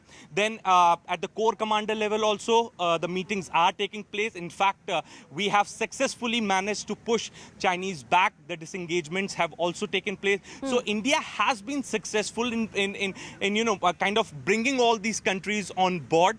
We have never stopped diplomatic dialogue with any of these nations, and in fact going by Prime Minister's message in Samarkand during SCO summit that this is not an era of war, and that one message is the core of the G20 summit. And even today also Prime Minister has given a very strong message saying that India is a land of Gandhi and Buddha. We unite, we don't divide. Right. So again, a strong message coming from Prime Minister Modi. Oh, absolutely. In a way, giving message to this. Yeah. Absolutely. In fact, on that note, Siddhant, let me also bring in Abhishek. Abhishek, this particular thing that we're talking about vis-a-vis US and China, let's also bring in the Russian angle. Both of these people, Blinken and Mr. S. Jaishankar, are skilled diplomats. However, Blinken would want a strong condemnation vis-a-vis India when it comes to Russia. India has so far refrained from having a tough position against Russia. It has walked the fine line. How much of it do you think is going to change, or the status quo is going to remain? Griha, clearly India is in a very tight position where it has to balance its ties with Russia, which has been a long-standing partner, trusted partner, strategic allies, defense partner. India-Russia call their partnership as special privileged strategic partnership. At the same time, India is also having USA side where, people-to-people connect, diaspora connect, India-USA trade ties, defense ties have increased in the last 2 decades at least to a level where they are very, at a very advanced level.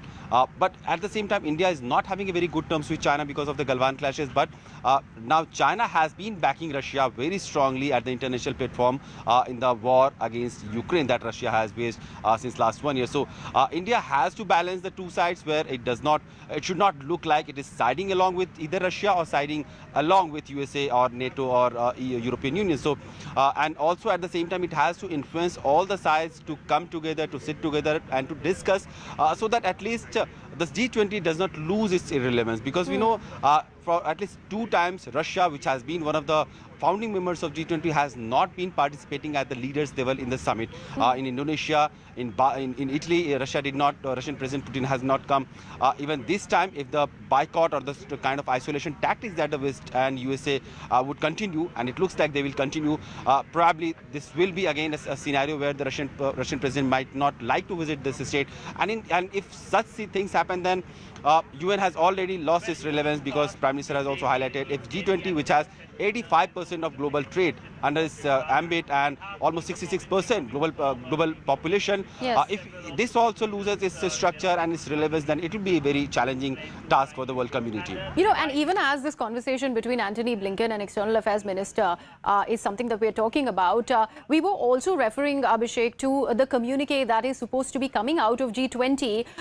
But China and Russia clearly not okay with a lot of things, and that includes a lot of linguistic gulf that needs to be actually filled in.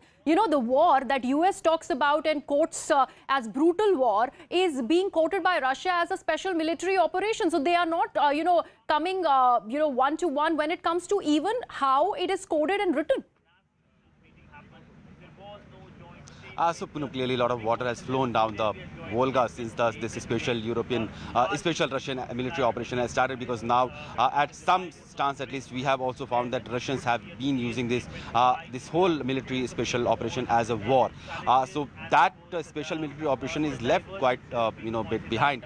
But talking about this current crisis, this military crisis that we can say that has been going on, and now Ukraine looks like just a front, because a lot of weaponry, ammunition, financial aid and strategic and intelligence inputs have been coming from European Union, coming from NATO allies and USA to Ukraine, which has been fighting against Russia, and now there are strong intelligence inputs coming from USA that Russia is eyeing some sort of military help from China, and if that starts happening, then this whole war that is very much limited in Europe and that is happening between Russia and Ukraine will escalate into a very different dimension. It will spread across the world, which the world is currently trying to contain, and this is why this whole joint communique is something that India is trying to bring together. It will not only have a very strong diplomatic messaging coming from India that it could bring all the warring side, all the differing side at one joint communique, but it will also do a good to the world at large. Absolutely, and a possible US-India initiative also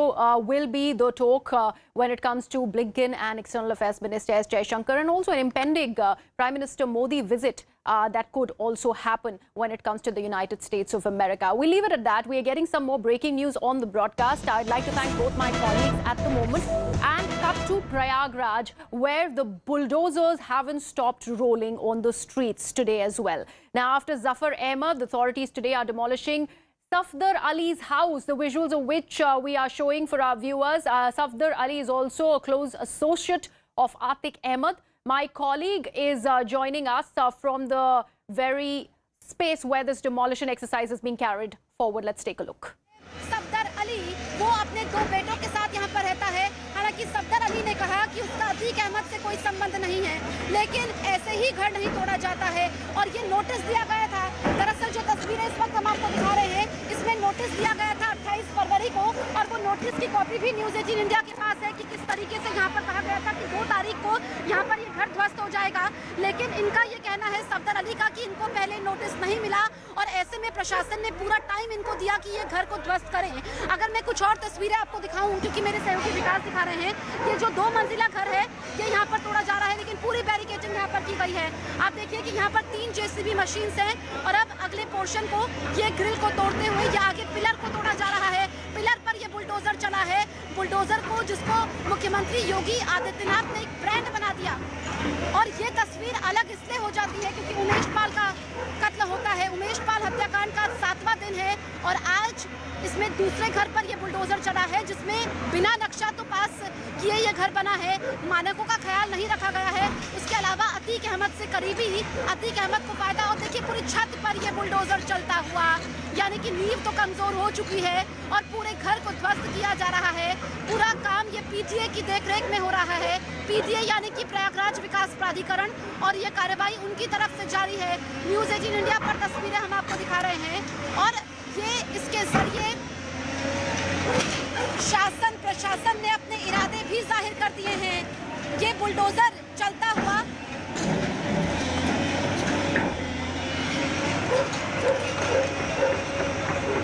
तो ये bulldozer चल रहा है जहां पर देखिए किस तरीके से छत को यहां पर ये गिराया जा रहा है और ये न्याय का प्रतीक है। हम आपको सीधी तस्वीरें दिखा रहे हैं।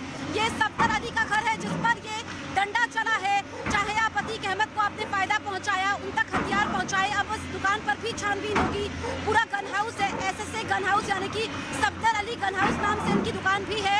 और ये सीधी तस्वीरें हम आपको दिखा रहे हैं क्योंकि उमेश पाल हत्याकांड होता है जिसमें अतीक अहमद का इन्वॉल्वमेंट है कि वो बंद तो साबरमती जेल में है लेकिन डायरेक्ट इन्वॉल्वमेंट। और अब ये छत पर बुलडोजर चलता हुआ ये तस्वीरें काफ़ी ज़्यादा अहम हो जाती है, जिसमें आप देखिए ये पूरे लेंटर छत को उठाया जा रहा है। ये तस्वीरें आप देख लीजिए और तस्वीरें इसलिए खास हो जाती हैं क्योंकि ये जो बुलडोजर चला है ये अवैध अतिक्रमण के खिलाफ तो है ही, साथ ही अगर आप माफियाओं का साथ देंगे, और मेरे सहयोगी अमित भी हमारे साथ लगातार बने हुए हैं। अमित, एक तरफ तो अतीक अहमद का बेटा सरेंडर करेगा, दूसरी तरफ ये जो बुलडोजर चल रहा है, शासन प्रशासन ने अपने इरादे भी जाहिर कर दिए हैं इस कार्रवाई के जरिए। ये कार्रवाई चंद मिनटों में अंजाम दे दी गई, यानी चंद मिनटों में ये कार्रवाई यहाँ पर हो गई। अब ये देखिए कि ये कार्रवाई होने के बाद यहाँ पर आप देख सकते हैं कि यहाँ पर किस तरह से ये कार्रवाई हुई है। अभी आगे ये कार्रवाई चल रही है, लेकिन अब ये बिल्डिंग थोड़ी देर में भरभरा कर इसका जो अगला हिस्सा है वो नीचे आ सकता है। कार्रवाई ये जारी रहेगी, पूरे मकान को ध्वस्त करना है, लेकिन जो अगला हिस्सा है वो हम आपको दिखाएंगे कि अगला हिस्सा अब लगभग गिर चुका है। 2 मंजिली ये बिल्डिंग 250 वर्ग गज में बनी थी, 4 करोड़ इसकी कीमत। आलीशान मकान था 60 फीट रोड पर। आप देख सकते हैं कि चारों तरफ यहाँ पर लोग अपने घरों की छतों पर इस पूरे कार्रवाई को अंजाम को देख रहे हैं और अब कोशिश यही की जा रही है कि माफिया के इस मकान को पूरी तरह से जमींदोज कर दिया जाए। यानी कि इस बड़ी कार्रवाई को आज अंजाम दिया जा रहा है उमेश पाल हत्याकांड में। जी जी जी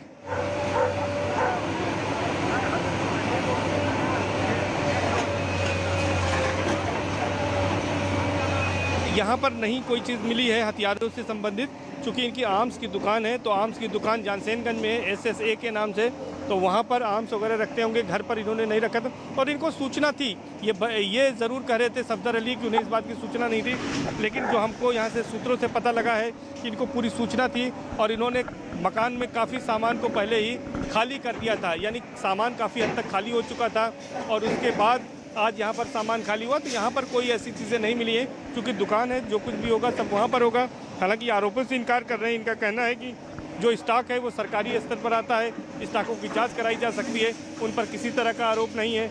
ये भी कहते हैं कि अतीक अहमद से उनका कोई कनेक्शन नहीं है, कोई उनकी संपर्क नहीं है। हालांकि जान पहचान की बात से उन्होंने इनकार नहीं किया कि बोले एक ही इलाके के लोग हैं, हम उनको जानते हैं, और बहानेबाजी इस तरह की बताई कि आप आए हैं, आपसे मुलाकात हुई तो आपसे भी थोड़ी देर में जान पहचान हो जाएगी। बहुत ही होशियारी से अपने हर बात का जवाब सफदर अली यहाँ पर चला है। ये देखिए ये बुलडोजर है, बाबा का बुलडोजर, और ऐसे में अपराधी जो है थर-थर कांपे। अपराधी कानून को अपने हाथ में लेने के बारे में सोचे नहीं, माफियाओं का राज ना हो। माफिया ये जो हरकतें करते आए हैं, अपने आशियाने बनाए हैं, लोगों का खून बहा करके, लोगों की जमा पूंजी ले करके उन तक ये मैसेज जाए, और प्रशासन ने अपने इरादे भी जाहिर कर दिए हैं। और ये देखिए ये घर जो है, ये सिर्फ घर पर बुलडोजर नहीं चला है, ये उन तमाम अपराधियों पर भी बुलडोजर चला है, ये उन तमाम माफियाओं पर भी बुलडोजर चला है जो यहाँ पर गलत कामों में संलिप्त रहते हैं, जिनको राजनीतिक संरक्षण मिलता है। और जैसा कि बीजेपी ने कहा, मुख्यमंत्री योगी आदित्यनाथ ने कहा कि राजनीतिक संरक्षण मिला है। दरअसल अतीक अहमद, मैं आपको ये एरिया बताऊं जहाँ पर मेरी मौजूदगी है। दरअसल जो ये लेन है, अगर आप 10 साल पहले प्रयागराज आते तो यहाँ पर लोग अतीक अहमद के नाम से ही कांपते थे। कोई अतीक अहमद को अपना चाचा बताता था, कोई उनको अपना रिश्तेदार बताता था। ऐसे में अब जो ये कार्रवाई हुई है, ये लेन, और विकास आप वो तस्वीरें दिखाइए क्योंकि जो व्यवस्था है वो कैसी है। एक तरफ बुलडोजर है, वो बैरिकेडिंग यहाँ पर की गई है, बैरिकेडिंग की गई है। विकास इस तरफ आप दिखाइए, ये भी बैरिकेडिंग की गई है। उधर यहाँ पर प्रयागराज नगर निगम की टीमें मौजूद है, यानी कि पूरी तैयारी की गई है। और किस तरीके से ये घर के सिर्फ एक हिस्से को नहीं तोड़ा जा रहा है, पूरे घर को यहाँ पर जमींदोज किया जा रहा है, पूरे घर को मिट्टी में मिलाया जा रहा है। ये पूरा प्रहार हुआ है और ऐसे में जो भी अतीक अहमद के करीबी हैं, जो उस तक लाभ पहुँचाते आए हैं, उनकी कमर तोड़ने की कोशिश है कि उसके गैंग के नेटवर्क को तोड़ा जाए। जिस भी तरीके से, चाहे वो लॉजिस्टिक सपोर्ट मुहैया करवाते आए हों, पैसों की मदद करते आए हों, हथियार पहुंचाते आए हों, जिस भी तरीके से लाभ पहुंचाया और यहाँ पर कानून के आगे आए, सरकारी काम में बाधा डाली, प्रदेश का माहौल खराब करने की कोशिश की, उन तक ये बुलडोजर चलेगा, उन तक ये कार्रवाई होगी। और ये कार्रवाई हो भी रही है क्योंकि ये देखिए ये पूरी रस्सी यहाँ पर ये है, ये बैरिकेडिंग यहाँ पर की गई है और ये JCB मशीन है। हम भी ग्राउंड जीरो पर मौजूद हैं और तस्वीरें आप तक पहुंचा रहे हैं। आप देखिए कि ये पूरी लेन को यहाँ पर कवर किया गया है, PSC की मौजूदगी है। उधर आप देखिए जो बड़े अधिकारी हैं वो मौजूद हैं और अब पूरा घर यहाँ पर लगभग नेस्तनाबूद कर दिया गया है। कार्रवाई जारी है। न्यूज़ 18 इंडिया पर सबसे पहले सबसे बड़ी तस्वीर आज की हम आपको बता रहे हैं। कल सफर अली का घर टूटा था, आज घर टूटा है सफदर अली का। कल जानकारी ये है कि गुड्डू मुस्लिम का भी घर टूट सकता है, यानी कि एक एक करके ये बुलडोजर चल रहा है। ऐसा नहीं है कि ये बुलडोजर पहली बार चला है, इससे पहले भी बुलडोजर चले हैं, लेकिन इसलिए अहम हो जाता है क्योंकि उमेश पाल हत्याकांड, जिसके जरिए राज्य सरकार पर निशाना साधा गया, ये बोला गया कि राज्य सरकार की नाकामी है, लेकिन ये मैसेज दे दिया गया है।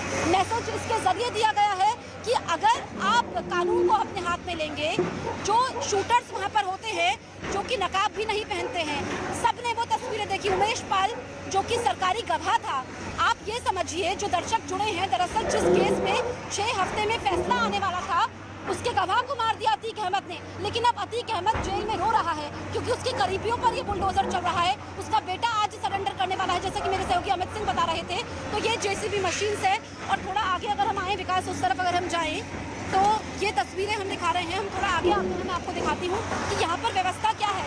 इधर देखिए ये बैरिकेडिंग की गई है। विकास आप दिखाइए वो तस्वीरें आप दिखाइए। इधर यहाँ पर देखिए कि माहौल खराब ना हो, कोई असामाजिक तत्व यहाँ पर ना हो। पूरी यहाँ पर पुलिस की मौजूदगी है, उत्तर प्रदेश पुलिस की है। और पीछे आप देखेंगे वो बैरिकेडिंग यहाँ पर की गई है। वहाँ पर लोग मोबाइल से ये वीडियो भी बना रहे हैं। तो यानी कि जो पूरा इलाका है, इस पूरे इलाके को कवर किया गया है। पुलिस की मुस्तैदी है कि अगर कोई घटना होती है, बैरिकेडिंग यहाँ पर की गई है। और उधर ये तस्वीरें हम आपको 360 डिग्री दिखा रहे हैं कि कैसे इस घर के ध्वस्तीकरण का काम हो रहा है। यानी कि अब मलबे को हटाया जाएगा, उसके बाद आगे की कार्रवाई होगी। और सुबह से देरी इसलिए हुई है क्योंकि 11 बजे तो यहाँ पर टीमें पहुँच गई थी। कार्रवाई इसलिए नहीं हो पाई क्योंकि यहाँ पर घर से सामान नहीं ले जाया जाता। अब उधर मैं आपको दिखाती हूँ। और देखिए ये बैरिकेडिंग यहाँ पर जो एक्स्ट्रा फोर्स यहाँ पर है, ये पूरी बैरिकेड्स यहाँ पर किए गए हैं। यानी कि और अगर हम पीछे तक जाएं, विकास इधर से अगर आप दूर से वो एंगल दिखा पाएं तो देखिए कि पूरा प्रशासनिक अमला यहाँ पर मौजूद है, एसडीएम खुद यहाँ पर मौजूद है और ये बैरिकेडिंग की गई है। एक बार फिर से मैं आपको आज की ये कार्रवाई की तस्वीरें, इधर से हम आपको ये तस्वीरें दिखा रहे हैं। अब देखिए ये जफर अली का घर जो कि मिट्टी में मिल चुका है, जमींदोज हो चुका है, ध्वस्त हो चुका है। इस घर की पूरी सूरत बदल दी गई है। जो खूबसूरत घर था, जो उनका आशियाना था, लेकिन 2 मंजिला ये घर था, दरअसल नक्शा एक तो नहीं पास करवाया। और जो नक्शा जो करोड़ों की संपत्ति बनाई, उसमें अतीक अहमद के गुर्गों को उसने हथियार सप्लाई किए। हालांकि जब न्यूज़ 18 इंडिया ने बातचीत की तो उन्होंने इस बात से साफ इनकार किया और उन्होंने कहा सफदर अली ने कि उनका कोई इस केस में इन्वॉल्वमेंट नहीं है। अब देखिए ये पूरी कार्रवाई यहाँ पर करते हुए बड़ी ही सावधानी से, अगर विकास आप दिखाएंगे ये पूरे एरिया को आप देखेंगे, उधर मीडिया के कैमरे हैं और इधर से ये एक और जेसीबी मशीन है। यानी कि एक जेसीबी मशीन इस वक्त लगी हुई है, 3 जेसीबी मशीन यहाँ पर मौजूद हैं। और यहाँ पर सावधानी से अगर हम देखेंगे तो ये अब पूरा लेंटर नीचे आ चुका है। इसके बाद मलबे को हटाया जाएगा और फिर आगे की कार्रवाई की जाएगी। ये सबसे पहले न्यूज़ 18 इंडिया पर तस्वीरें हम आपको दिखा रहे हैं। Let me bring in my colleague Pranshu Mishra, who's also joining us on the broadcast. Pranshu, it was Zafar Ahmed's house yesterday. Today it's Safdar Ali's. The UP government is amply clear that this is the way that they are going to crack down on mafias in the state. Yes, that's right. In fact, it is clearly an extension of Yogi Adityanath's very stern policy against the organized and the big mafia. Though, the opposition has always also raised questions on the bulldozer policy, saying that ultimately whether the bulldozers have actually served the purpose or not, because the bulldozer policy is not a new one. It has been in vogue, in place right since 2017, and we have seen several instances. In fact, Atiq Ahmed's own house in the very same vicinity was demolished a few years back. There have been several demolitions done to Mukhtar Ansari's property. Vikas Dubey's properties were demolished, but the point the opposition says that despite demolition, the organized mafia, the big mafia, still continues to call the shots, and that's why the government's policy of encounter and bulldozer has failed. That is what the charge against the government is. But government clearly wants to demonstrate again on this point in the Umesh Pal murder case that anyone who is suspected of aiding the big gangs like Atiq Ahmed or Mukhtar Ansari will be dealt with strict force. Now, as our reporters on the ground were telling that, Safdar Ali may not be directly named as an accused in this entire Umesh Pal murder case, but the point is that the administration believes and of course has such evidences to believe that he has been in a close contact, a close, confidant of the Atiq Ahmed gang, was probably providing them some sort of logistical support or arms or ammunition support. And furthermore, the entire building, the house is under question, was also illegally constructed and therefore it has been demolished. So it has been demolished technically on the grounds of being an illegal building without the approval from the Prayagraj Development Authority, but everyone can easily connect the dots that this demolition actually comes in because he's suspected to have some sort of connivance with the Atiq Ahmed gang. No, absolutely. And Pranshu, that's exactly my point here. Nobody is trying to, probably justify the presence of mafia in any state for that matter. But considering there is this killing that has happened in broad daylight, and packed the second day, there is a demolition taking place on the grounds of illegal constructions that have been brought up by these people who are in cahoots with the Atiq Ahmed gang. Do we not question the timing, and why wasn't it done earlier? Yes, that's right. In fact, even the authorities and the officers do recognize that the number of other buildings and residences in that very same area where this demolition is taking place is illegally constructed. And we all know that how, various development authorities across cities, the officers actually, are involved in corrupt practices, allowing and overlooking the illegally constructed buildings. So the point is that, this demolition at this point in time is clearly being linked to Atiq Ahmed's gang and the fact that Umesh Pal murder took place. Officially, no one is saying that, but the larger messaging is very clear that this demolition has been done. Technically on the ground that it is illegal, but basically because of the reason that the man concerned, the person to whom this property belongs, is suspected of having some sort of understanding or relation with the Atiq Ahmed gang. And then yet again, how does one read that statement that has been made by the Uttar Pradesh Chief Minister Yogi Adityanath, Pranshu, considering he made that gesture and made that dramatic statement that anybody who is associated with the mafia, unko mitti mein mila denge, and then you see this sort of a bulldozer action where the house is actually being doused to the ground and it's being put down to dust. So don't you think this is also a dramatic significance to the entire statement that the Chief Minister makes, and then you see these actions on the ground? See, definitely, in fact, right from day one, when Yogi Adityanath became Chief Minister in March 2017, he has pursued a very stern policy, encounter policy. So, the UP happens to be the state where maximum number of encounters have taken place. Every other day you hear this story or this news that, someone has been shot in leg and an encounter took place. There has been a very famous case of Vikas Dubey's encounter where many questions were raised. So the point is very clear that administration does on the ground, administration behaves according to the desires expressed by the political masters, the Chief Minister, the government in this case. And Yogi Adityanath's line of action has been very clear. But the larger question here is that, these bulldozers have been out against the big criminals and mafia right from day one. For past 5-6 years, we have seen similar action happening. In fact, other states have, copied from the Yogi's model of bulldozer, and we have seen bulldozer action taking place even in states like Madhya Pradesh. But the point is, the opposition's argument is that whether this bulldozer policy has been ultimately successful, because had it been successful, probably Umesh Pal's sort of murder would not have taken place, where mafia and the Gunda elements were openly roaming around committing a daylight murder in presence of the CCTV cameras. But Yogi Adityanath clearly, still wants to pursue with his hard, push against the mafia, with his bulldozer policy, and that's the reason why after his statement on the floor of Vidhan Sabha, where you rightly said, he said that, all this mafia would be, will be bitten to dust. We again see the bulldozers coming out. So ultimately, what is happening on the ground there is clearly an expression of the hard deal which Yogi government wants to offer to the organized mafia in the state. Right, Pranshu, thank you so much. And the larger question also remains, and like Pranshu was also mentioning, that if this particular model of justice, which is the bulldozer justice of Yogi Adityanath, if it is legitimized like this, and you see these actions, then what is the need for the courts in the country is also the critical analysis of this entire action that we see happening in Uttar Pradesh. However, it is indeed a crackdown on mafia presence in the state, and this is the Chief Minister's way of responding to it. At least that's what the allegation and that's what the linkages are being drawn to. We leave it at that. We'll come back to the story as and when we have more updates. Right now, what we're doing is slipping into a very short break, coming right back.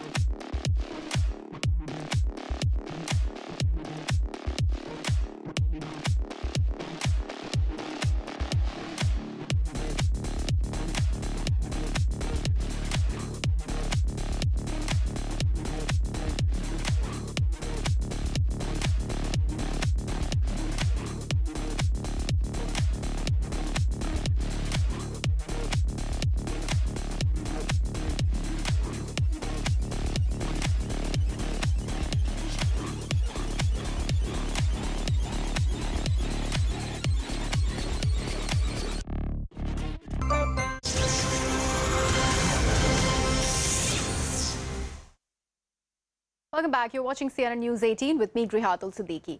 Now, the Supreme Court of India has ruled that the Election Commission has to be independent. Now, the Apex Court has held that the election to the Chief Election Commissioner shall be, in fact, done by a committee comprising of the Prime Minister, the Chief Justice of India, and the leaders of the opposition. The election shall be done by the President of the country on the advice of this very committee.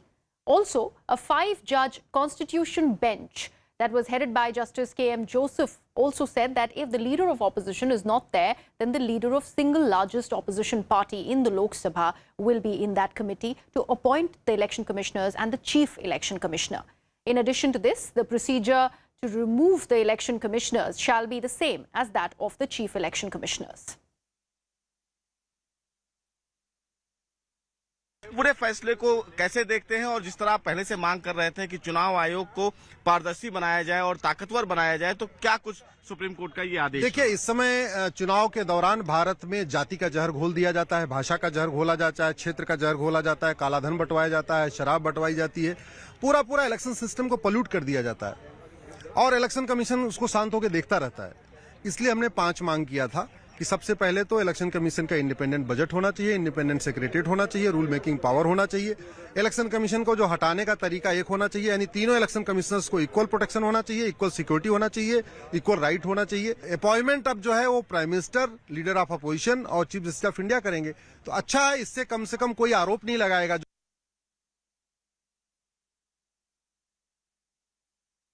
Very crucial judgment coming in from the Supreme Court, where it said that the election commissioners or any election commissioner, be it the state or the chief election commissioner, will be appointed by the president, and this will be done on the advice of a committee which will be comprised of the Prime Minister, leader of opposition, and of the CJI. How you look at this verdict, sir? I think this is a very welcome move. It's very important that people of all sections of society have full faith in the efficacy of the Election Commission. It's been a long-standing demand of various parties that in order to ensure that there is total faith in the neutrality of Election Commission, it is a very important decision, and I'm glad that a panel headed by the Prime Minister, and then where the members are the Chief Justice of India and a leader of opposition. So this will be a good move, and I also welcome the other one, that the process of removal of the election commissioners will be the same as for the Chief Election Commissioner. How do you see this verdict as a senior advocate? Yeah, we have to welcome this judgment. In fact, if you see the director, how CBI director has been appointed, they are appointed by a high power committee consisting of the Prime Minister, then leader of opposition party, Chief Justice. So that's how the Supreme Court has found that the executives cannot appoint this important post. The world's largest democracy is being decided by 3 persons sitting in Delhi. And the India consisting of 133 crore populations, and so many states are there, and elections have to be conducted. Free and fair elections are one of the basic feature of the constitution.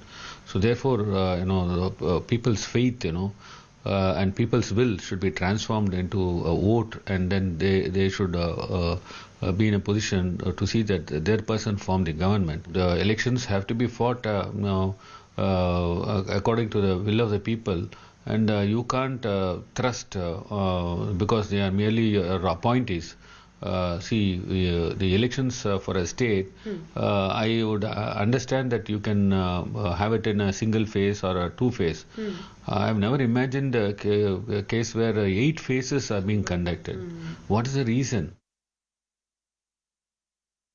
The Supreme Court has delivered its verdict, while appointment of Chief Election Commissioner and Chief Justice Election Commissioner, it should be panel should be comprised of Prime Minister, Chief Justice of India, and leader of opposition in the Parliament. So, the Supreme Court has given a verdict even for the removal of these two posts, Chief Election Commissioner and Election Commissioner. And again, these three has to play a role. Prime Minister, Chief Justice of India, and again Parliament, Leader of Opposition in the Parliament. And our party stand is we will go by this and we will welcome this.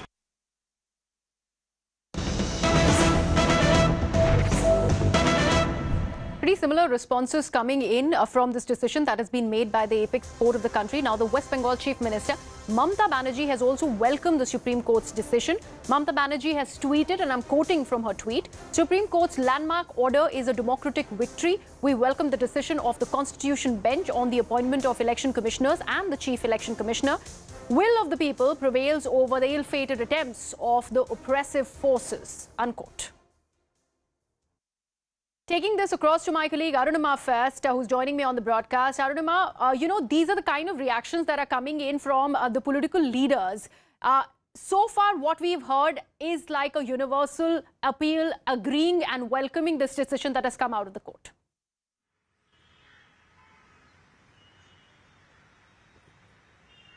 Can you say that again, please? I think I missed your voice. Yes, Arunima, I was just wanting to understand the kind of reactions that we have just managed to play out, and this breaking that we have just played out for our viewers, with even Mamata Banerjee welcoming this decision by the Supreme Court. It's a pretty unanimous sort of a response by the political parties. In the name of transparency, do you think this is how it is going to be, considering everybody has been welcoming this decision, as opposed to what we've seen in the Supreme Court collegium debate? See, the opposition has been very critical of the government, accusing the government of quote-unquote misusing constitutional positions, including the seat of Chief Election Commissioner, the way Election Commission was functioning. They started off with attacking the EVMs, if you recall, after the 2014 victory of the Bharatiya Janata Party and subsequent victories of the party in various assembly elections. The first attack came on the EVM.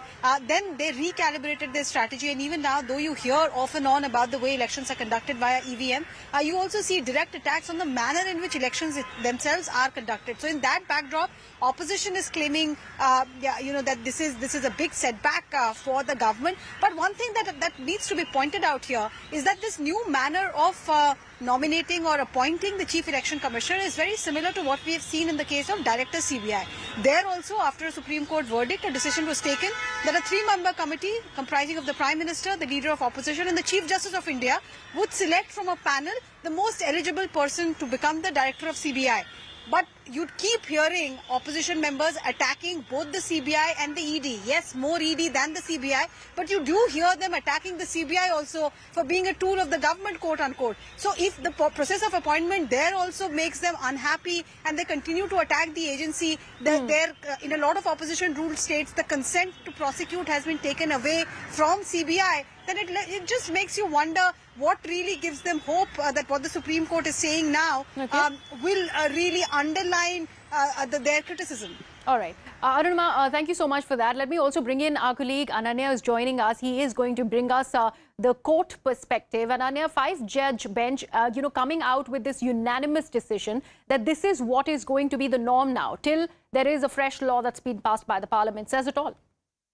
Well, definitely, it's a judgment coming in from the 5 judges bench of the topmost court of the country. In fact, also, this is a judgment which was given out by 2 judges separately, but the judgment was unanimous in nature. The Supreme Court bench headed by Justice KM Joseph clearly saying that while appointing ECs and CCs, there has to be a panel which should include this has to be done by the President of India and on the advice of a panel by Prime Minister, Chief Justice of India and the Leader of Opposition.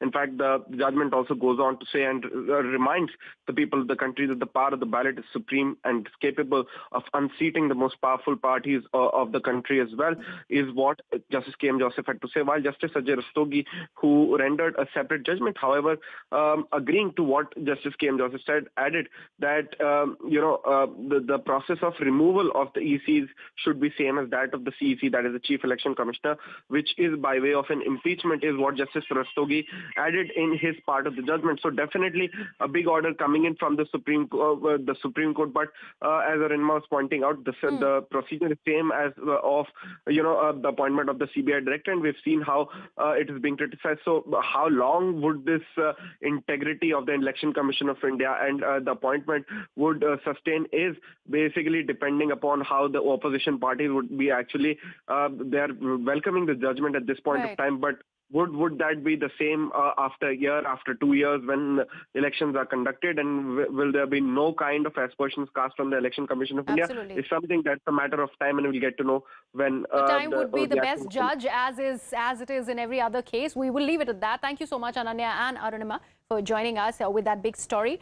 We are right now slipping into a very short break and coming right back with lots more that's in store for you.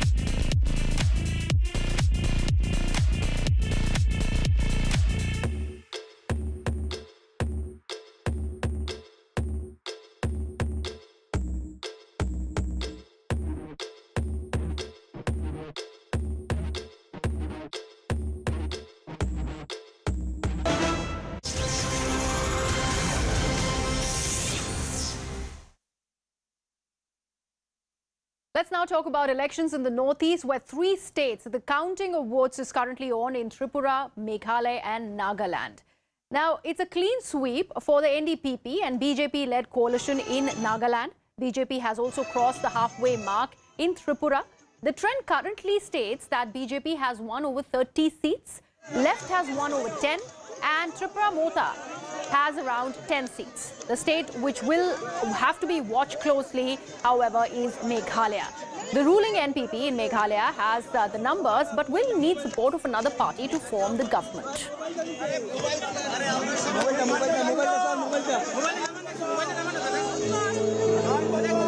My colleague Kamalika is joining us live from the BJP office in Tripura, where all the action currently is. Kamalika, what do you see on ground? We already can see the victory signs that are out.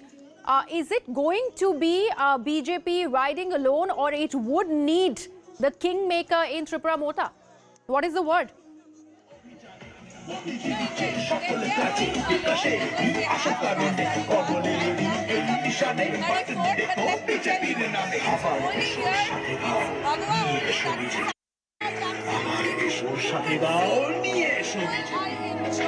Alright, there are jubilant scenes that are being seen outside the BJP office. You also see a lot of sound bites that are currently happening, faces painted with victory colors. My colleague Kamalika is with us. We will see, we'll try and re-establish that connection. We can see a lot of jubilation that is currently there. Let's hear.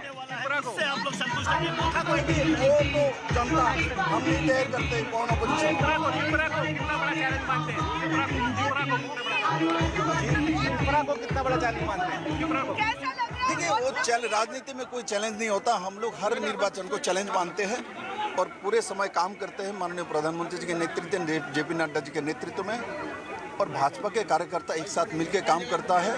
और मोदी जी का development, Modi ji का घर, मोदी जी का पानी, मोदी जी का रास्ता, ये जनता ने उसको देखा। आपको लॉस हुआ है आदिवासी सीटों पर? जी, आपको लॉस हुआ है आदिवासी सीटों पर? नहीं, आदिवासी सीट में लॉस हुआ, नुकसान हुआ।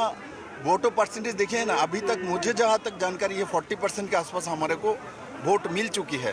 और कम्युनिस्ट को जो कि 40% उनको वोट मिली थी 18 में, अभी 25% मिल चुके अभी तक जो। तो इसलिए ये प्रमाण करता है बीजेपी के साथ जनता है। कौन आदिवासी कौन नॉन आदिवासी उसमें हम नहीं जाता, हम सबका साथ सबका विकास करते हैं। 24 में क्या होने वाला है उसका आगाज त्रिपुरा है। ये देखिए, ये लास्ट टाइम जो इलेक्शन त्रिपुरा में हुई थी वो एंटी इनकम्बेंसी इलेक्शन थी कम्युनिस्ट के खिलाफ, और इस बार जो इलेक्शन हुई मोदी जी के डेवलपमेंट का इलेक्शन हुई है और त्रिपुरा के लोगों ने उस दिशा में मोहर लगाया। मैं आपके माध्यम से पूरे त्रिपुरावासी को बहुत बहुत बधाई देता हूं, और जिन लोगों ने हम लोगों को वोटिंग नहीं किया उनको भी बधाई देता हूं। गणतंत्र डेमोक्रेसी में सबका अधिकार है अपना अपना मत जाहिर करने की, किंतु इतना सुंदर इलेक्शन हुआ। कम्युनिस्ट के समय इतना सुंदर इलेक्शन नहीं होती थी। इसके लिए मैं निर्वाचन कमीशन को भी बहुत बहुत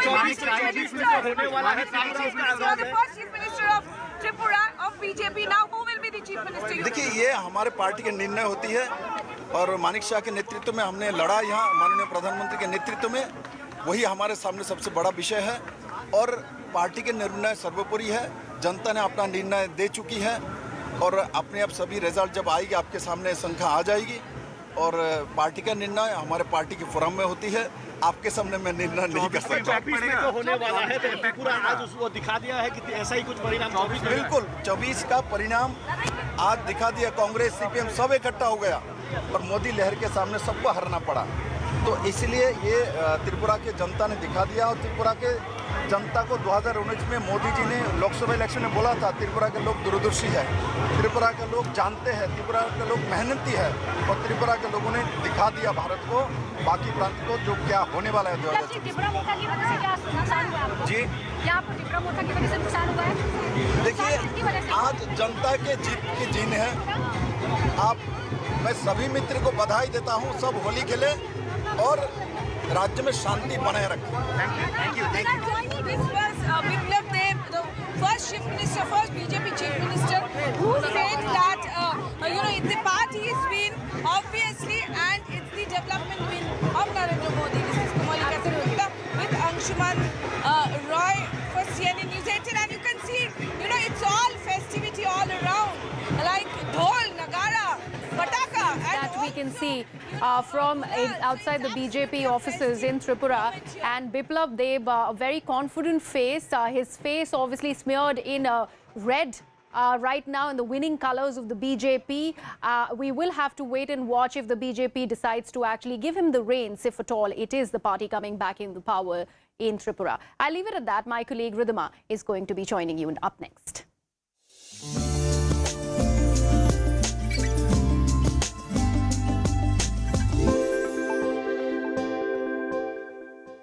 Well, good afternoon. Thanks a lot for staying with us here at CNN News 18. I'm Ridhima Bhatnagar, getting you all the top stories over the next 30 minutes. There's lots that's happening this Thursday afternoon. We're going to keep a close eye on all the results as far as the northeast states are concerned. But for now, we're going to focus on the G20 foreign ministers meeting.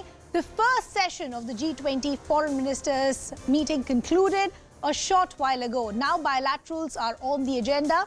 The External Affairs Minister, Dr. Jaishankar, met with US Secretary of State Antony Blinken a short while ago. The second session of the G20 Foreign Ministers meeting will commence later in the evening. It will revolve around counter-terrorism.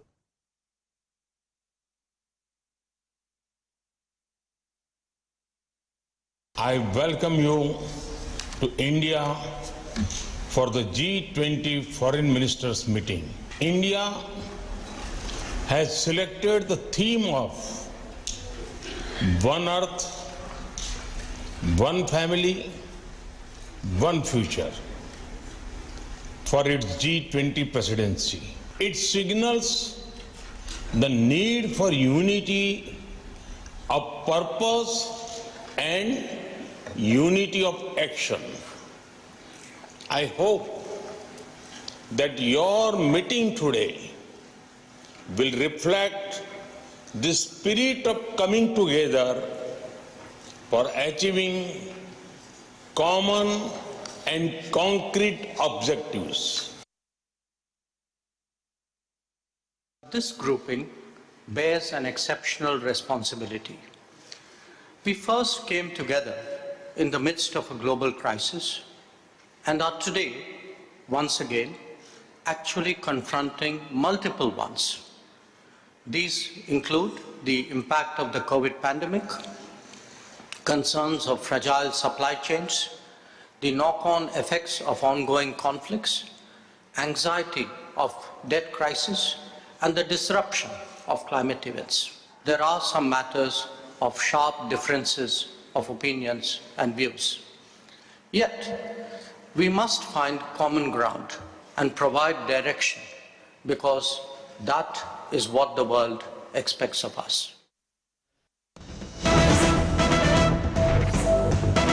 And the big update that's coming in at this hour is that the India-China bilateral meet is currently underway. Remember, the timing of when this G20 foreign ministers meeting is happening is very, very crucial. Even though the G20 was initially formed for economic reasons, the timing of when this is happening in the backdrop of the Russia-Ukraine war becomes extremely crucial. Let's also bring in our managing editor, Zaka Jacob, who's been keeping a close eye on all those developments. Zaka, this is one of the most watched out meets, which is the India-China bilateral. As I said, even though when the G20 was formed, it was formed for economic reasons. But today, when all of this is happening, is in the backdrop of the war. There are concerns at the LSE as well. In the backdrop of all of this, how crucial is this bilateral? Oh, it's hugely important, because this is the first time the new foreign minister of China, Qin Gang, has come to India. The first time that he's meeting Dr. Jaishankar, the Indian External Affairs Minister. And there is a lot to talk about. The situation of the line of actual control has not come back to the pre-April 2020 status quo as it existed. China had unilaterally at that time changed the status quo on the LAC. There were 7 friction points. There were over a dozen co-commander level talks that happened to find a resolution to those friction points. And out of the 7 friction points, 5 have seen some form of disengagement. It hasn't gone back to normalcy as yet, as we saw before April 2020. But there are still 2 points where there is still a friction that's going on between Indian and Chinese troops. In fact, the External Affairs Minister had said previously, in the run-up to the G20 as well, and in other contexts, that the India-China relationship is not normal at this time, and it cannot go back to normal until the situation at the line of actual control is resolved. He, in fact, also went on to add in that interview that he had given to Prayagraj a few days ago that this is the largest peacetime mobilization that we've had at the line of actual control. So until that situation is resolved, and I'm not sure how much we are to that, but there will be definitely talk about that. But I think there is something moving, at least as far as the needle is concerned on this issue, because last week we had the WMCC meeting, the first in-person WMCC that happened in over 3 years since the COVID pandemic happened. And also, overall, we are seeing a slightly softer tone, if you will, from China. They have similar disputes with Japan. There is a little more of a softish tone with Japan. China and Australia, who have traded barbs at each other for the better part of the last 2 or 3 years. Suddenly, in the last 3-4 weeks, or about a couple of months or so, there have been reconciliatory noises, especially since the new Australian government came into office. So I think there is something that is going on. Whether or not this overall sort of tempering of Chinese statements and actions, whether that will result or whether that will reflect in what we're seeing at the line of actual control, that I'm not sure. That we'll have to wait and see. But I think it is important for Dr. Jaishankar and Qin Gang to get off on the right foot, because Qin Gang is going to be here for better or for worse, at least for the next 5 years. And Dr. Jaishankar is very much entrenched as the foreign minister of India. In fact, he's managed to create a bit of a constituency and a fan following for himself, if you will. So it's important that at that level, at the level of the foreign ministers, there is some kind of a working equation. Yes, there are issues. There are outstanding issues, like I said, the LAC. Friction points have not been resolved yet. There are other outstanding issues as well. But I think, as they say in sports, a good start is half the job done. So, Zaka, there are two important issues to focus. As you rightly pointed out, this quote-unquote softening of stand by Beijing is one. But compare that to the ground reality at the line of actual control. We've been all seeing, and we put out the satellite images here on our channel as well, as far as this build-up and aggression in terms of hamlets and others that can still be seen at the LAC. So if that's a reality that India knows, but we're also seeing, quote-unquote, the softening stand, how crucial or how easy or difficult is it going to be for India to put their priorities in front of China? So look, I think India has made it very clear that, as I said, Dr. Jaishankar has said this in numerous occasions, that the India-China bilateral relationship cannot go back to normal until we go back to the pre-April 2020 position. Now, there were 7 friction points, 5 of which we have seen disengagement, 2 of which we've not seen even that. And I'm really not sure if the Chinese are willing to disengage in those 2 points, which is the Tsang and Dimchok, because they are the plains. The other parts, whether it was Gogra Hot Springs or other friction points that we had, were not the plains. So I'm not even sure if the Chinese are willing to disengage from those points. Look, there are 2 options. Either we can continue trying, impress upon the Chinese, dialogue, put pressure, and try to get them to vacate from the incursions they made, or we accept this as new reality or the new normal. And I think the External Affairs Minister has made it very clear that there's no question of accepting this as the new normal. Yeah. Therefore, the pressure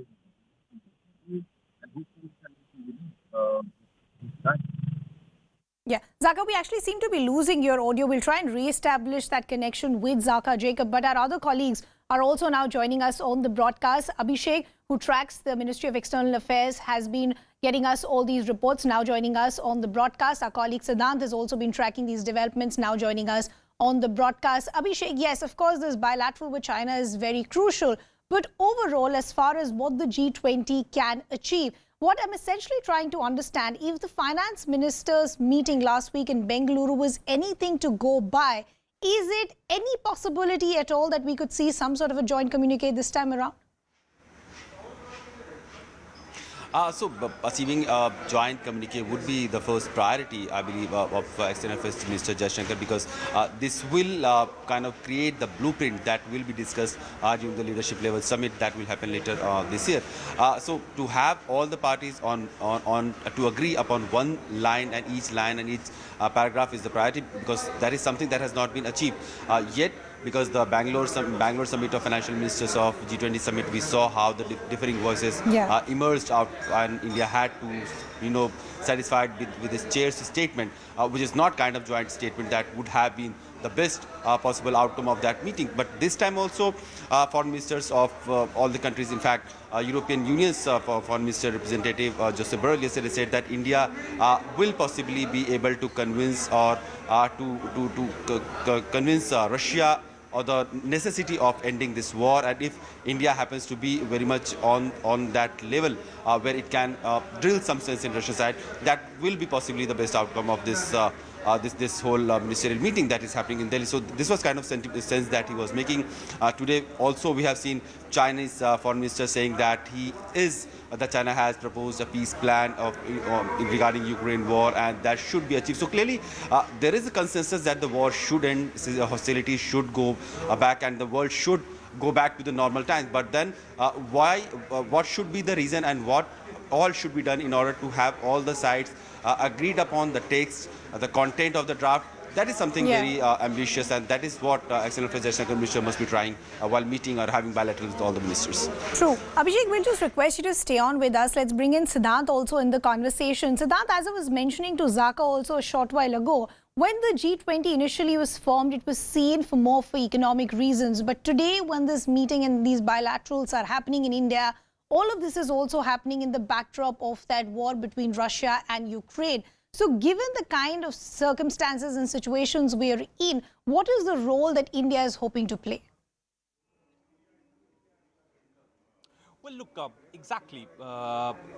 In fact, I have been mentioning this, that I did manage to speak to one senior official, dealing with G20 events happening in India. And in fact, I was told by him that if it hadn't been for Russia-Ukraine war, negotiations with other countries would have been easier.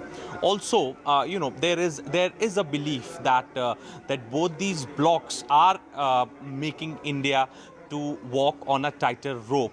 In fact, where on one end India is trying to build consensus, External Affairs Minister Jaishankar is holding more than 40 bilateral meetings in 48 hours. And in fact, from all level, the channels for dialogue have been opened so that a joint communique can be issued at the end of the meeting of foreign ministers. And in fact, this is the reason that that in last 72 hours, Mr. Jaishankar met Sergei Lavrov, foreign minister of Russia. Then he today met Antony Blinken, followed by his meeting, which is currently going on with the foreign minister of China. So all these three major players have met with External Affairs Minister Jaishankar. So the idea is to build consensus, and in fact through messaging also India is trying best to convince these countries. In fact, the message that Prime Minister today delivered at a G20 foreign ministers meeting, in that he gave this message loud and clear that India is a land of Gandhi and Buddha. We believe in uniting, not dividing. And the same was reiterated by Foreign Affairs Minister Jaishankar. Then Indian side has been reiterating the message which Prime Minister gave during the SCO meeting in Samarkand, that this is not an era for war. So time and again India has taken a balanced position, but then yes, India has also tried its best to build consensus, to get all these countries on board, and also to discuss the other important items on the agenda, which includes technology, which includes counter-terrorism, which includes food and energy security, which includes multilateralism. So those are also important items on the agenda, and India's focus is to deliver on those agendas and also to stick to the Bali Declaration. And in fact, in the finance ministers meeting also, India's focus was that, and in today's meeting also the focus is same. Back to you. So that we'll just request you to stay on with us. Let's bring Abhishek also back in the conversation. Abhishek, I'm essentially trying to understand how tough India's job is today and what really has changed from the last G20 to now. Because even when the last G20 happened, the task was cut out for Indonesia when we met in Bali because the war was still on. But many experts today believe that that position has further gotten problematic for the next country hosting the G20. Would you agree with that analysis, that things have only hardened for the worse from the last G20 to now, and that's why to get leaders on a common platform could be problematic? Of course, we know that until the last G20 summit level talk that happened in Bali in November, it looked like this Russia-Ukraine war is a thing of something that shouldn't have occurred. And in fact, India was able to bring all the side to a joint communique where India influenced, and India sort of convinced Russia also that mentioning little bit of war and little bit of condemnation is not that big a criticism of Russia, because there's something that is happening on the ground. But now it looks like when the divide has increasingly been wider in terms of West, USA and European Union versus Russia on the issue of Russia-Ukraine war, we have seen multiple economic sanction and trade sanction being imposed on Russia. There has been oil price cap which has been imposed on Russia so that Russia cannot generate enough revenue to continue to be able to wage this war that USA and other its allies have been saying. So clearly, Russia is being coerced, is being cornered by USA and its allies in a most possible manner in terms of commerce, in terms of economics, in terms of militarily. There have been multiple intelligence input which has damaged a number of Russian artilleries and Russian military assets also. So clearly, a war that is actually being fought currently at a level playing field, and Russia would not like to have this way. Now it is being reported that now Russians are also seeking military assistance or weaponry assistance from China. This is what the USA side has been saying, and if that starts happening, then it will clearly escalate to another dimension. And now also we have seen that China is backing strongly Russia in a diplomatic way, because China and Russia were the two major countries who did not agree upon the Bangalore draft of sort of joint communique. So India had to release this whole chair's statement. So clearly India, there has a lot that has changed, and Russia has been sort of cornered by the West, and now Russia is putting its foot down that it will not go further down, and it will fight back. It will fight back economically, it will fight back militarily, and it is trying to shore up all sort of support diplomatically, military and others. So Abhishek, I just want to understand, as far as the agenda and the positioning that have been taken by various countries. For our External Affairs Minister for India, Dr. Jaishankar, has about 40 of these bilaterals as far as the agenda is concerned. But we're already seeing various countries take their own position. For example, the Secretary of State Antony Blinken has already made it clear the United States will have no sit down, whether it's China or Russia. What is the kind of positioning that various countries have taken? See, I mean, if we talk about the G20, the very idea of having a G20 was to enhance and strengthen the global economical, architecture. Though over the years of time, there has been multiple geopolitical tension and geostrategic affairs which have also, impacted global money flow or global financial structure. Pandemic was the one. Russia-Ukraine is the one, because Russia-Ukraine has the conflict has clearly increase the kind of fuel crisis in the world, fertilizer crisis in the world.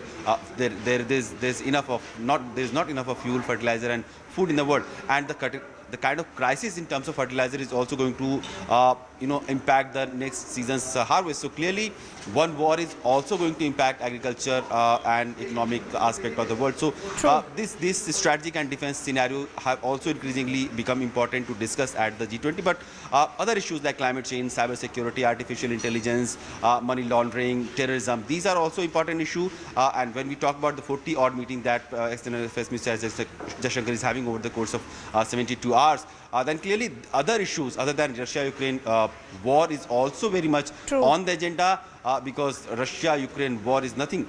Global South, and if we talk about the other parts of the world, they are impacted by other issues as well. True. Abhishek and Siddhant, we'll just request both of you to stay on with us. We'll continue this conversation in just a bit, but let's also listen into some reactions that we've already got.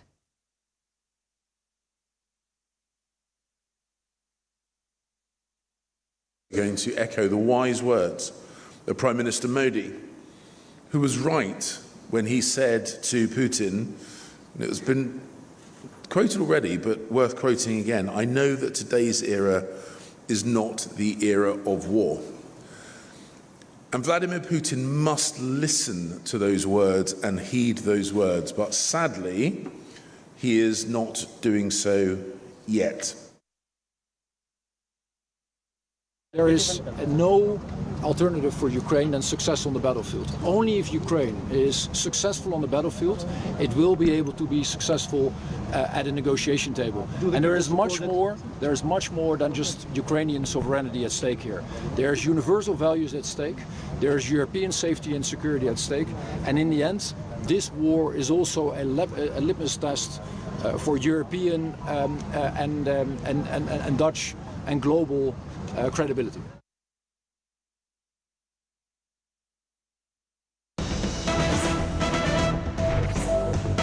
And we're also now getting some breaking developments coming in as far as the G20 is concerned, where Moscow and Beijing has gone on to claim that there is Western blackmail and even threat as far as the G20 summit is concerned. So fireworks, Russia and China, they're very clearly taking on the West when they claim that there is blackmail and threat. Abhishek continues to be with us. Abhishek, fireworks clearly as far as the G20 summit is concerned. You have Russia taking on the West, Russia with China taking on the West. What are these threats and blackmail that they're talking about?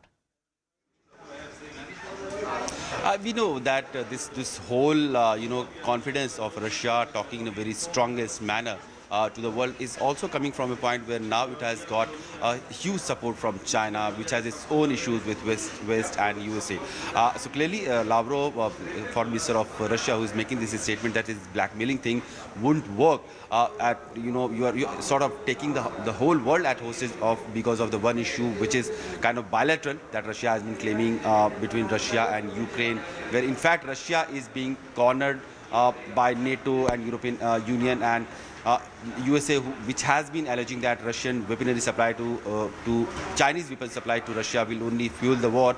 In that context only, Russia and China have criticized USA that in fact the war has been going on for so long because the NATO and USA have been supplying unlimited access and advanced weaponry to Ukraine, otherwise the war would have ended. But these are the different perspectives of the two warring sides.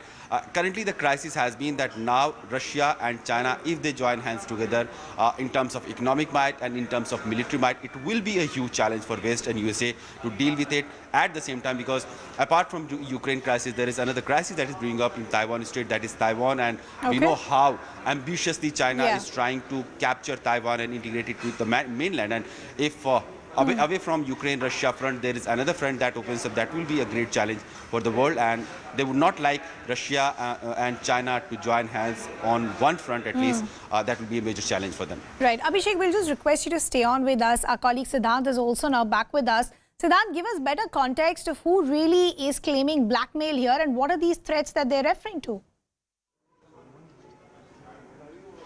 Well, look, what we are getting to know right now is that, yes, the foreign minister of Russia has expressed his thoughts during the first session, which was chaired by Foreign Minister Jaishankar. And in fact, we are still awaiting the full statement. But what we have been given to understand from the content that Russian media is reporting is that Moscow and Beijing blast at Western Bloc, and in fact, the words like blackmail and threats have also been used. So clearly, what we could sense right now is that there was a divide between Russia and the Western Bloc during the first session of meeting, which was chaired by S. Jaishankar, and in fact, Russia has apologized to India for being a reason of Western delegation not attending the state dinner hosted by India yesterday. So in a way, it's Russia taking a jibe at America, because Antony Blinken arrived late and he couldn't attend the dinner. So in a way, it's a jibe which Russia has taken at US, and in fact, they have apologized to India. And in fact, there is something even beyond what we are reporting right now, but it would be better for us to wait for an official statement. Sure. And in fact, Sergei Lavrov, the foreign minister of Russia, is also going to address a press conference this evening, where I'm sure that journalists are going to ask him about his thoughts in the first session of foreign ministers meeting. Oh, absolutely. Siddhant and Abhishek, we leave the conversation there. We'll request both of you to keep tracking all these developments for us. We're slipping into a very short break. Don't go anywhere. We're coming back with lots more.